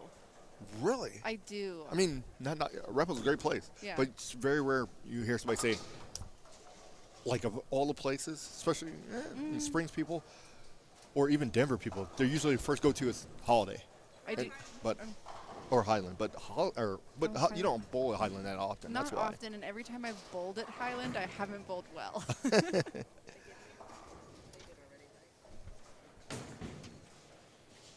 And What's your so of the Springs centers? What's your favorite? I bullet Harmony the most. I asked you what your favorite was. Harmony. Okay, thank you. Yeah. Thank you for the It's answer. the same thing. Well, you could have just said, "Hey, I bullet Harmony the most." No, I'm joking. Okay, for the women folk, your leader is now one Jennifer Fountain. She shot 246 that game. She's plus 98. Andrea Davis is plus 59, and Carol Lee Pollock plus 53, and your current cut is Haley Howard at minus 19. Stacey Roberts is just out at minus 24. You want an interesting fact about one Carol Lee Pollock? Yes, I would love interesting fact. She was Miss Wyoming. Really? There you go. That is insane. I Why is love that that. insane? I love that for You her. never know who you run into. No, you really don't. She was. She's living two lives. Undercover. Why it's undercover? Why you call her undercover? But that is when I found that out, I was because usually I think it's how do I want to phrase this? Usually that if you're in that world, you wouldn't be in this Both world. Yes. Like If they're that two makes sense. very distinct, different Yes.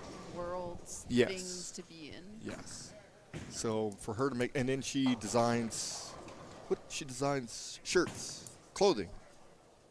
I do believe she has a clothing business. Like a boutique kind of thing? No, like bowling shirts, all that stuff. Oh, okay, cool. So she designs that stuff. Oh, that's sick. You don't remember anything from being up at the Shining Queens, do you? I just remember bowling there. I was going to ask how that went. I was going to ask how that went. So finishing up game 2, Greg takes care of his spare.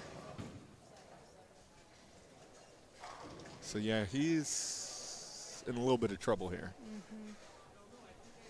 Although scores haven't been incredibly high today, True. unless I'm delusional, which is very possible. That is true. No, your scores haven't been very high today. See how easy these jokes write themselves? Oh, man, I just walk right into it, too. That was. Favorite bowling ball?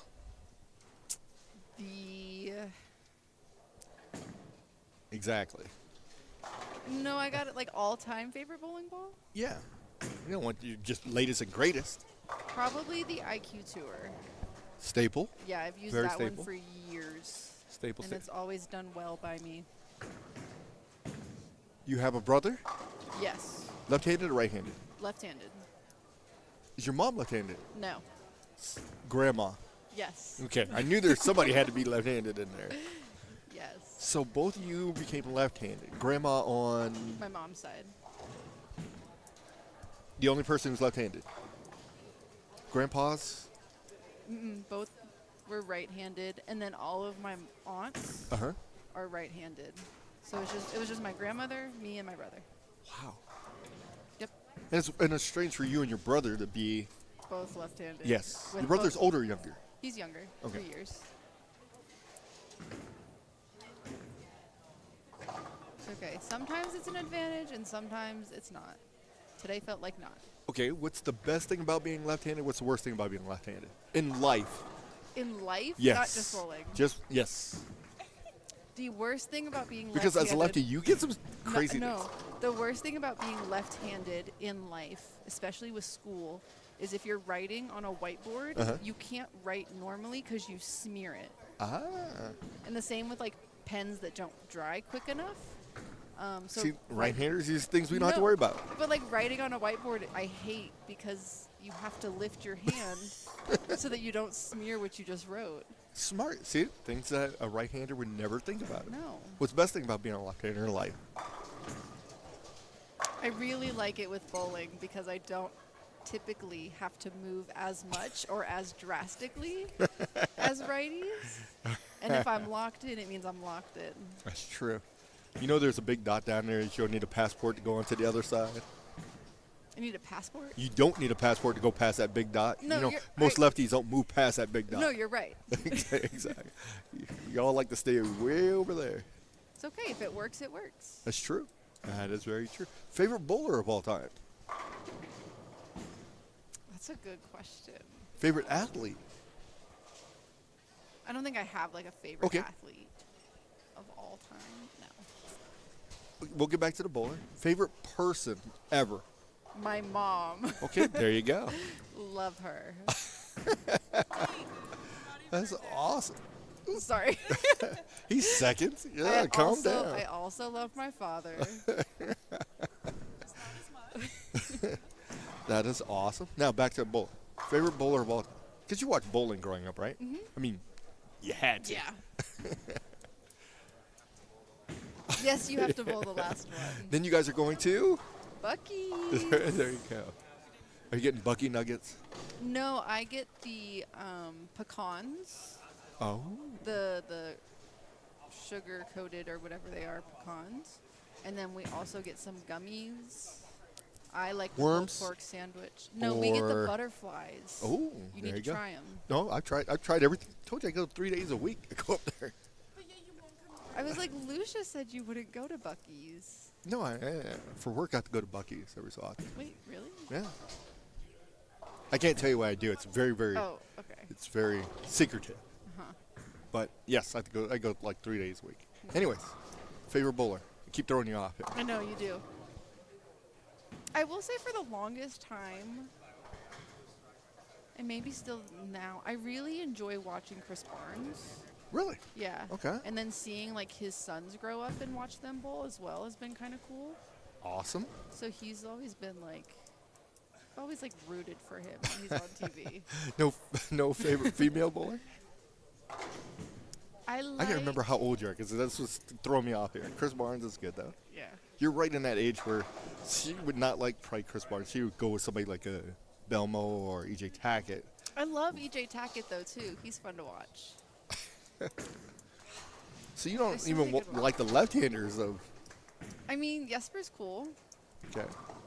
Jacob Butcher. Okay, we'll move on. Old school Jason Couch.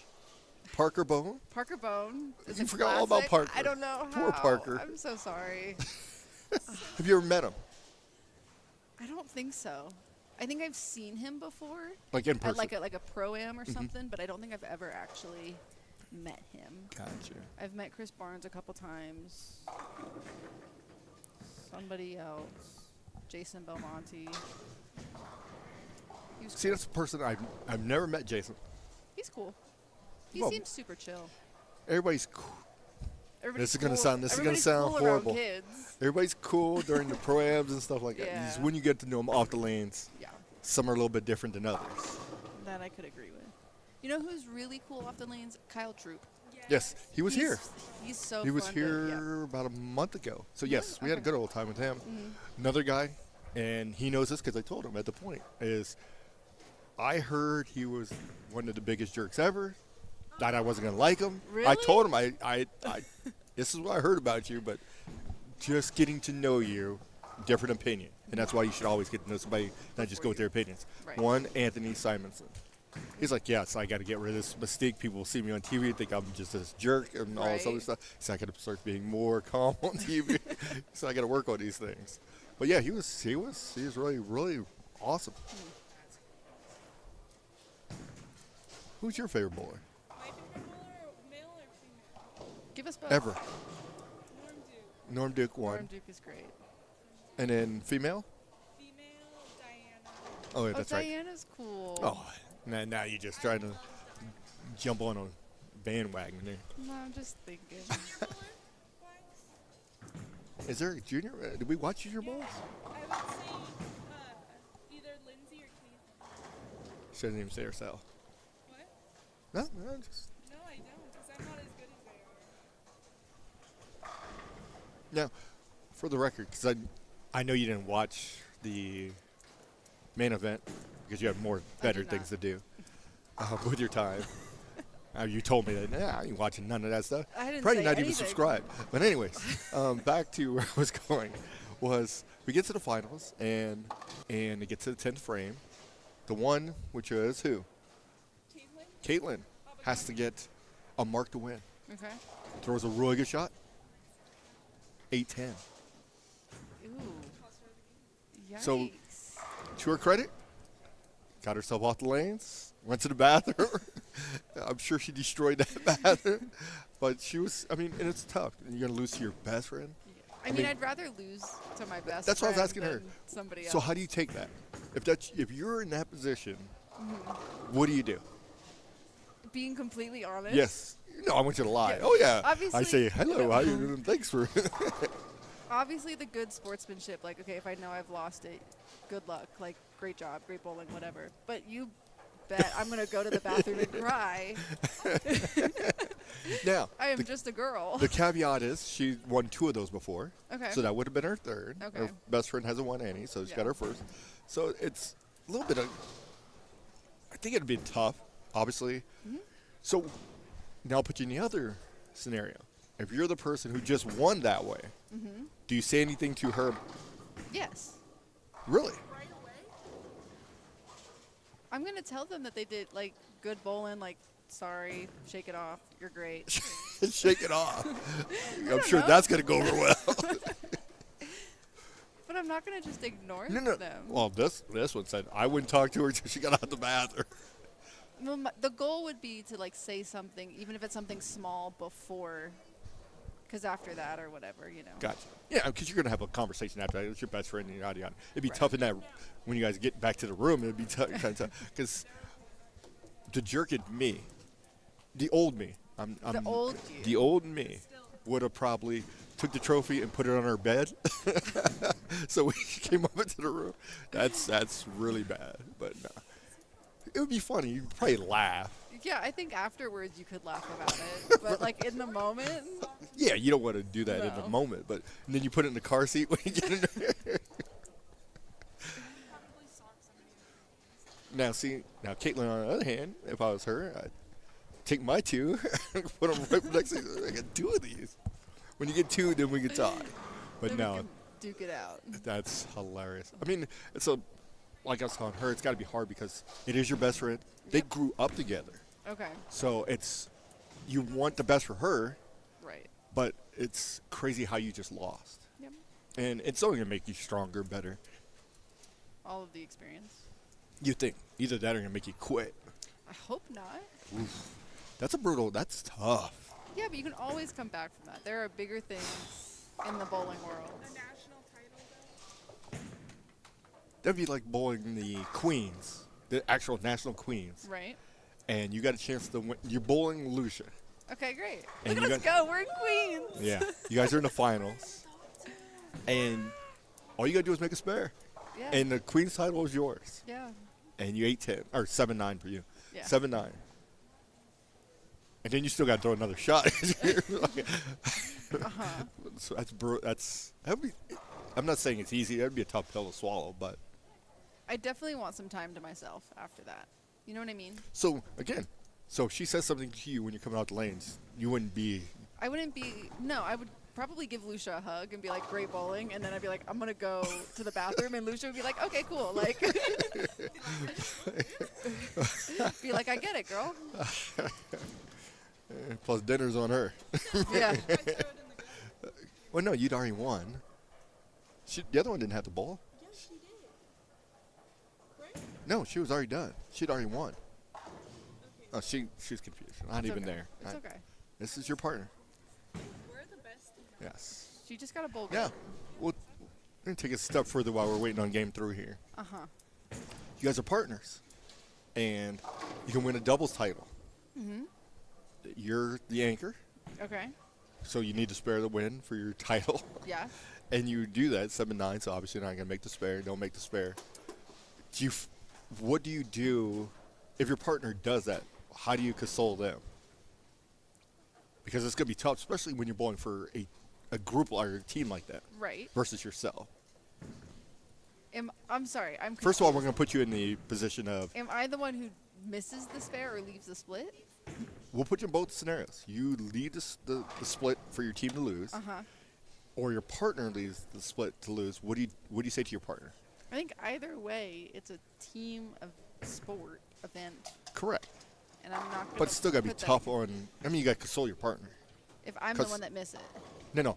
Say she leads to 7-9. yeah. and you know you just lost. Yeah. So what do you say to her? Because you know she's riled up, and Would you be riled up? Then we would be hugging it out. Yeah. That's all it is. Okay. I don't know. Like, it's super. Exactly. There's. If Bailey did that, I would Yeah. tell her to shake it off and give her a hug too. I just think you can't get better with negative attitudes. So Agreed. if like, yeah, if we miss that, okay, that does suck. But I'm not gonna yell at Lucia no, I'm not saying. or like. But it'd be so hard because you know It how would bad suck. they feel Yes. because it they would let suck. you down. Well, hey, you never let me down. Man. I feel like If I it let wasn't down you, a if it lot. wasn't for you, we wouldn't have got here. Like, I lived down a lot. See me both hard again? You both did it, I both. Maybe one day it'll flip. I know. Probably. Really? Do you believe that? I Do you just- honestly I believe just that? don't know how. It can maintain this. I don't know how I'm going to be able to maintain the level. Not today, but like of bowling that I have while in school. So I don't know how that dynamic is going to work out. But how much did you bowl before you went to nationals last year?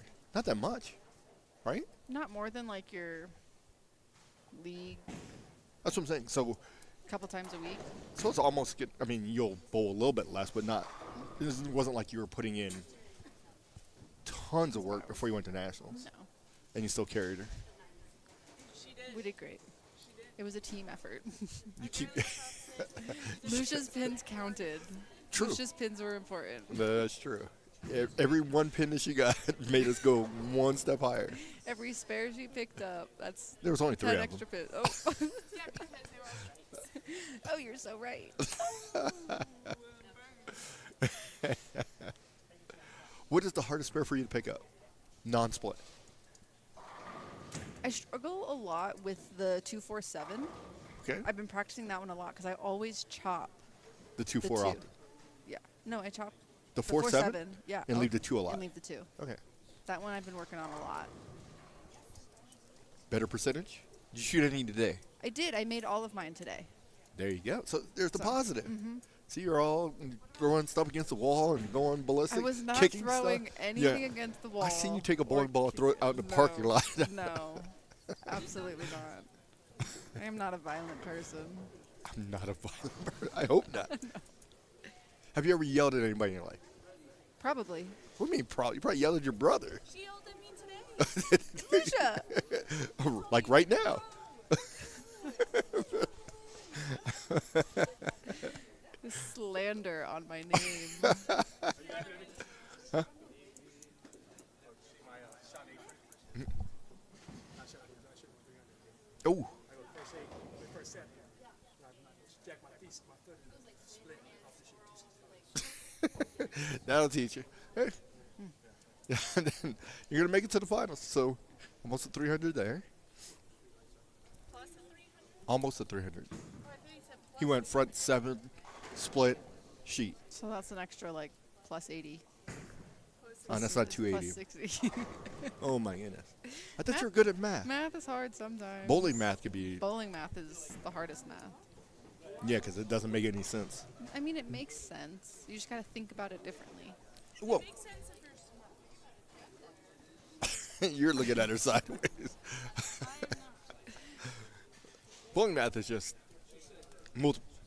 multiplication by 30 is all it is. Yeah. And 20. If you're good. If you're good at 10. All it is Yes, multiples of 10. indeed. That's what you're hoping for. You don't want no single digits. It's always a bad day at the office. Agreed. So what? Oh, so Lucia has a higher game than you. Yeah. 290 in the books. Yeah. That's okay though. You'll get her this year. It'll be fine. No, Yeah. we're gonna both shoot 300 during nationals. If we Yeah. shoot 300 during nationals, do we get anything like special? Yeah. If you both do it, Or if one of us gets no. 300? If you both shoot 300 at nationals at the same time, I'll buy you both a car. I don't need a car. I'll pay yours off. Okay, great. Now, good luck. Good luck if that ever happens. Yeah, I don't think that's gonna happen. Correct. Hey, not But- with my negativity. You're so right, actually. The chance is small, but it's never Oh, zero. the two of you would be crying so much. I think I don't even think you could make it up to the line. I think I'd be shaking. Yes. just get it off my hand in that way. Did you say 290? 290. Now was that 11 strikes in a row and a gutter? N- Wow. Talk about positive. Let me tell you, we were in Kansas the first frame. I went stone 9 and then 11 in a row. This story gets more fictitious every time I hear it. Now we're at a stone 9. When I first heard it, I was a ring 10. Now it's a stone 9. Next thing you know, it's going to be, I threw it and the 4-pin almost tripped over, and then the machine came down and knocked it over, and so then I had to stand it back up. So I was so mad that I sheeted it. Did you remember how? Exactly. I wasn't watching. 290s don't incite me. We just talking trash about all this is easy for people who don't have their hands I didn't say that. That's a blatant lie. No, she doesn't make it up stuff. It's talking about slander. There's a lot of slander going on in these parts of town. There is. All right. lots of trash. We have Haley up. Haley Howard. Starts off with a strike. And Mr. Lee will be bowling as well. One Sean Lee. How about somebody who's super positive? That's a guy there.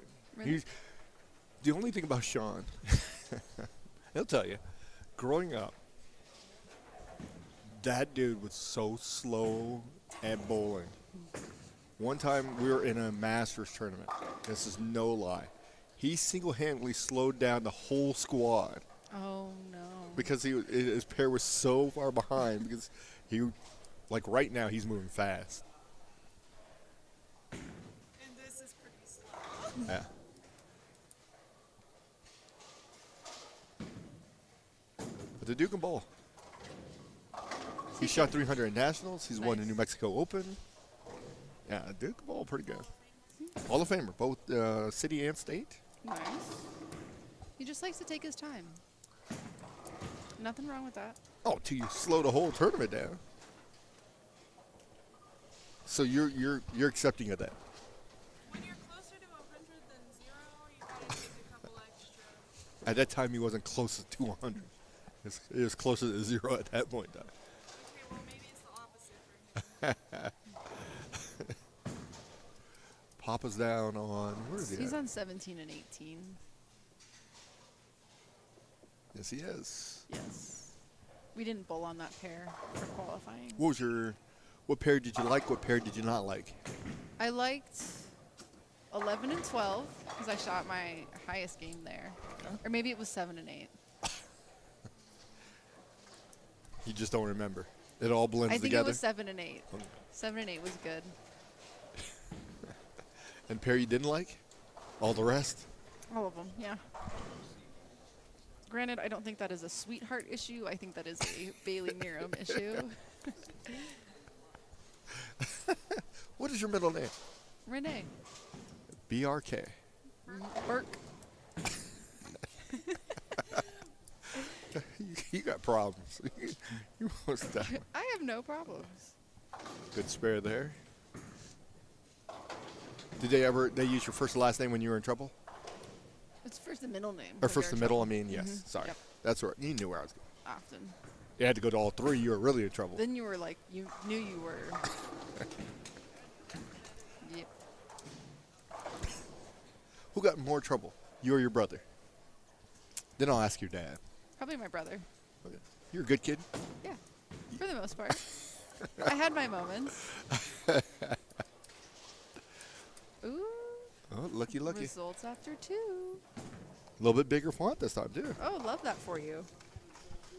So the women, your leader, Andrea Davis. She shot 225 that game, plus 84. Second, Jennifer Fountain at plus 83. Pollock is in third at plus 37. Haley Howard is your current cut at plus 5. And plus 5. So Stacy's behind her at minus 16. And Harmony is in sixth at minus 57. The cut increased. It was minus 19. Are you sure? Very good. See? And it was Haley at the time, too. It was, yep. Big brains. So Haley went 224 to get it to +5. She's keeping pace. What do you believe the highest game from a female was today? I saw a 223. Okay. No, didn't. Was there a 240 somewhere in there? I feel like there's a 240 somewhere in there. There's not a 240. 238. Oh, 246 last game. Oh, 246. Jennifer saw 246 last time. All right, for the seniors, I'll even give you the honors of doing this. Let's see how good you are. What do I have to do? You're gonna read. You can read, right? So who's your leader? Our leader is James Polk at +275. Shot He a went nice back-to-back 265s. 265. Killing it. He is killing it. Second is Frankie Caccioni. Caccioni at +261. And then in third, Ernie Lloyd at +213. Oh, you didn't need help with Lloyd? No, I don't need help with Lloyd, thank you. And then in fourth is Dan Streeter at +172. And then your cut is Scott Sloan at +171. And Scott Myers is behind by 6. Yeah, 6. And Kyle Taylor is behind by 12.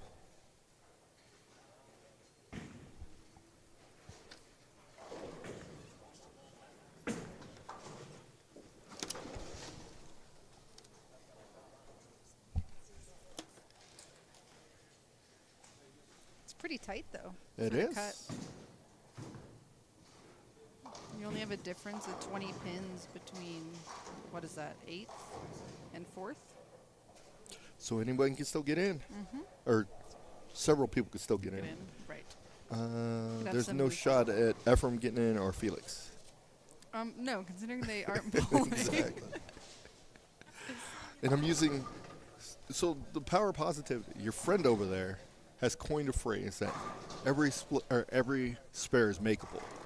And in theory, it's true. It's just True. your Your odds are chances. very, very low. Correct. Because somebody left a 7-10 one time. Oh, that's makeable. Well, yeah, it is, but you just don't see that every day. No. And for the longest time, we were having this debate of whether, if we ever seen a female pick up the 7-10 in person. I've never seen female pick up a 7-10 in person. And the reason being is because probably in my life, 7-10s female leaving them has probably been less than 10 times. Leaving a 7-10? Mm-hmm. It's very rare that females usually leave a 7-10 or a big 4. I think How many times have you left a 7-10? a lot. Really? Way too much. I've also left the big 4 a lot. Really? Yes. Oh, you got some problems. Oh, okay. Well, that's good to know. How many have you picked it up? Not the 7-10 and not the big 4. Greek church? I have picked up a Greek church. I did that this year, or like 2025. This beginning of bowling the- season? Yes, this bowling season. I picked up the Greek church, and that was super cool. I had never done Did that you watch before. it? Yeah. Okay, just because some people will throw a ball and then, I don't got it, No, turn I around. threw it, and I was like, okay, it looks pretty good. Like, I should get 4, and then ended up getting all 5, and it was So you went for the 3 side and got all 5. I did. Did everybody see it? I don't think everybody saw it. I'm pretty sure my dad saw it, and that's all that mattered. So, Was your mom on your league? no, this was Okay. Thursday nights, so my mom is not on that league. Gotcha. But Because I picked up the big 4 last year, year before. And so I'm on a pair by myself because my team decided they're going to go down and watch somebody else do something. So I pick up the big 4. No one sees it. So very, very tough. The other team congratulated me more than my own team. Good job, Haley. Who do you believe is the best female bowler in the state of Colorado? I'm going to put you really out there on the ledge now.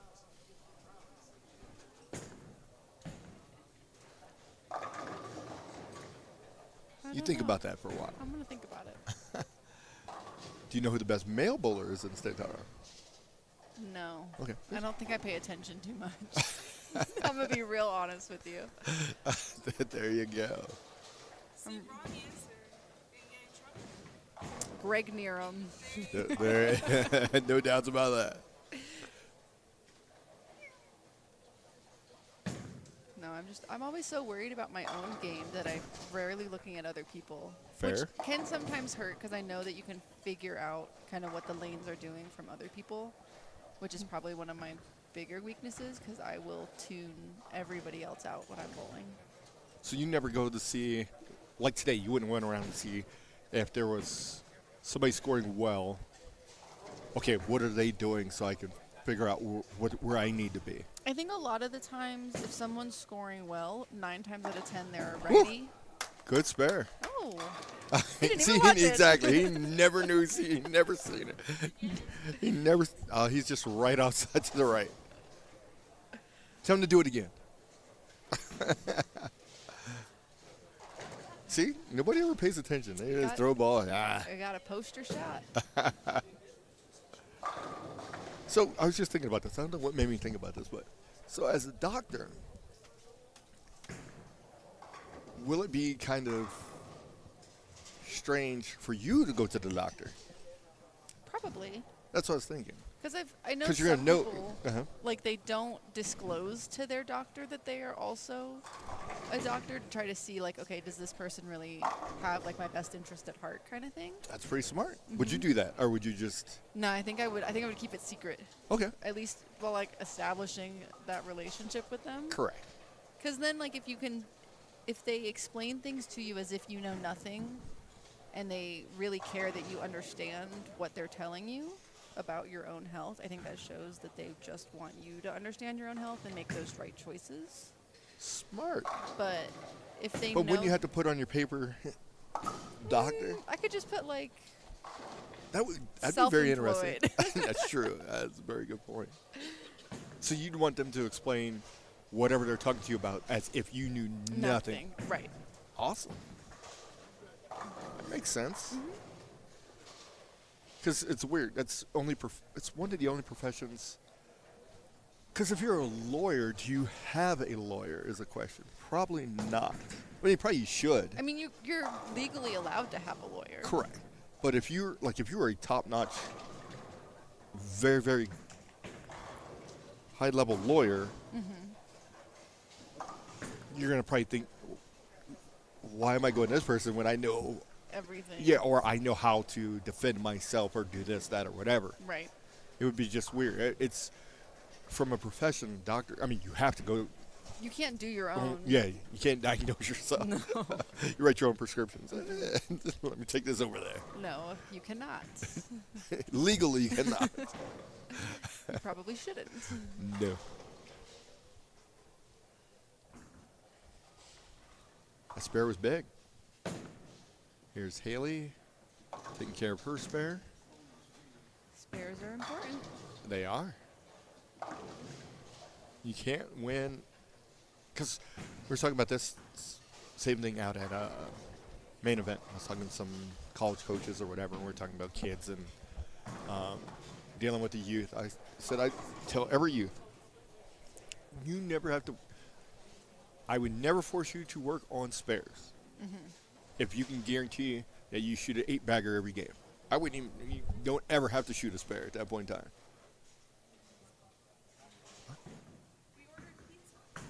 I like how they just keep ordering stuff under my tab. They just keep racking it on up. But, because if you go 8-bagger every game, you don't need the spare.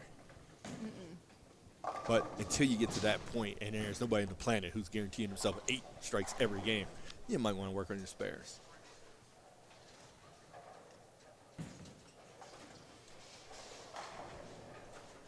Giovanni Capasso, best name in the building.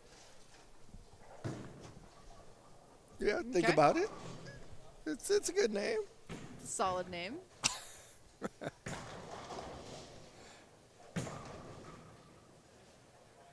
Good spare there.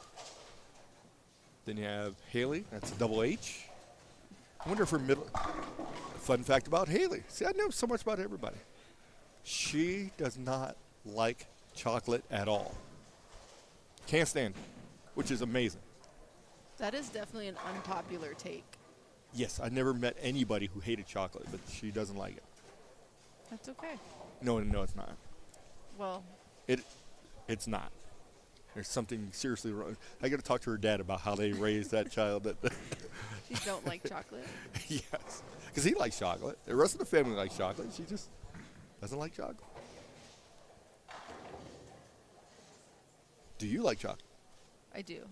Like dark chocolate, milk chocolate, white chocolate? I prefer darker white chocolate. Dark? Did you say dark or white chocolate? Yeah. Is there such a thing? Dark or. Oh, I didn't hear Dark- the or. That's what dark- threw me off. I'm dark like, how is there chocolate or white chocolate?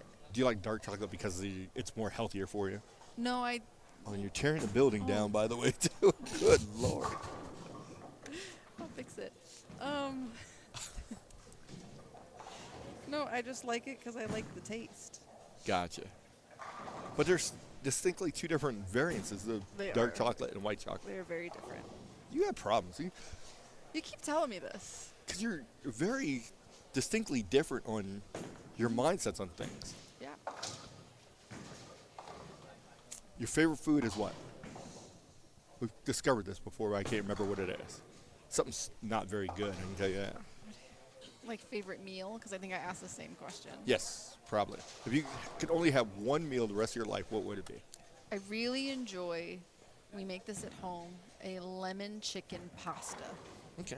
Fair. Very good. It's got your protein. It's got your Oh, now you look. Oh carbs. my God! Now you're looking It at. tastes so good. Add the cheese on there, Alfredo sauce, lemon juice. So when you're looking at a meal, do you look at it from the health standpoint or a taste standpoint? First, taste. Okay, just check. Yeah, I want to enjoy my food, but also love a good balanced meal. So.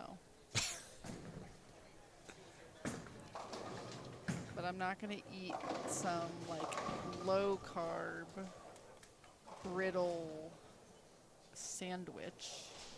Brittle? Is that what you said? Yeah, you know, like really crunchy.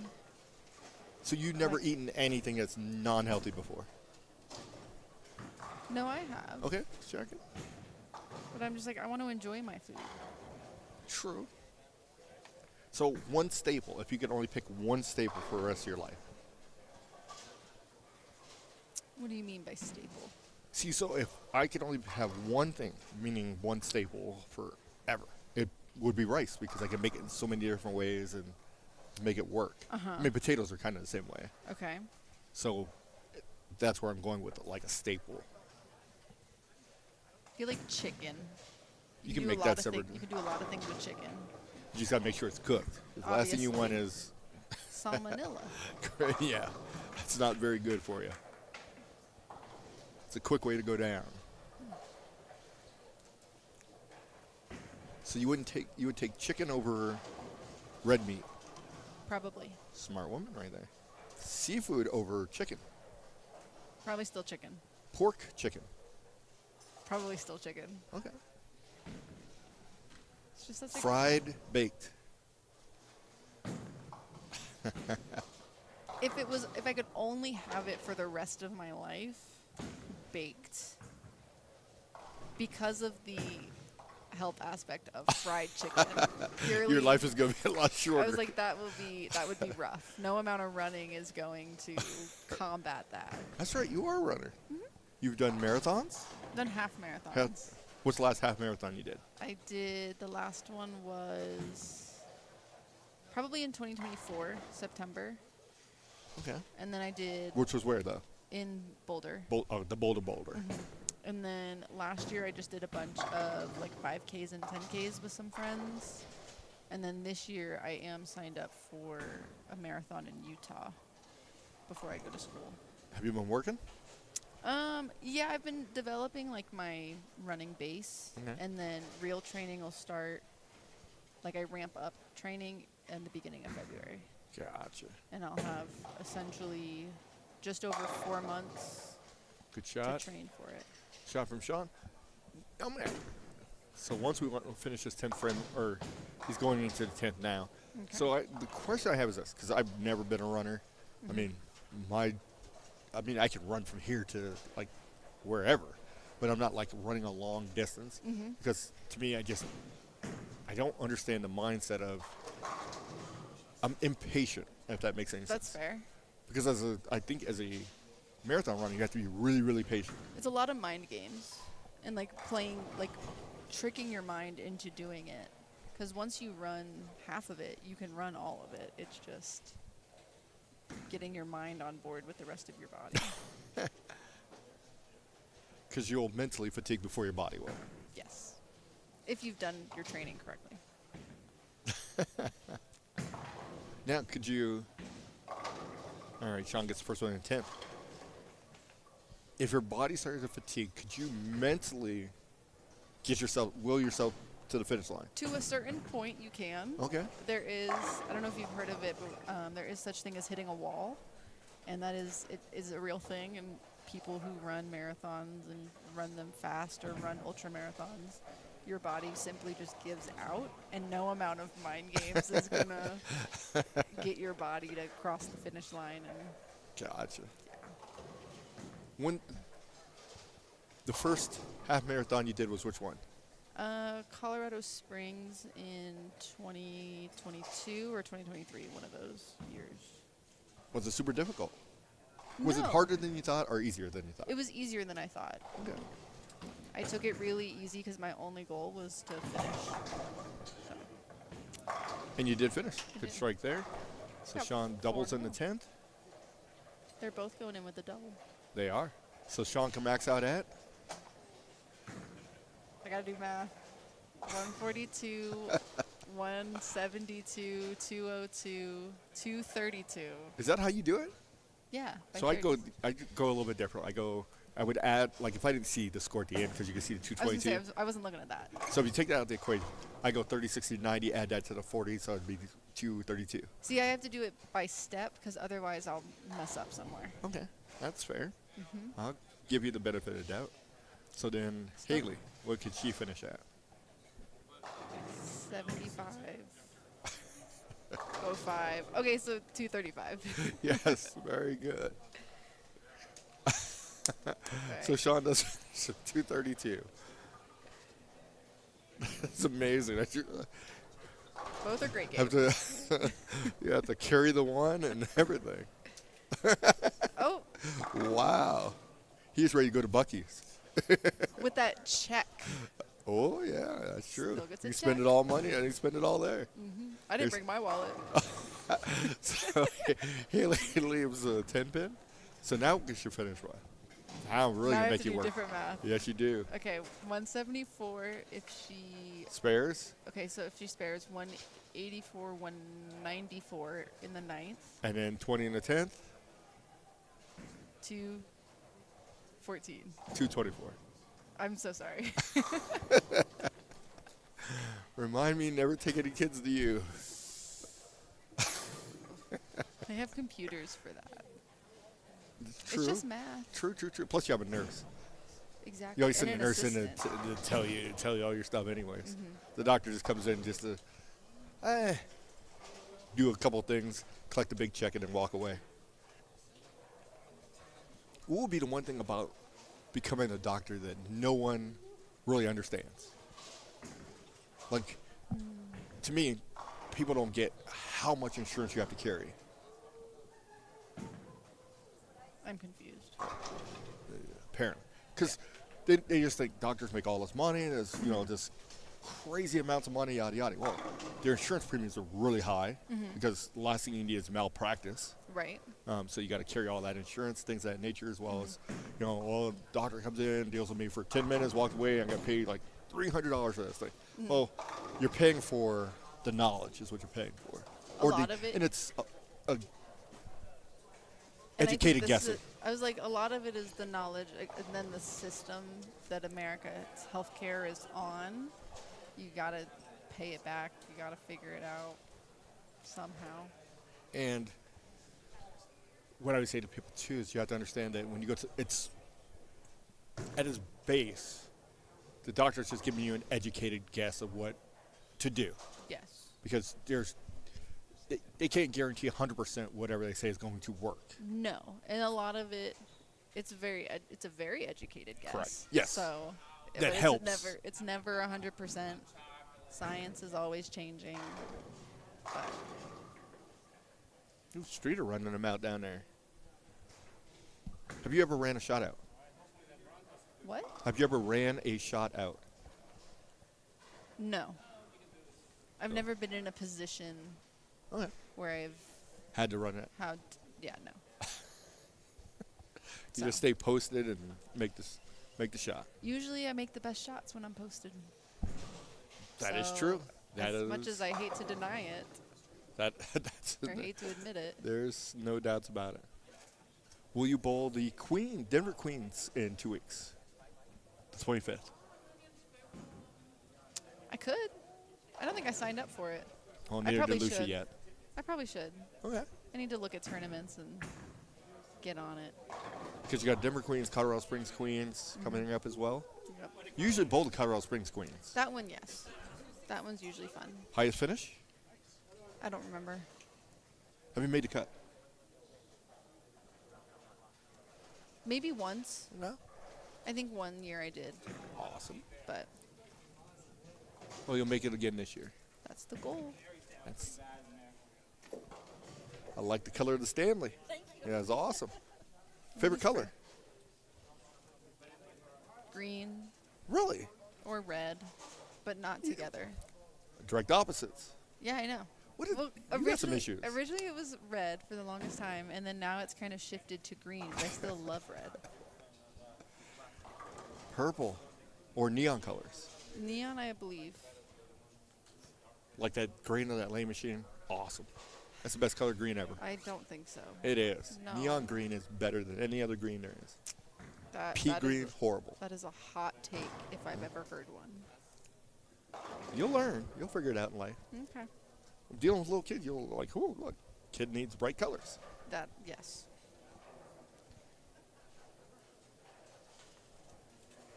What is your favorite age of kids?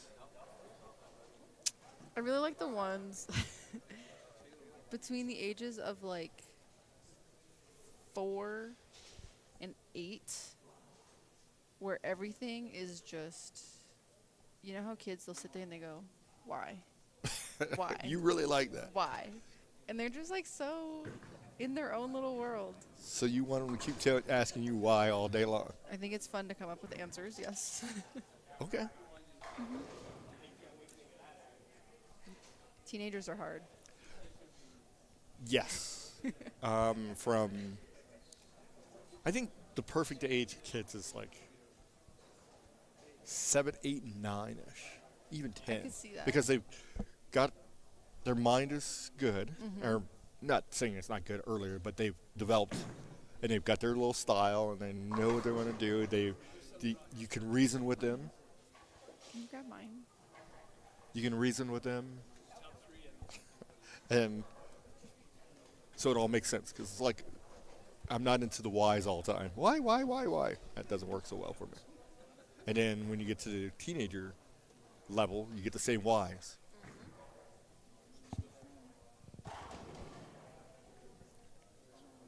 You get the wise with an attitude. Yeah, exactly.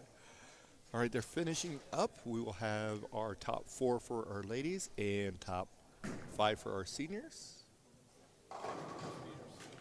Good shot there for Schisler down on 3 and 4. We'll be back. I appreciate Ms. Bailey for sitting in. Always a good time. We Thank learned you. everything about you. Thanks And for you're going to listening us Auburn. yap. That was your first choice, just in case they're listening. I don't think they're listening, but You never know. you never know. I learned that a long time ago. You never know who's paying attention to anything. Nope.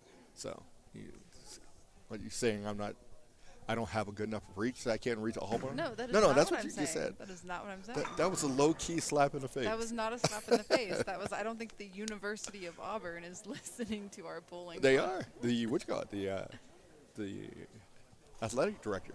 Me and him are tight. Are you? Since I was a female, yes. Okay, great. That's it. They're different things. Have fun at Buc-ee's. Thank you. We will. He's ready to go. Yes, absolutely. All right, we'll be back.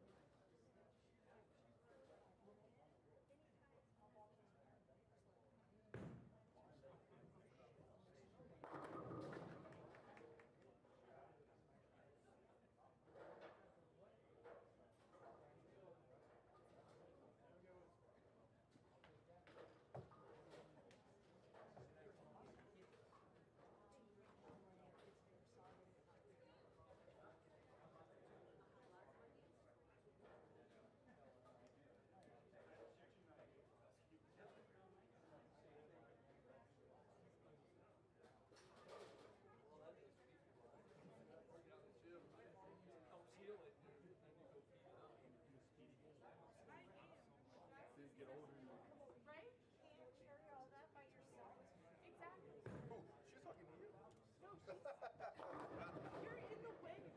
Oh, Rob, just drag it. See, just drag it. Have you noticed, like, again? Right? Again. That's what AIDS do. That'll help. They told you.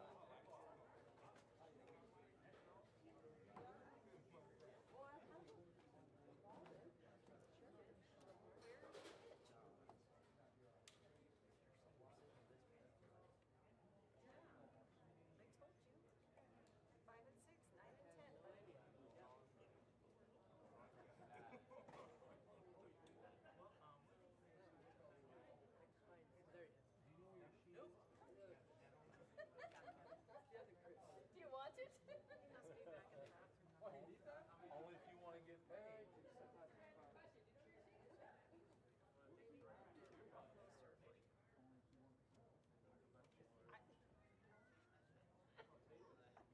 One can be nice. That only happens once. I shot 2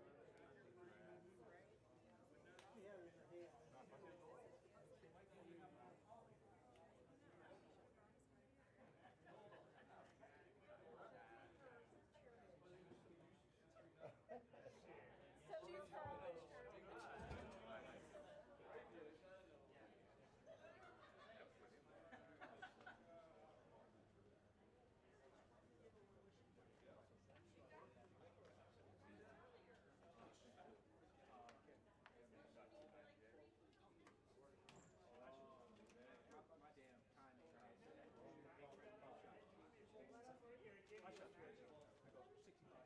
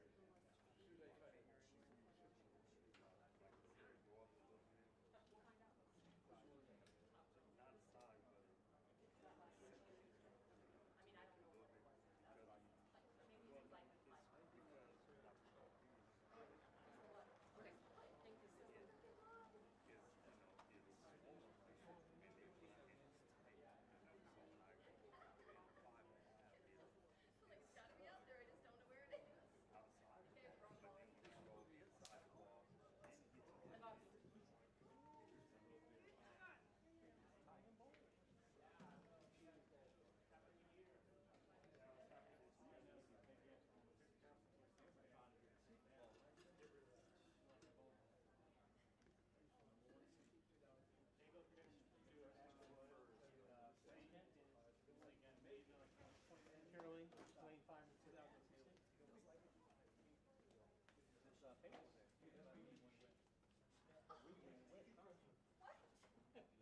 Well, I put my stuff away, so I'll just go get it. I got my shoes on. You still have your shoes on. I guess that's Where, positive. is there a practice lane, practice pair? That I will find out. Sounds good.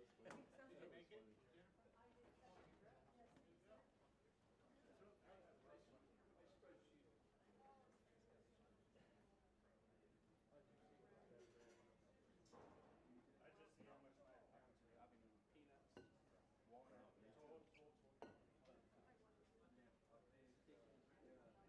Trying to see my short tutorial about Kegel oil.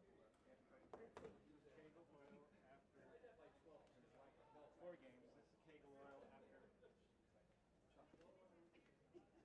after so many hours. 3 hours. I think so. I should have. Like 2:30. That's what I got. I put your time in there. I didn't get the fit. I'll be right back there. Balls fade out on you, or? No, I hit it extra hard. I did the beat.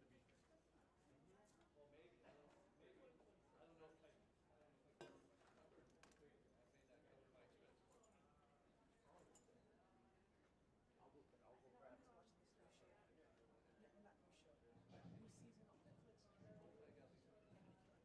this new show. Yeah, not new show. New season on Netflix. Thanks, guys. Trading cards. Trading cards. Oh, it's concentrated.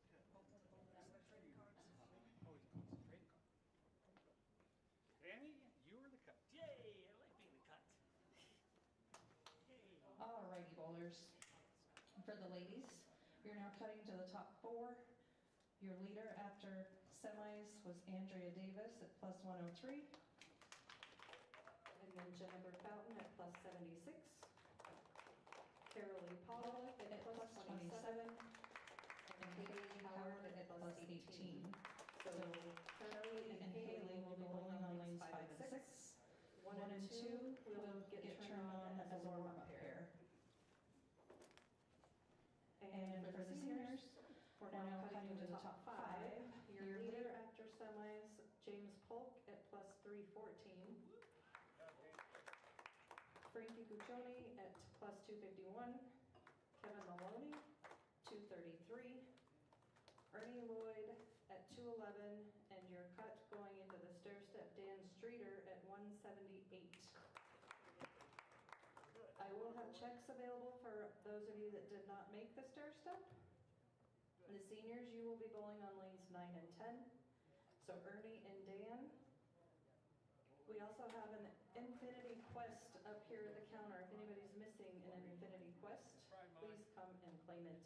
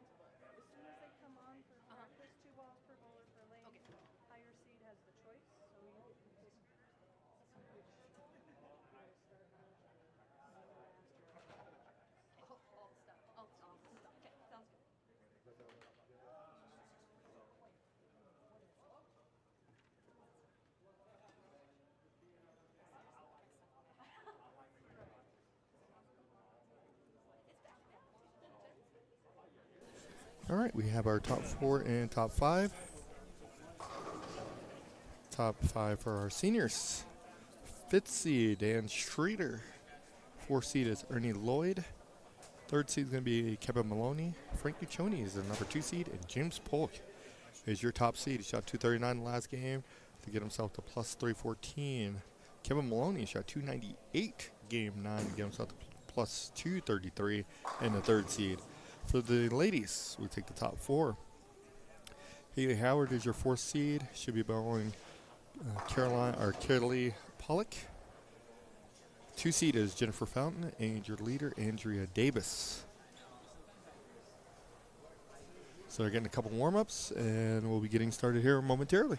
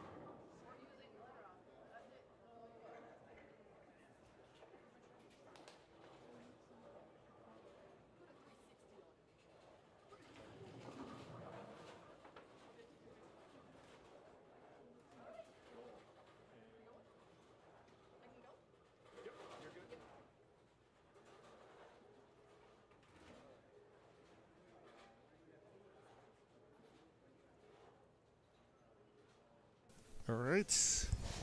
Our finals is underway.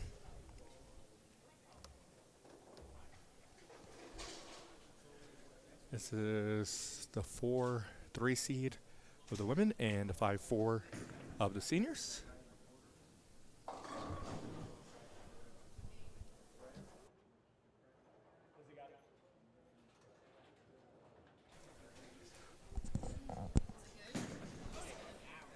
So Caroline starts with a 3-6-10. And she's going to get 24 pins handicap. And looks like Ernie Lloyd's going to start for the seniors.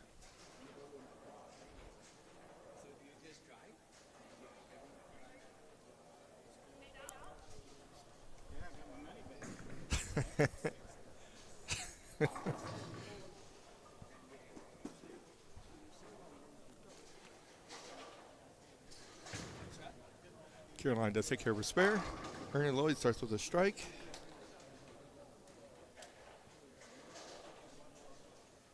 All right, Haley's up on lane 6.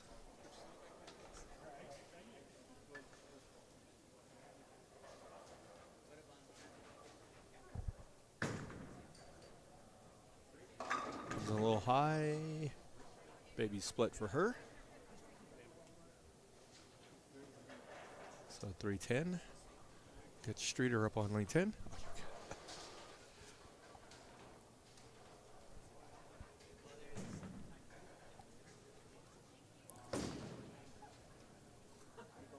Streeter starts off with a strike as well. So they're all tied on 9 and 10.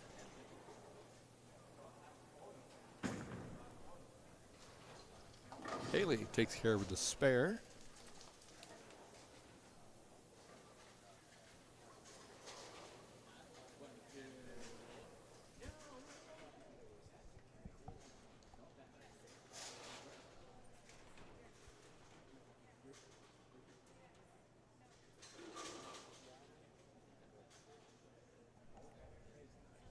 Streeter's up on 9. His second shot.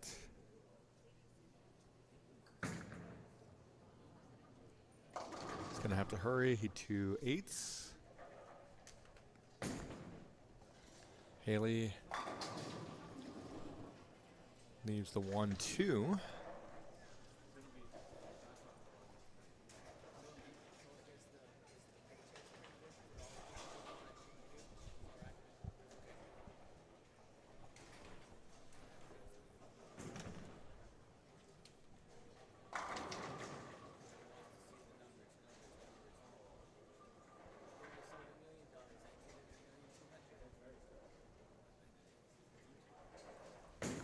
Haley takes care of the spare.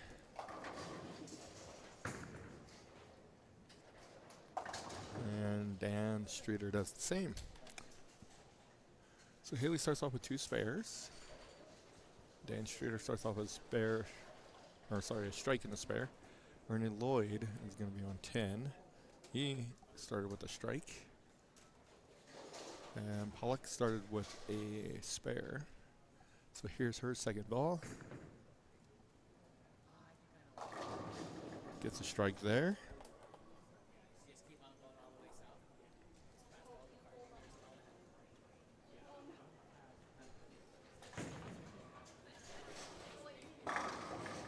Ernie Lloyd starts off with a double.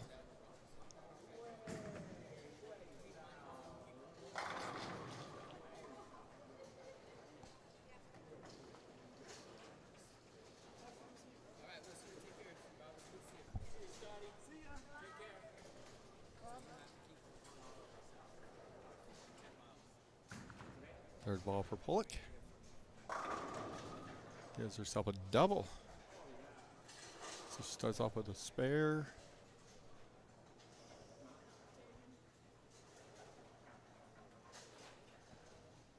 Oh, actually her first ball she pulled on the wrong lane. It's like she did shoot twice, but she was on the wrong lane, so that first strike was for naught. Ernie Lloyd, there's a split there. That would be the 4-7-10. So she got a warm-up ball on 5, gets to go again. This time leaves a 4-pin. So spare, strike, and now a 4-pin.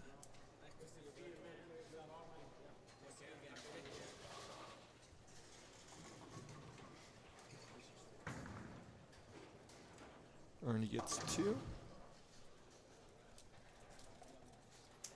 So Ernie has 55 through 3.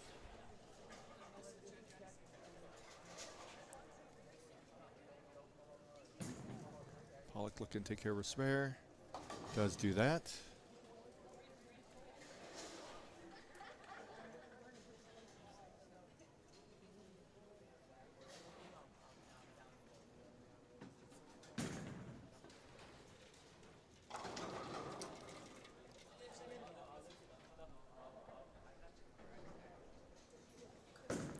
Here's Streeter. Strike there.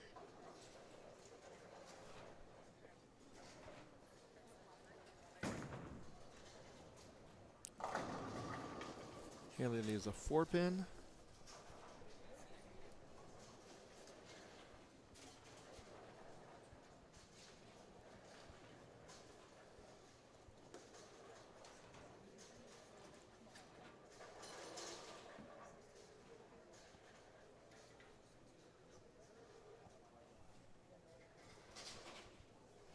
Got Scott Myers walking around with a handful of peanuts.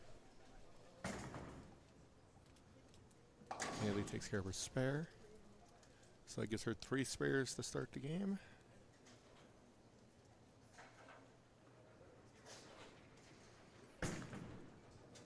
Streeter comes in high there, breaks up to 4-9, leaves just a 9-pin.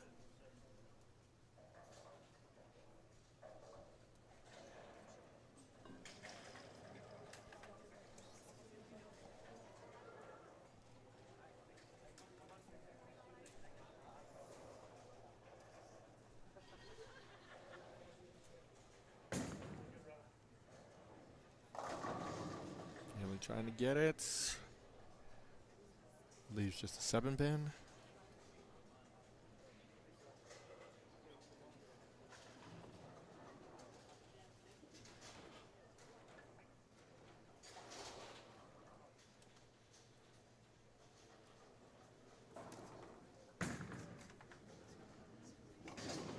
Streeter takes care of his spare there.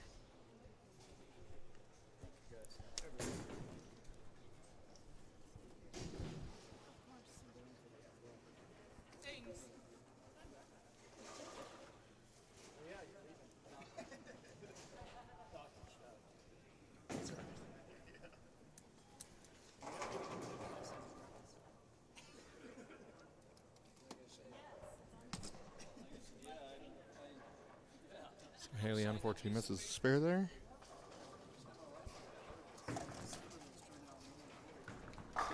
Ernie Lloyd bounces back after his open with a strike there. 6-10 on 6.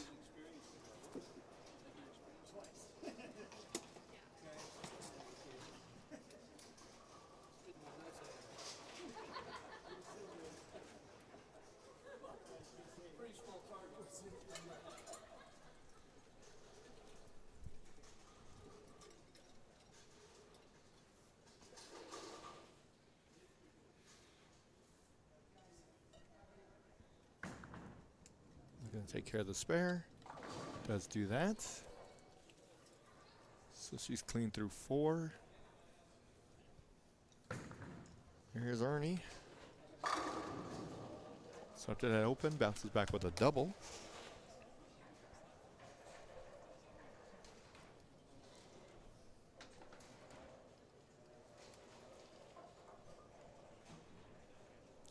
Streeter will be up on 10.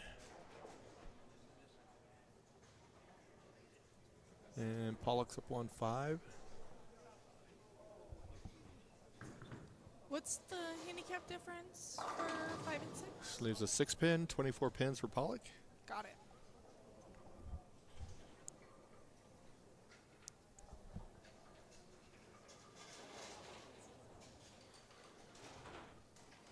So she leaves just a 6-pin.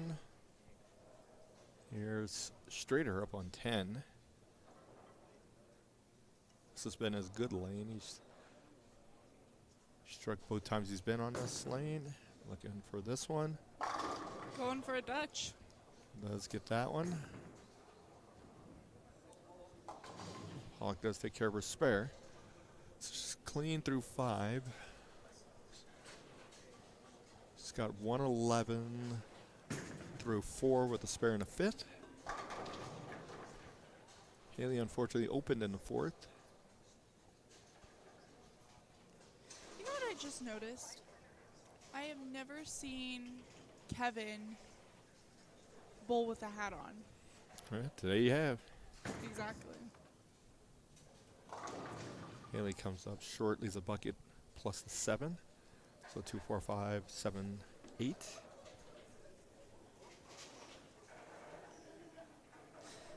Felix and I were talking about this earlier.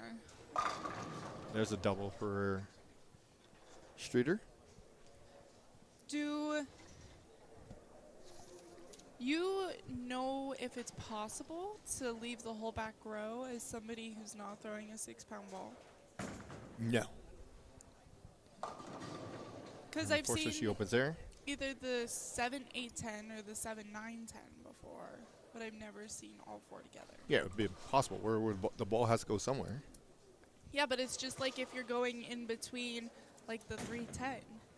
Am I wrong? Yeah, but if you go in between the 3, 10, you're going to hit the 9. There's a strike there for No, Ernie. Meaning that you couldn't go, the ball would not fit in between the 8, 9, the 7, 8, the 9, 10. It would have to hit one of the 2. Got it.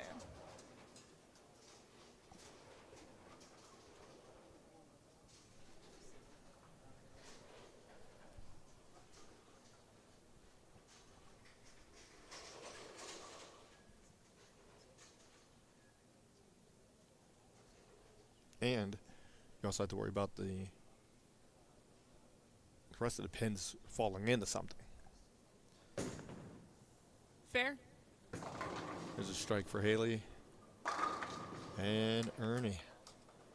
Strike fest. So Ernie just has that one open and the 3rd. Every other frame has been a strike.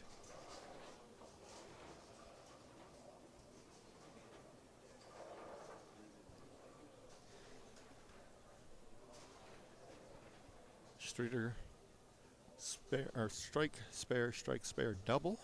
Has Ernie won this before? I don't think so. There you go. There's a nice strike there. For Miss Wyoming. So Pollock there gets a strike.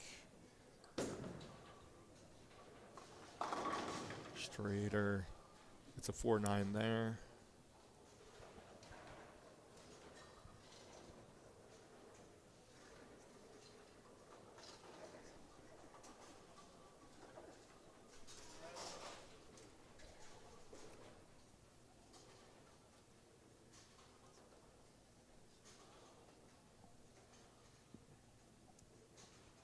Pollock looking for a double. See what happens. Oof. And leaves a Greek church minute out. minus the 6. 6 pin. So that is a 4, 7, 9, 10. Streeter's going to go for it. And So he doesn't gives up get some it. count there. So he's at 134 through 7.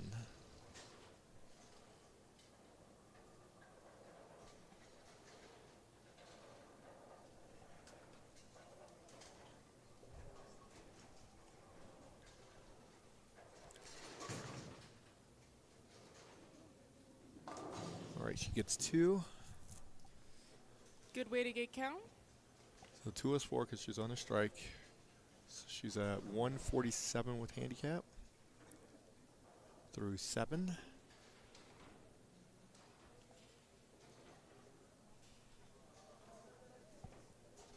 Gives Haley some hope.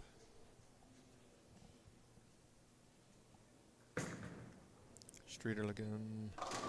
There you go. Gets a strike there on lane 9. 10 pin for Haley.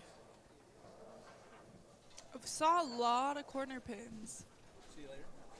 See you tomorrow night. Hope you in the pods. Always have to buy her extra large ice cream. Yeah, every single week, everybody. Scott gets Myers. into my side pots and buys for my ice cream. Bringing it back. Exactly. There you go. Exactly. So I get ice cream every Monday night. There you go. I love that trade. It's a great trade. All right, Ernie Lloyd with another one. I guess him 5 in a row. Ernie's on a roll. Haley misses that spare as well. So through 7, she's got 102. Pollock's got 147, so she's down by 45 with 3 to go.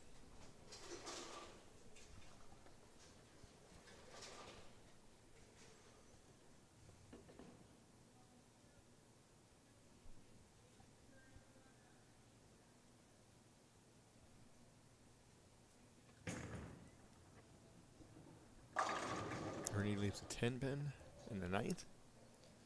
Do we think Ernie's nervous? Nah, this early now. Gets to the title match and maybe a little different. There we go. So, Haley gets a strike there in the 8th. She can finish 192. Put some pressure on Pollock.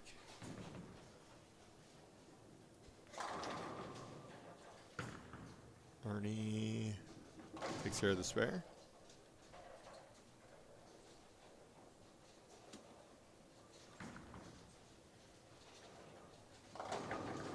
Strike there for Pollock, so she matches Haley.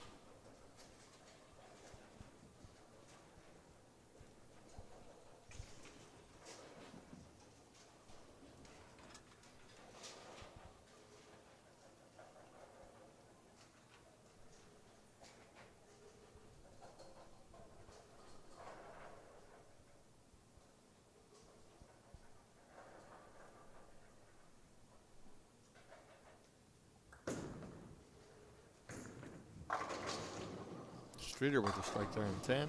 Pollock doubles going into the 10th.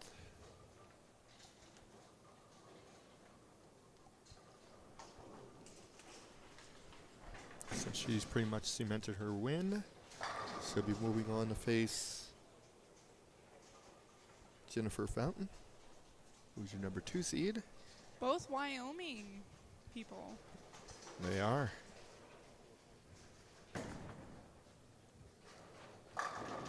Haley does strike there. Again, she can max out at 192.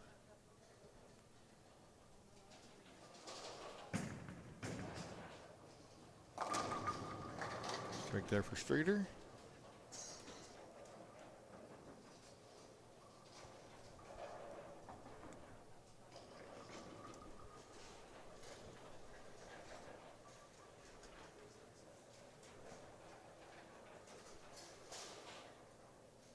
Streeter can finish at 224.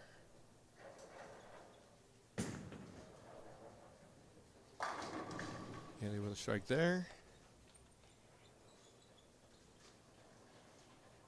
She's going to give herself a chance. Anything could happen. So a little bit of slim hope if she strikes out. Because if she strikes out... Never mind. Streeter rings 10 there.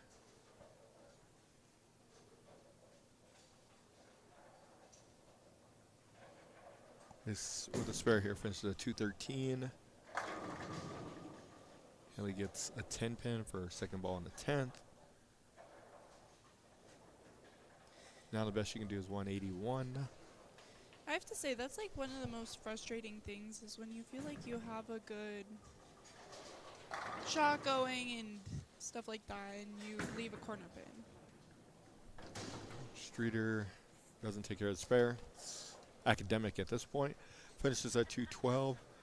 Ernie Lloyd's already at 204 with a spare going into the 10th. He's just got to get some sort of count.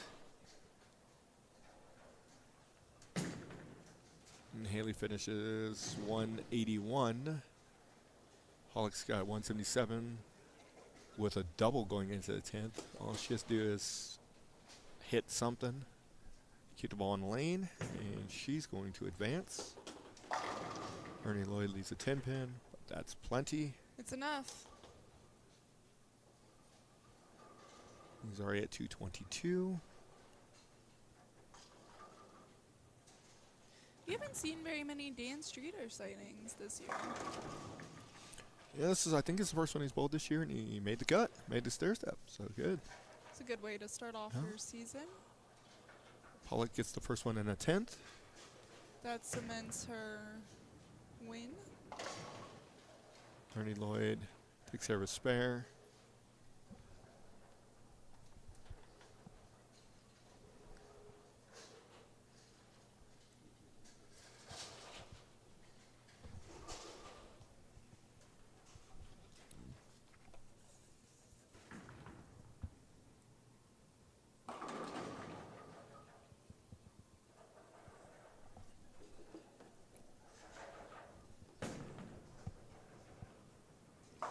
Ernie leaves a split, but a good place to leave it. So Ernie finishes 231. Streeter 212.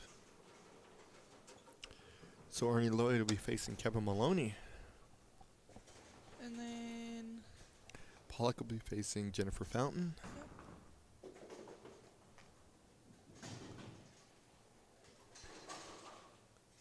So with handicap, she ends up at 223.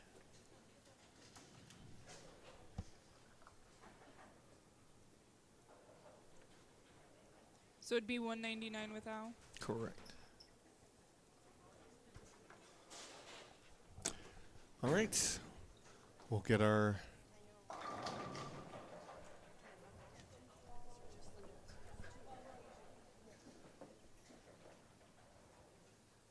warm-ups will happen. They'll get 2 balls on each lane, then we'll get started. We'll be back in just a moment.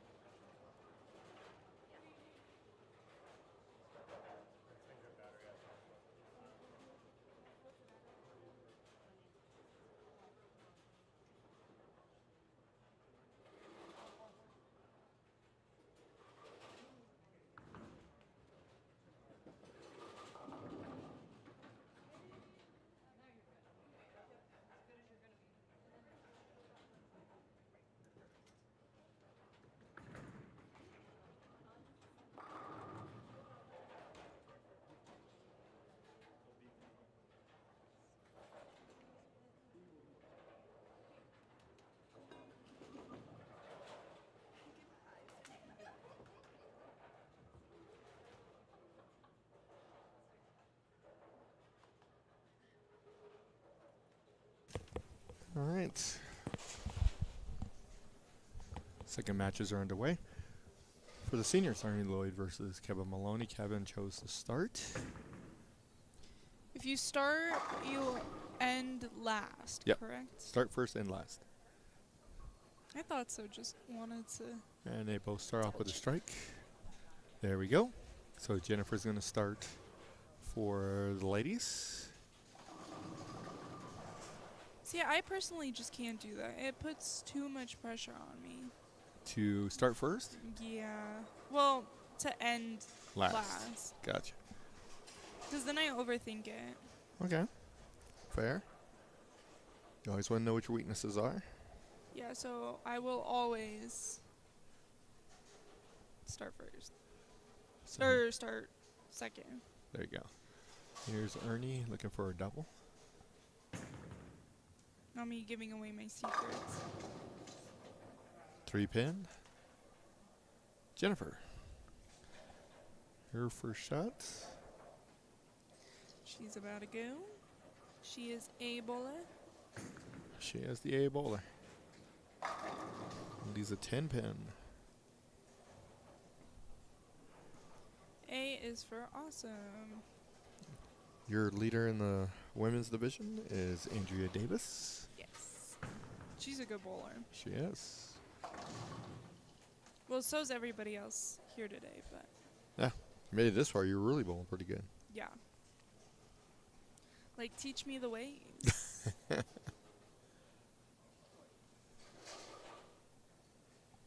Jennifer looking to take care of her spare. Does do that. Did Jennifer bowl in college? Not 100% sure. I would probably say so. Because she kind of has that follow through, like a lot of the athletes do. Kevin Maloney with a double.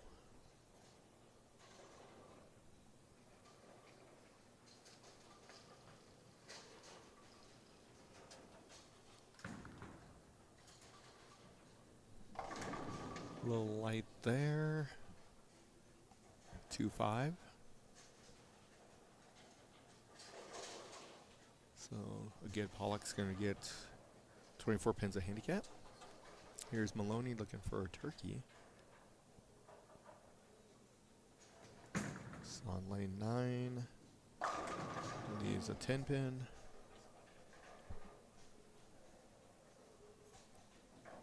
You wanted that to knock over so badly.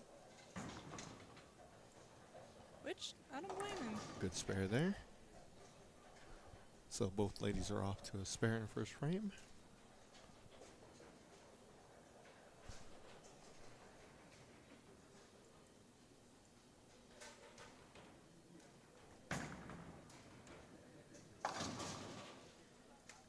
Picks Maloney that takes up. care of his spare.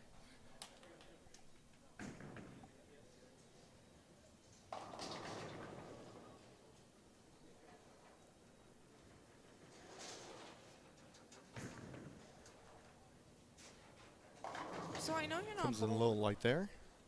I know you're not bowling right now, obviously. But if you were bowling and you were in this position, would you be throwing urethane, pearl, reactive? What would you do? We'll be throwing the pearl, that's for sure. And more than likely not urethane. Probably probably high level symmetrical, solid. And why would you do that? Still try to control little mids and back end. Fair. Good spare there.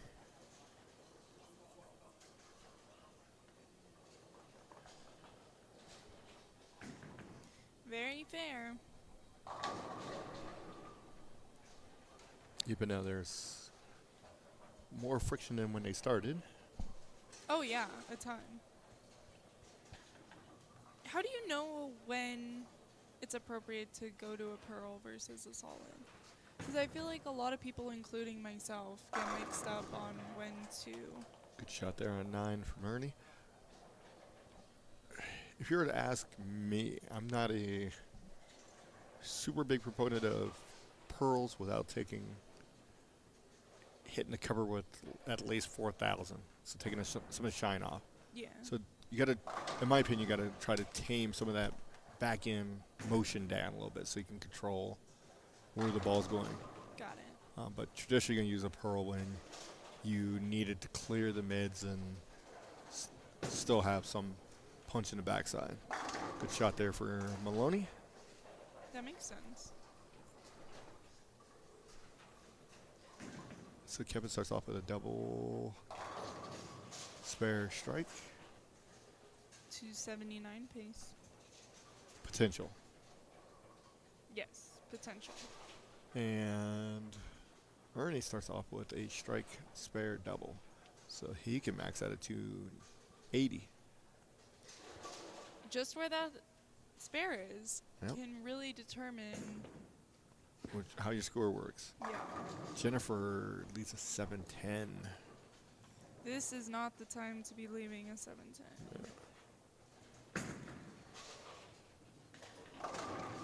There's Maloney with another one. So double spare double for him.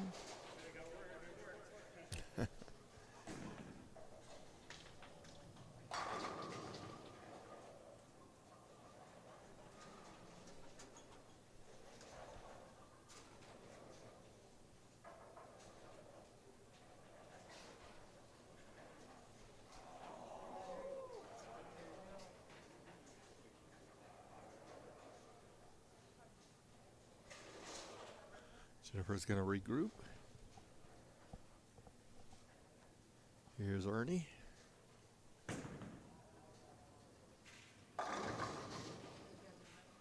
Leaves just a 4-pin.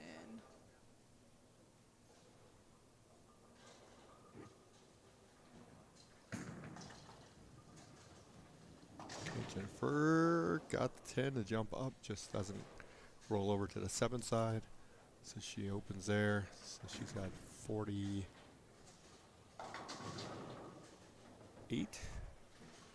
through 3. Still very early. Can't really determine. Ernie What's takes gonna care of a happen? spare.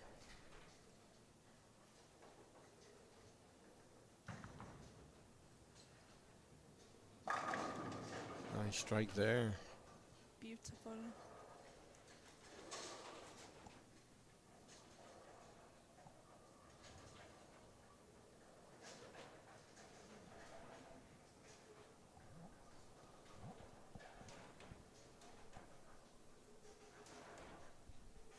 So heading into the 6th frame for Ernie Lloyd.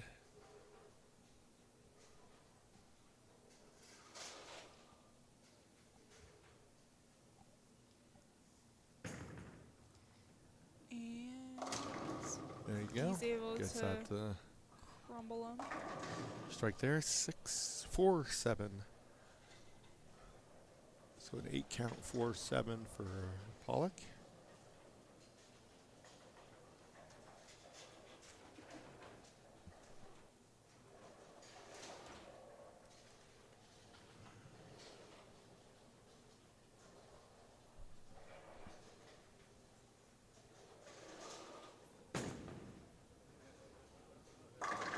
Maloney leaves a 9-pin.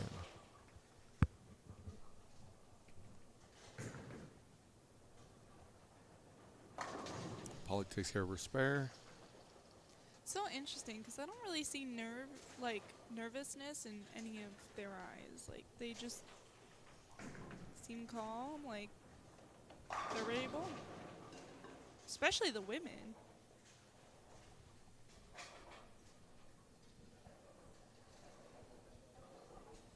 And Kevin takes care of his spare.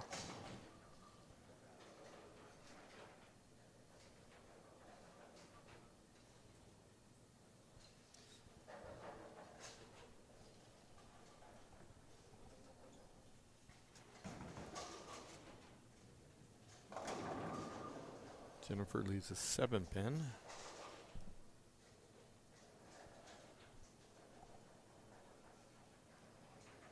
So she started with a spare, strike, open, now a 7-pin. That would have been really cool if she picked up the 7-10. Yeah. And Maloney gets them all to go.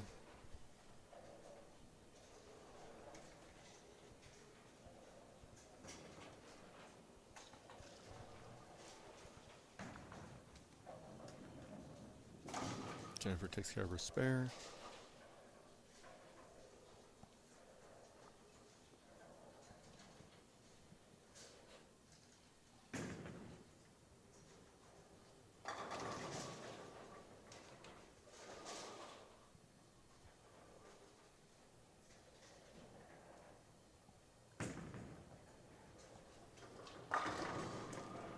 All right, Amy Lloyd Strikes again. gets a double there.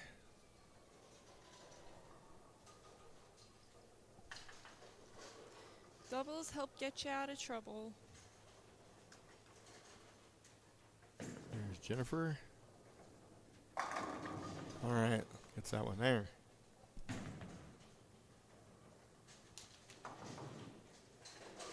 So Jennifer strikes in the fifth.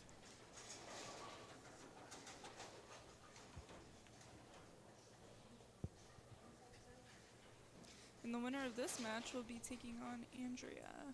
For the title. Yep. There's Ernie. Looking for a turkey. Got that one to go left, 3-6-10. Pollock answers with a strike.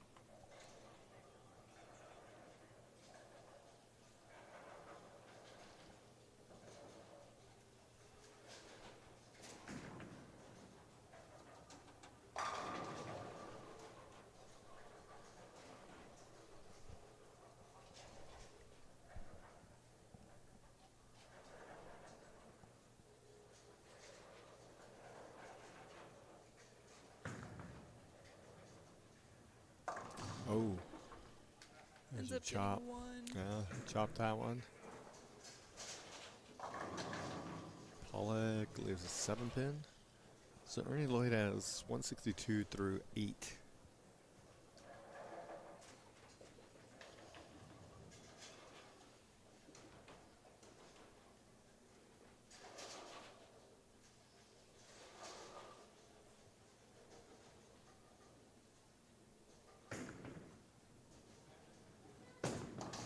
Takes care of her spare.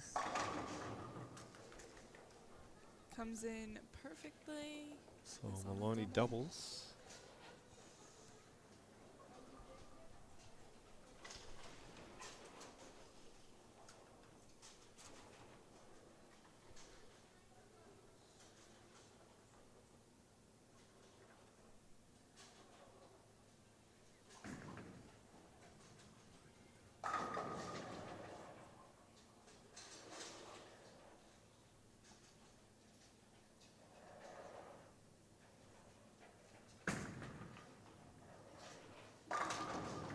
Maloney with another one there.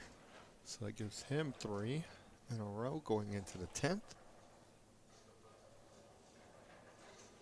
Ernie's going to finish here.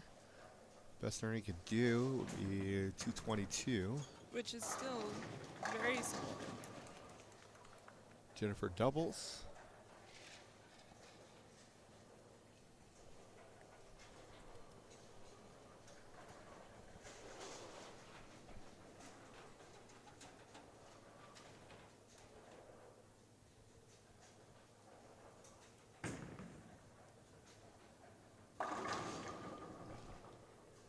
Now Ernie leaves a 9-pin.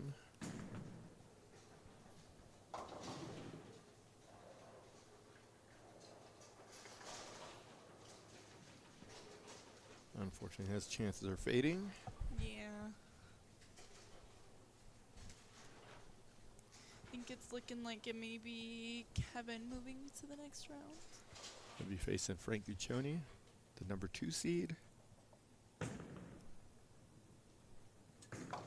Ernie takes care of the spare. Jennifer. There's a turkey there. Gobble gobble.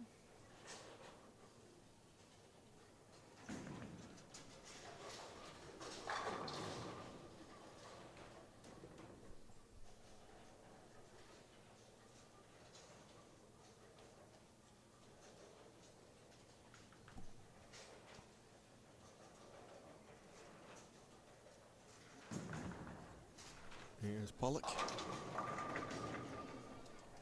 She gets a strike in the 7th. Feel like we're starting up a strike fest. So she's at 150 through 6 with a strike in the 7th. All right, Lloyd does strike his first ball in the 10th. 212 potential for him still, which means that Kevin's going to need to get count. And as long as he gets good count, he should be okay.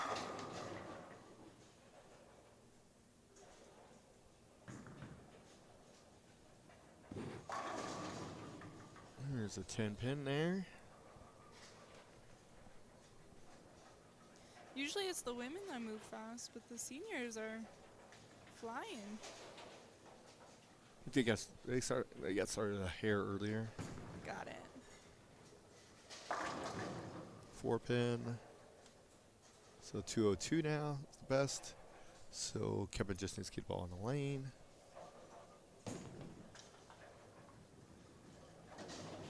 Spare there for Pollock. So now with stick, she's at 170 through 7 with a spare in the 8th.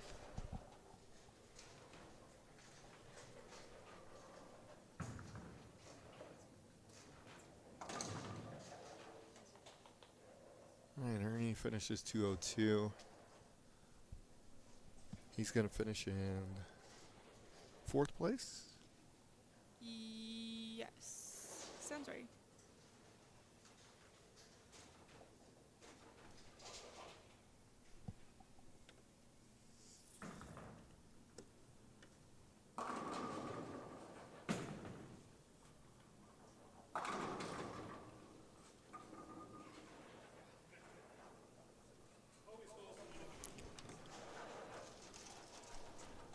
Kevin gets a strike there. So he's gonna do a ball change. See how this ball looks.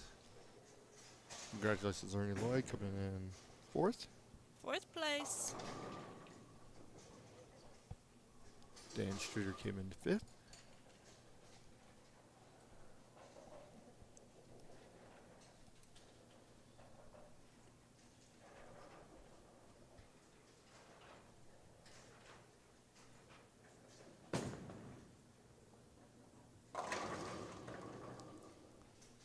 Okay, Maloney does strike with that ball.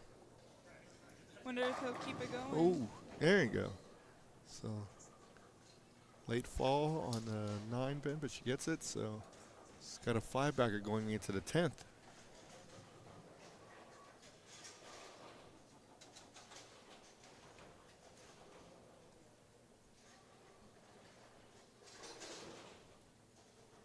Maloney with the strike here, finished at 258.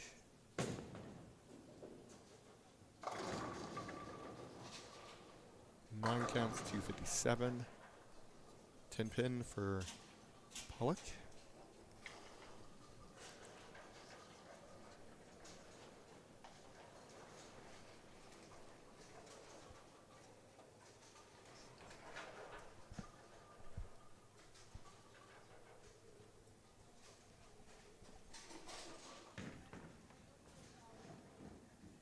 She does take care of the spare. Absolutely.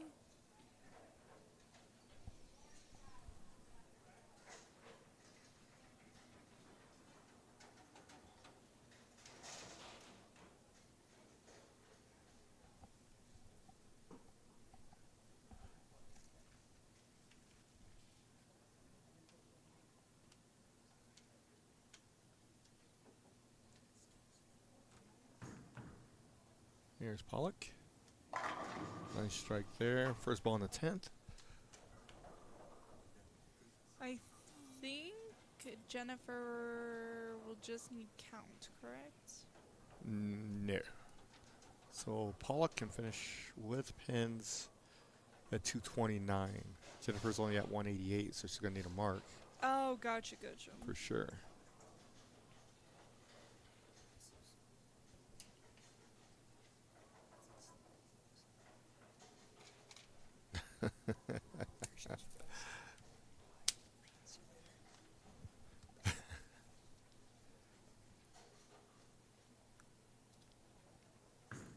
There's Pollock. Alright, so he's going to leave to 1, 2, 4, 8. So she's 6 counts. With the spare, it's 219.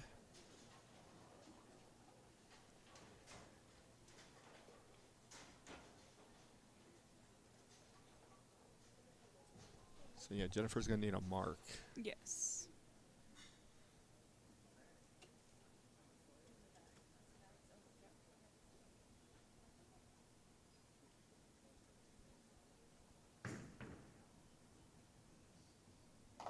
She does spare 219. Nice.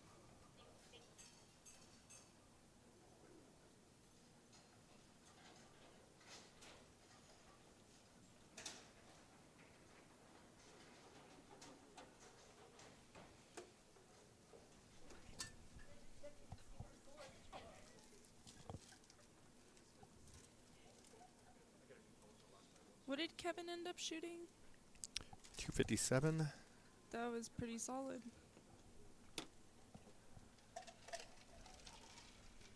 Alright, Jennifer's going to need a mark. Is her first shot in the 10th. There you go. That's the best mark you can get. So strikes there. So Jennifer's going to be advancing. Face Andrea Davis for her title.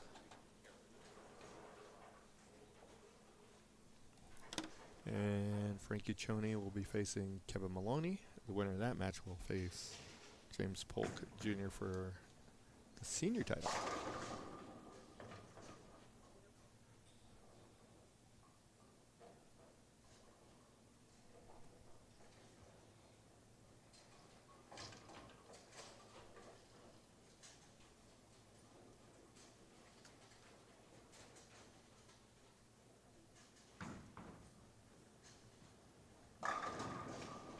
Jennifer, nice. Because they're the second one in the 10th. Start at 238, someone will say.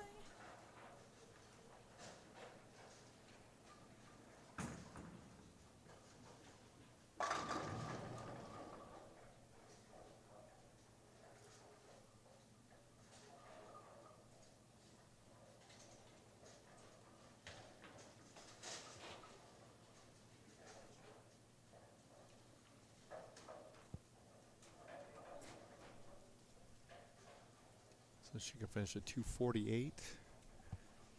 It's going to be in the 240s.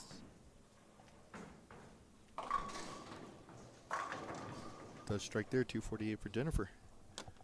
All right, they're going to take their practice shots, and we'll be getting started the next set of matches and our championship match for the ladies.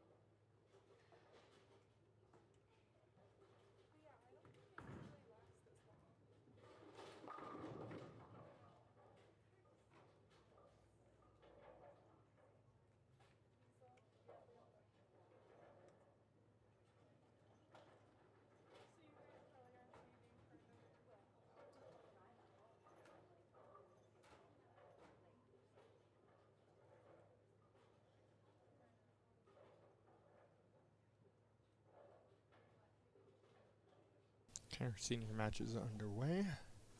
The ladies are still finishing warm-ups.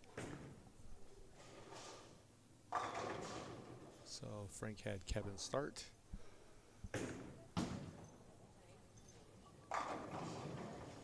And they both start off with a strike.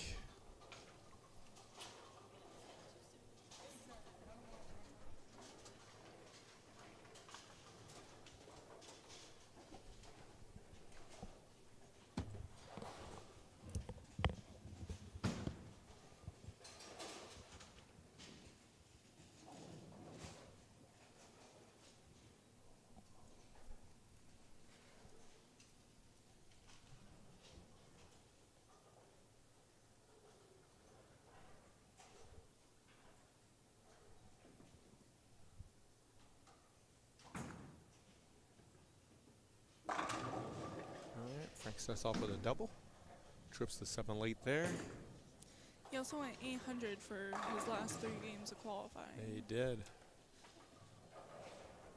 68, 66, 289.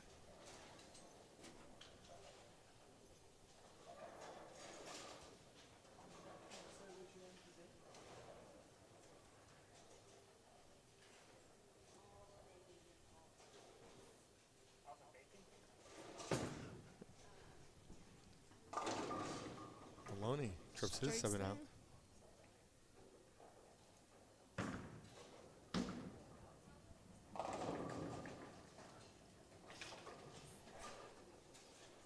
So they both start off with doubles. They're even.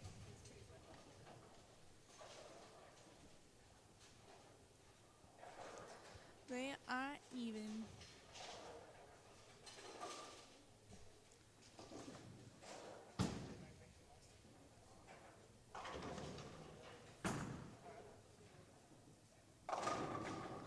And Maloney.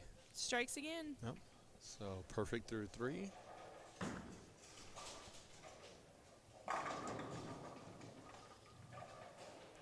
How often do you think these guys practice a week? Like, That's a good question. I feel like when you're at this level, you're practicing like 3 or 4 times a week. To stay sharp, yeah, probably.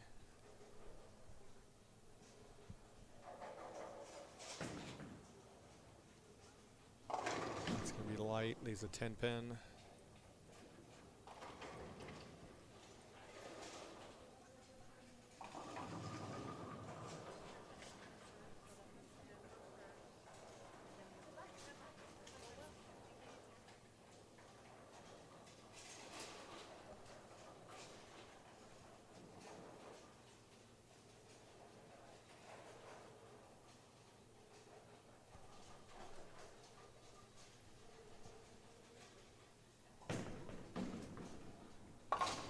So Frank takes care of a spare.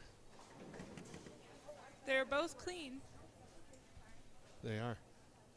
All right, the ladies championship match underway. Jennifer's going to start. Should be on lane 5.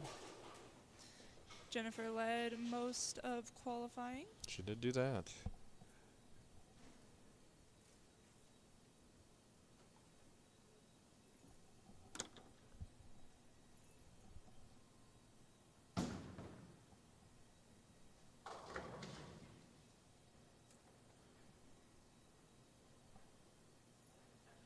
Right, here's Jennifer. Starts off with a strike.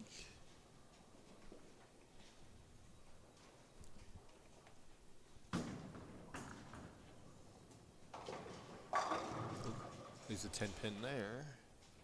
So back-to-back 10 pins for Frank.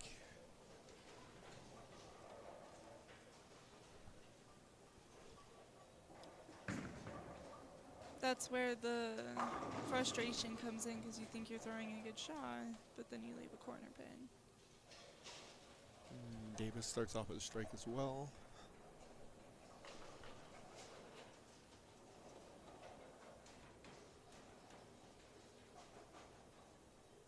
But you just got to take care of the spares. Exactly. So a double and 2 spares for Frank.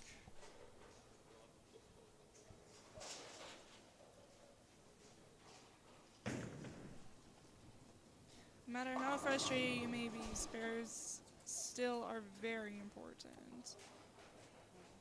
Davis starts off with a double.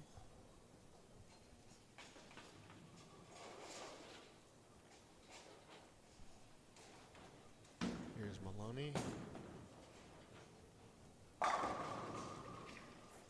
We got a four-bagger.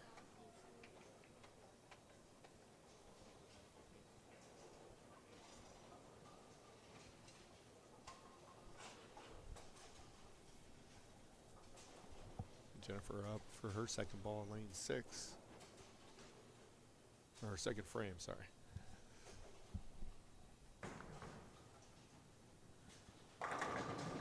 He's a 9-pin.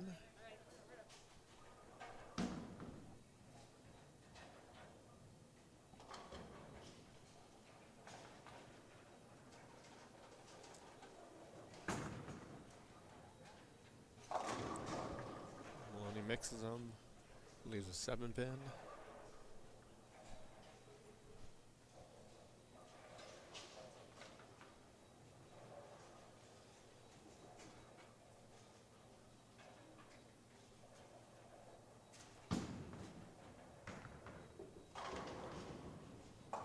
Jennifer takes care of her spare.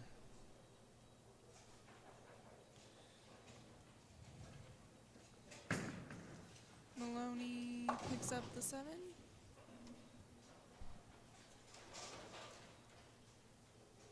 So Kimmon's at 109 through 4.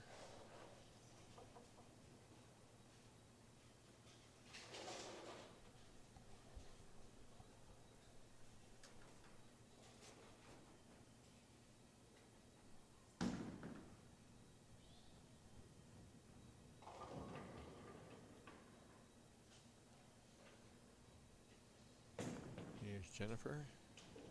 Good shot there. It has got a little empty in here. Shot for Frank.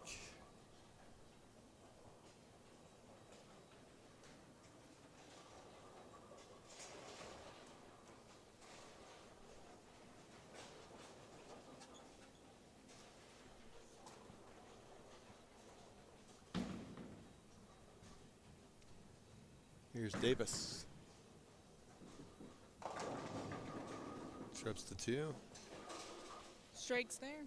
So she's got 3 strikes through 3. She can max out at 300.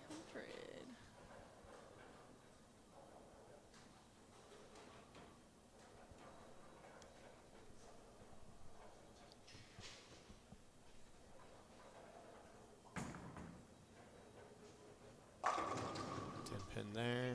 Just can't get it. Get 10 out.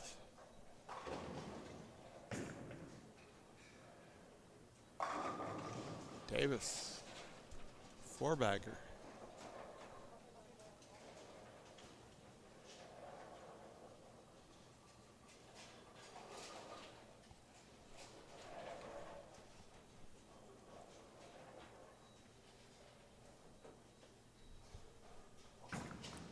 Takes care of the 10. No doubts.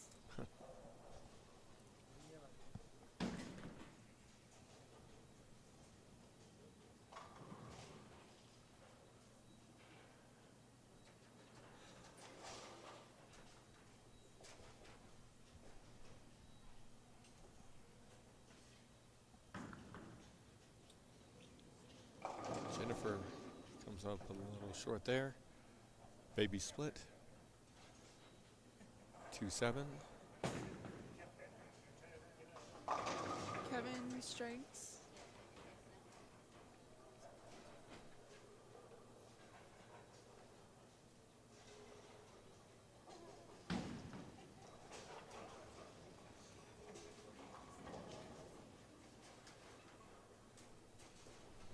Jennifer looking to take care of the baby split.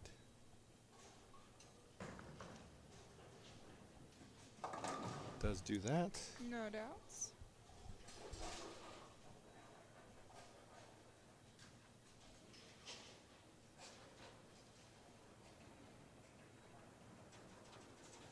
Maloney looking for a double. And does. pretty sure the last time Frankie was in I think it was the title match actually.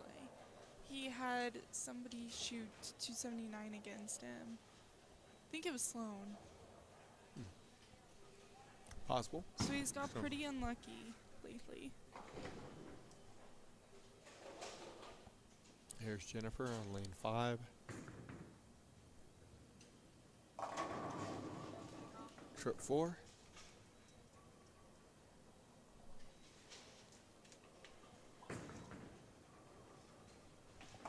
That's going to be short, 2-8-10.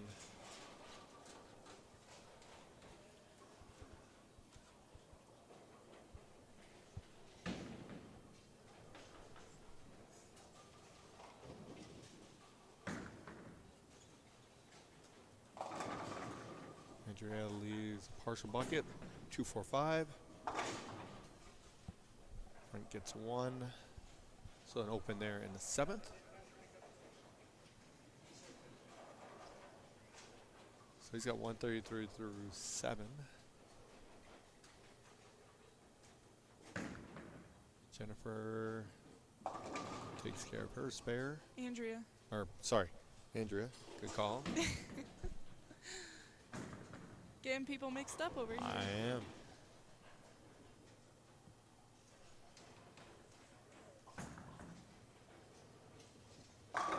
Good shot there.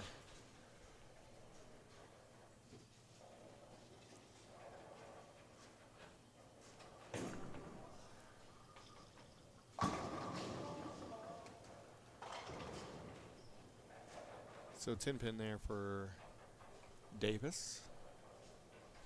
There you go. And they're, I'm pretty sure, bowling scratch. They are. There's no more handicap.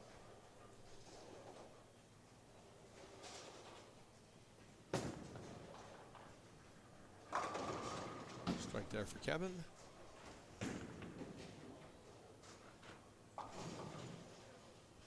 All right, so Davis starts off with 4 in a row, then a pair of spares. Fountain. Strike, spare, strike, spare, strike. And then in the senior match, Kevin Maloney. A strike here will pretty much seal the deal. And Gets strikes that there. one. So catches a break, strikes there. He's already at 219. The best Frank can do is 223. Jennifer 7 pins.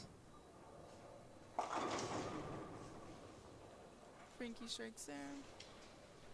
And he's gonna finish first.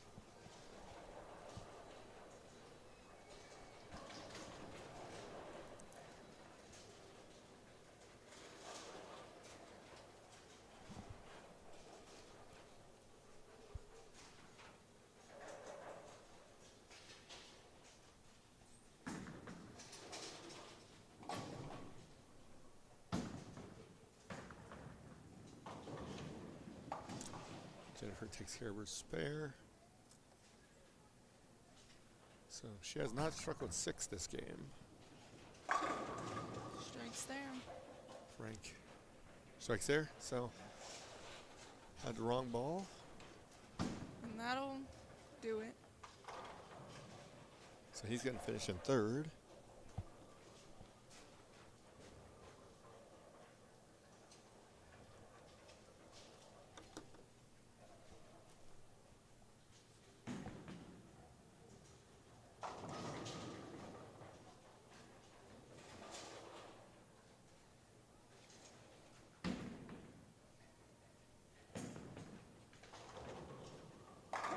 Jennifer does strike on 5, so she struck every time on 5.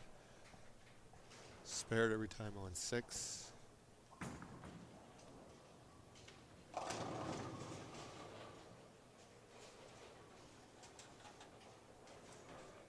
Spare here puts him at 212.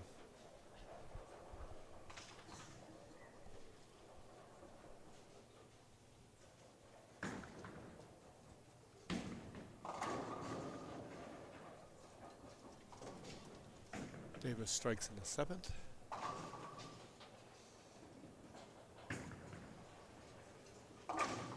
Frankie picks up his spare. Yep, so 212 for him. Maloney's already at 219. So Frank's day is done. He's proud of himself for making a 2-pin. Got a 7-pin.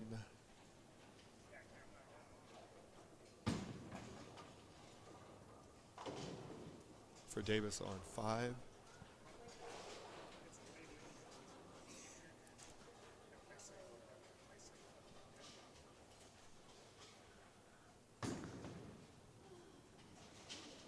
She takes care of the spare.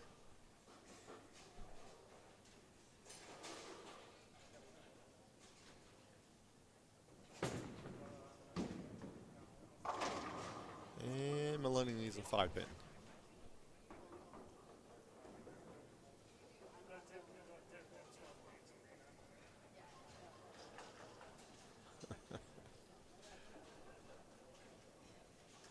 Gonna be in the 268. With a spare, yes. Oh, yeah. Okay. He tried to miss it. We were all wanting ice cream. So 268 for Maloney. 257, 268 for him. Back-to-back games.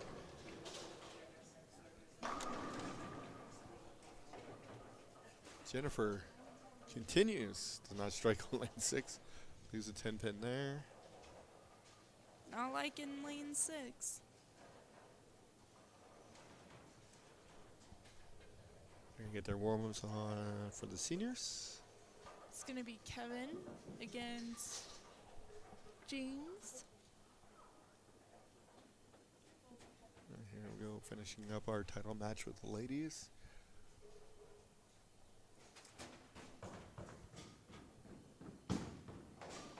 Ooh, it makes that interesting, but does get it.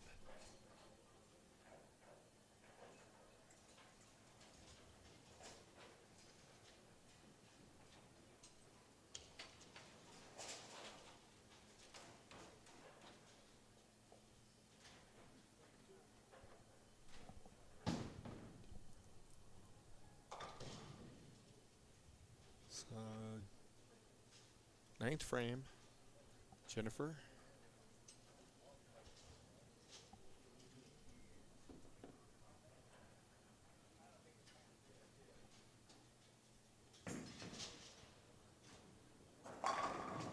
Strikes there. She struck every time on lane 5. Oh yeah. Now she's wishing she flip-flopped it and finished on 5.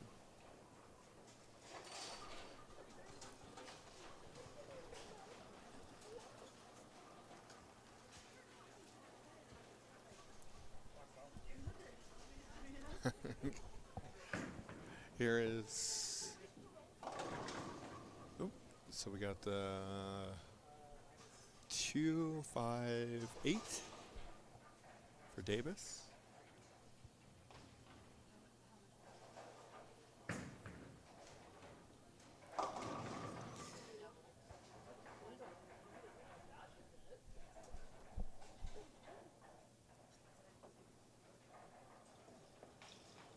Davis looking to take care of his spare. Ooh, she opens. So things get a little more interesting. Yes, they do. So she's at 192. She can get to 222.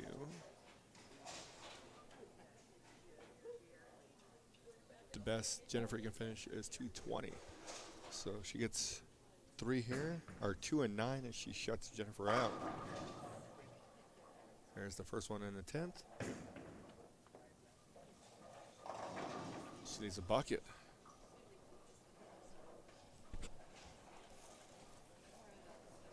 So Jennifer does have a chance. She does.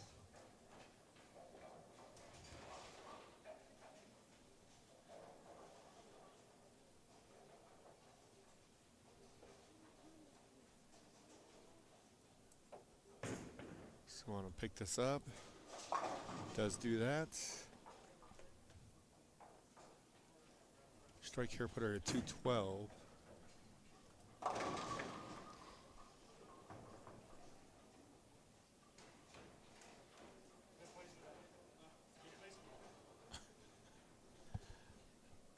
I'll take Kevin on that by 40.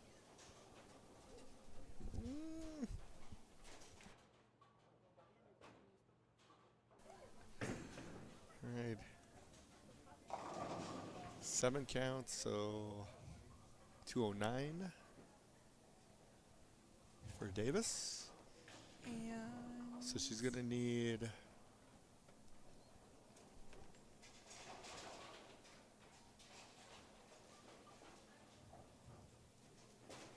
spare strike. She loses. She needs a strike here. yeah, it's a big shot. Yes, and she has not struck on 6 yet. So she's gonna need a strike here for sure. The seniors are underway in their title match.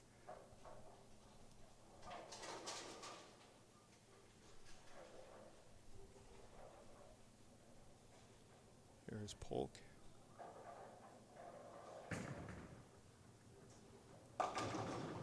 Starts off the game with a big 4. Not the best way to start. But if you're gonna open early. Exactly. All right, here's Jennifer's shot here.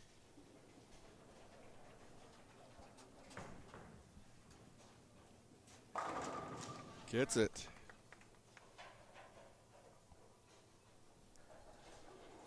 So she needs.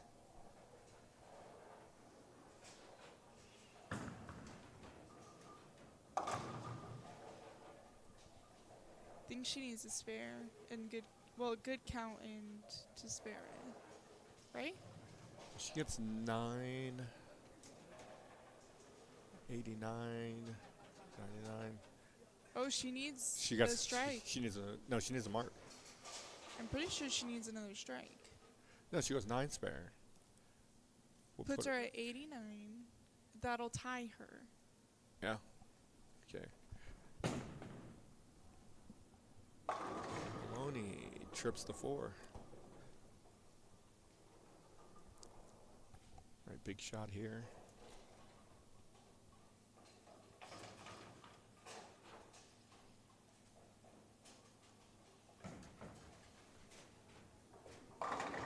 Oof.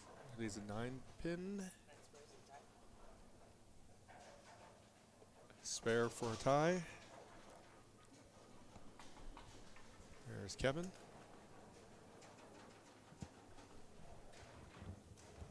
Kevin leaves a 6 pin.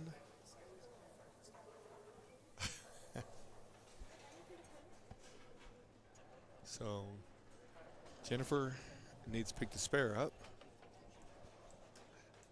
We'll do a 9th and 10th frame roll off.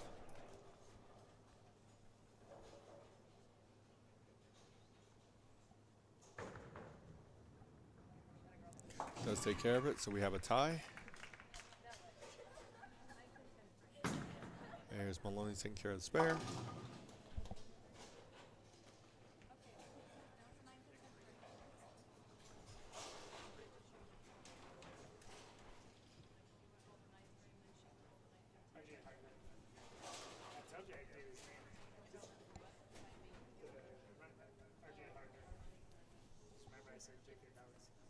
He's on there too. Oh, wait, I'm sorry. Yeah, sorry.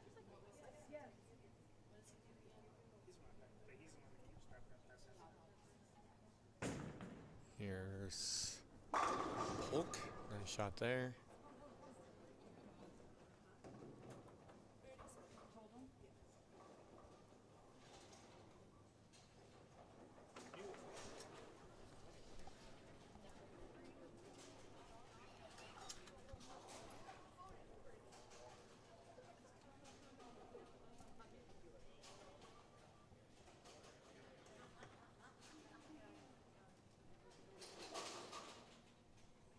Here's Polk looking for a double.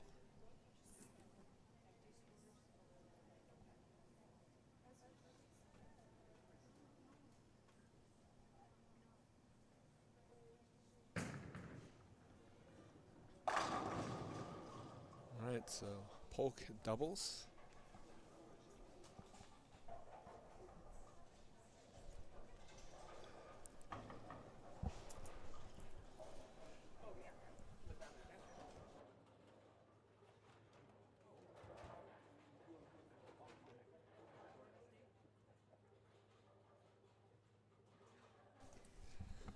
Alright, they're setting up their 9th and 10th frame for the ladies. Maloney catches a break there and strikes.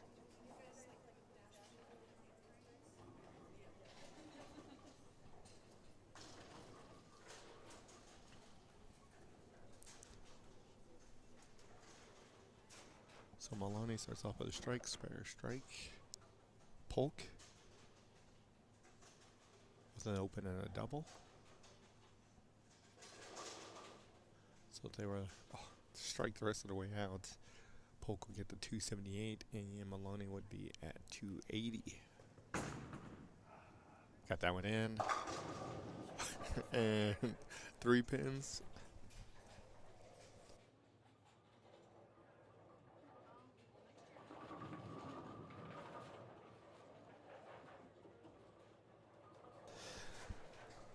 Alright. We're going to finish up the ladies too.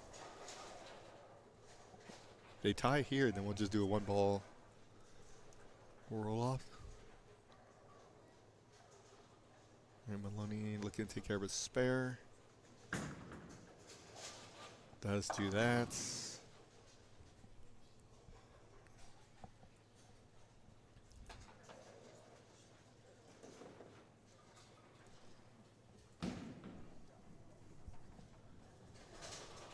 Alright, Jennifer's going first for this 9th and 10th frame roll off. She starts off with a strike.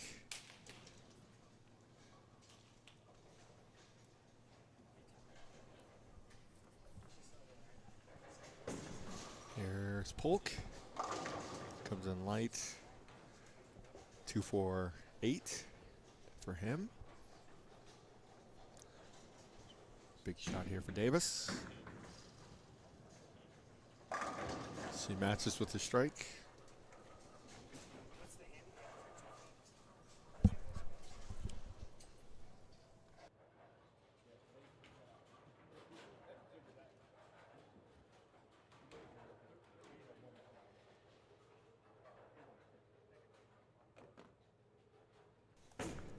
Right here's Polk.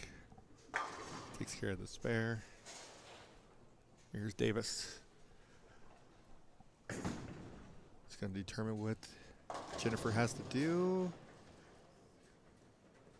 She gets a 9 count.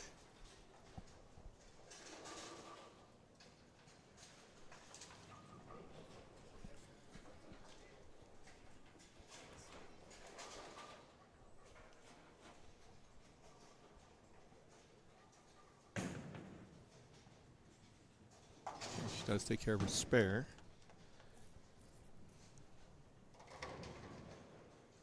Here's Polk. That's a strike there.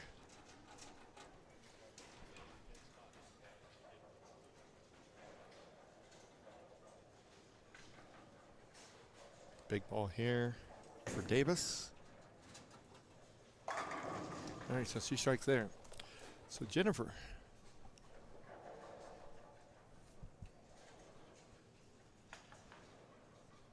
Ends up.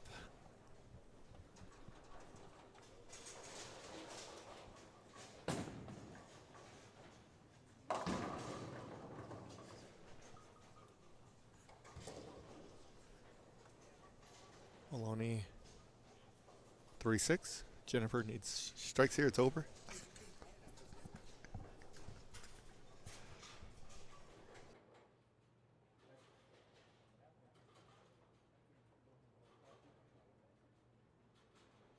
All right, here's Jennifer. Big shot here.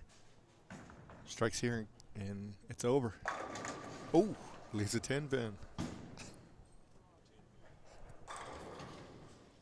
She's going to need to make the spare and strike. And we go to a 1-ball roll-off.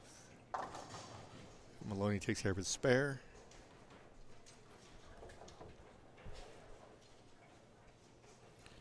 Got a lot of overtime bowling going on.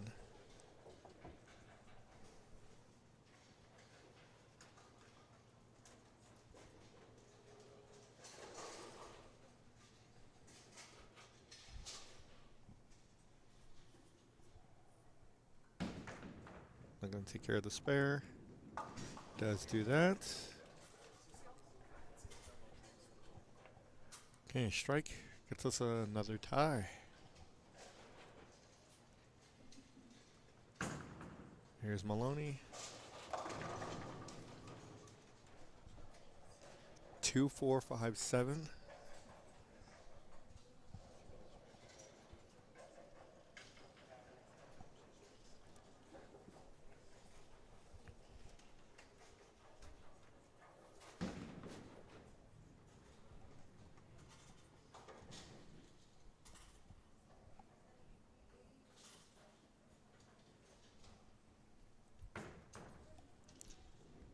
For the tie. Ooh, leaves a 7 pin. So your winner is Andrea Davis.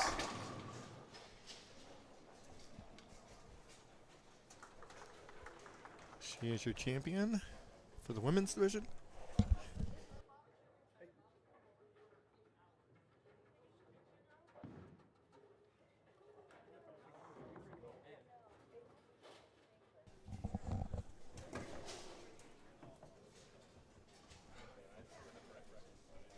All right, here's Polk. Looking for a double. Leaves a 10 pin.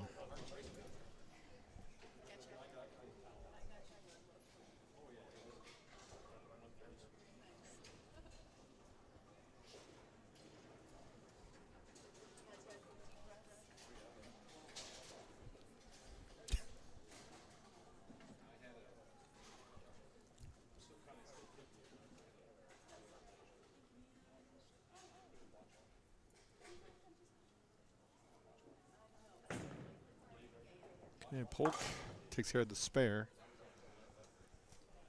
So he's 95 through 5. Spare in the 6th. Maloney's 94 through the 5th with a spare in the 6th. So Polk is up by 1 right now.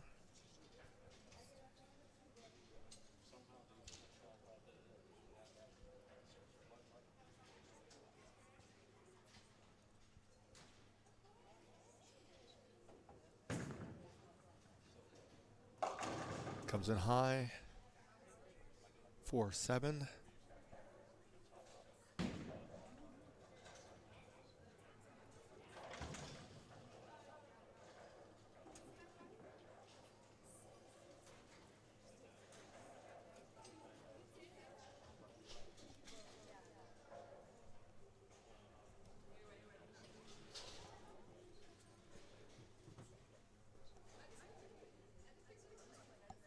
There's Polk.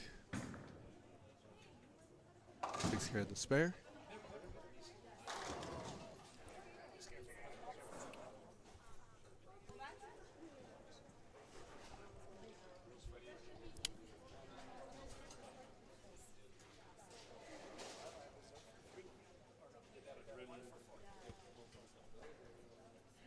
So here's Maloney on lane 10.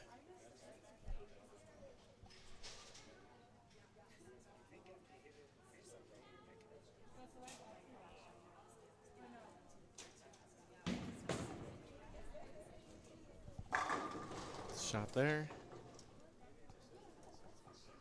Strike for Maloney.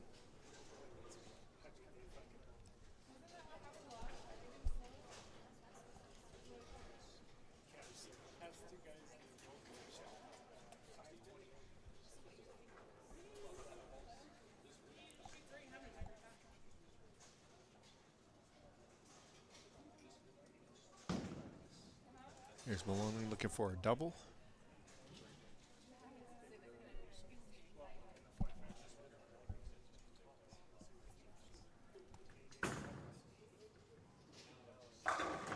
Gets the double.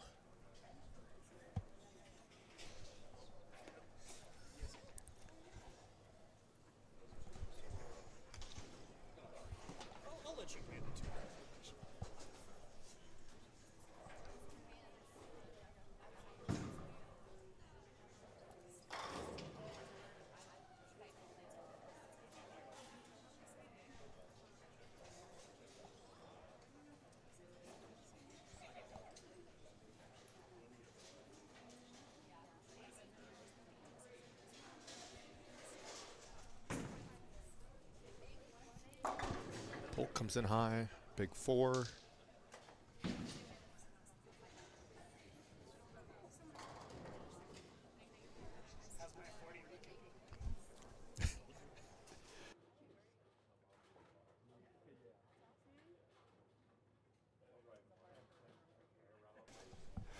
All right, Polk looking to take care of this big 4. He's going to give it a run.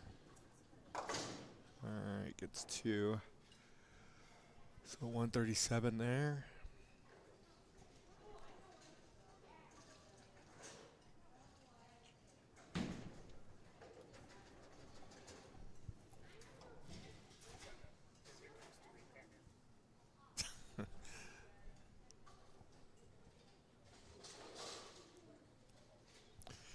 Here's Polk in the 9th.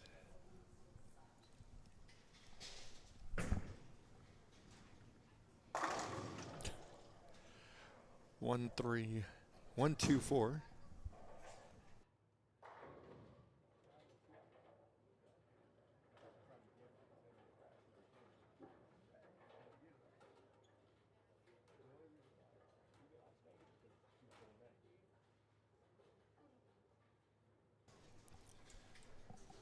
All right, looking to take care of the spare here.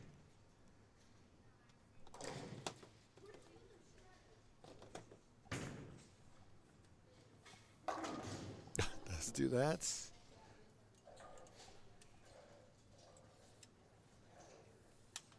James 137 in the 8th, spare in the 9th. Best thing to do is 187. Maloney has a double going into the 9th.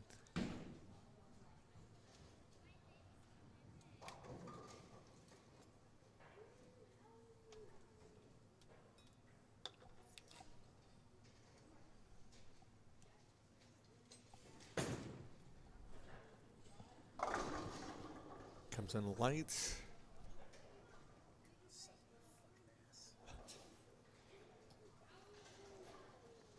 Two, 4.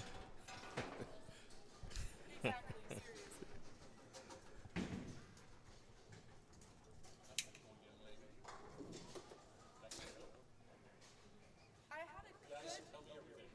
a good 4 middle games.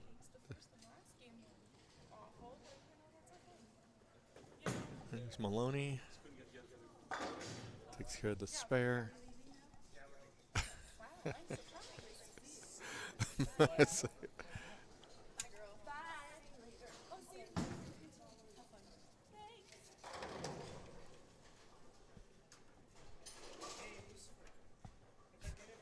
get off in time, I'll bring you that wrestling tomorrow.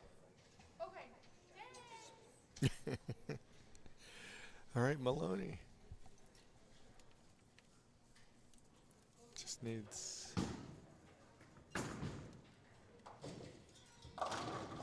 trip 4, and that'll do it. So he's sitting on 192. Again, the best James can do is 187. So Kevin Maloney is your winner.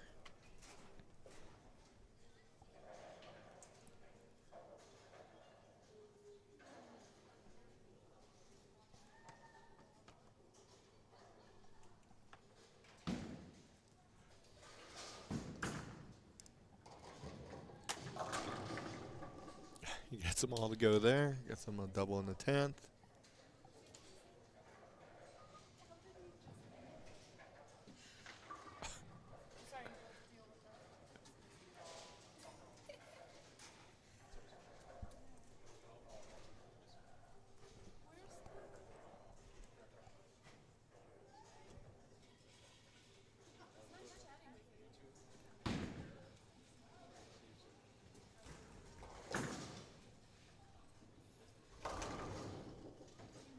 All right. Kevin 7 counts. So 209 there. Kevin Maloney is your champion. Congratulations, James Polk. James Polk, he's going to finish in 2nd.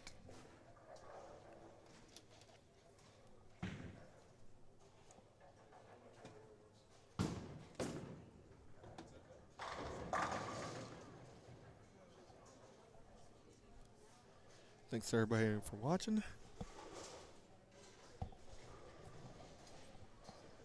fun day, challenging pattern. Congratulations again to Andrea Davis and Jennifer Fountain finishing in second. Thanks to everybody for bowling. Thanks to everybody for watching. Thanks to Sweetheart for hosting.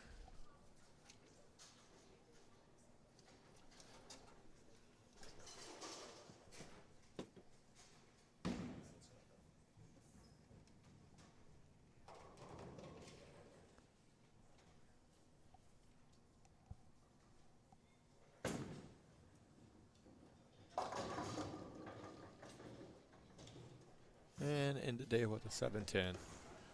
All right, again, congratulations to everybody, to Kevin and Andrea. We will see you soon. I do believe our next live stream is going to be the Denver Queens on the 25th. If not, we'll see you before then.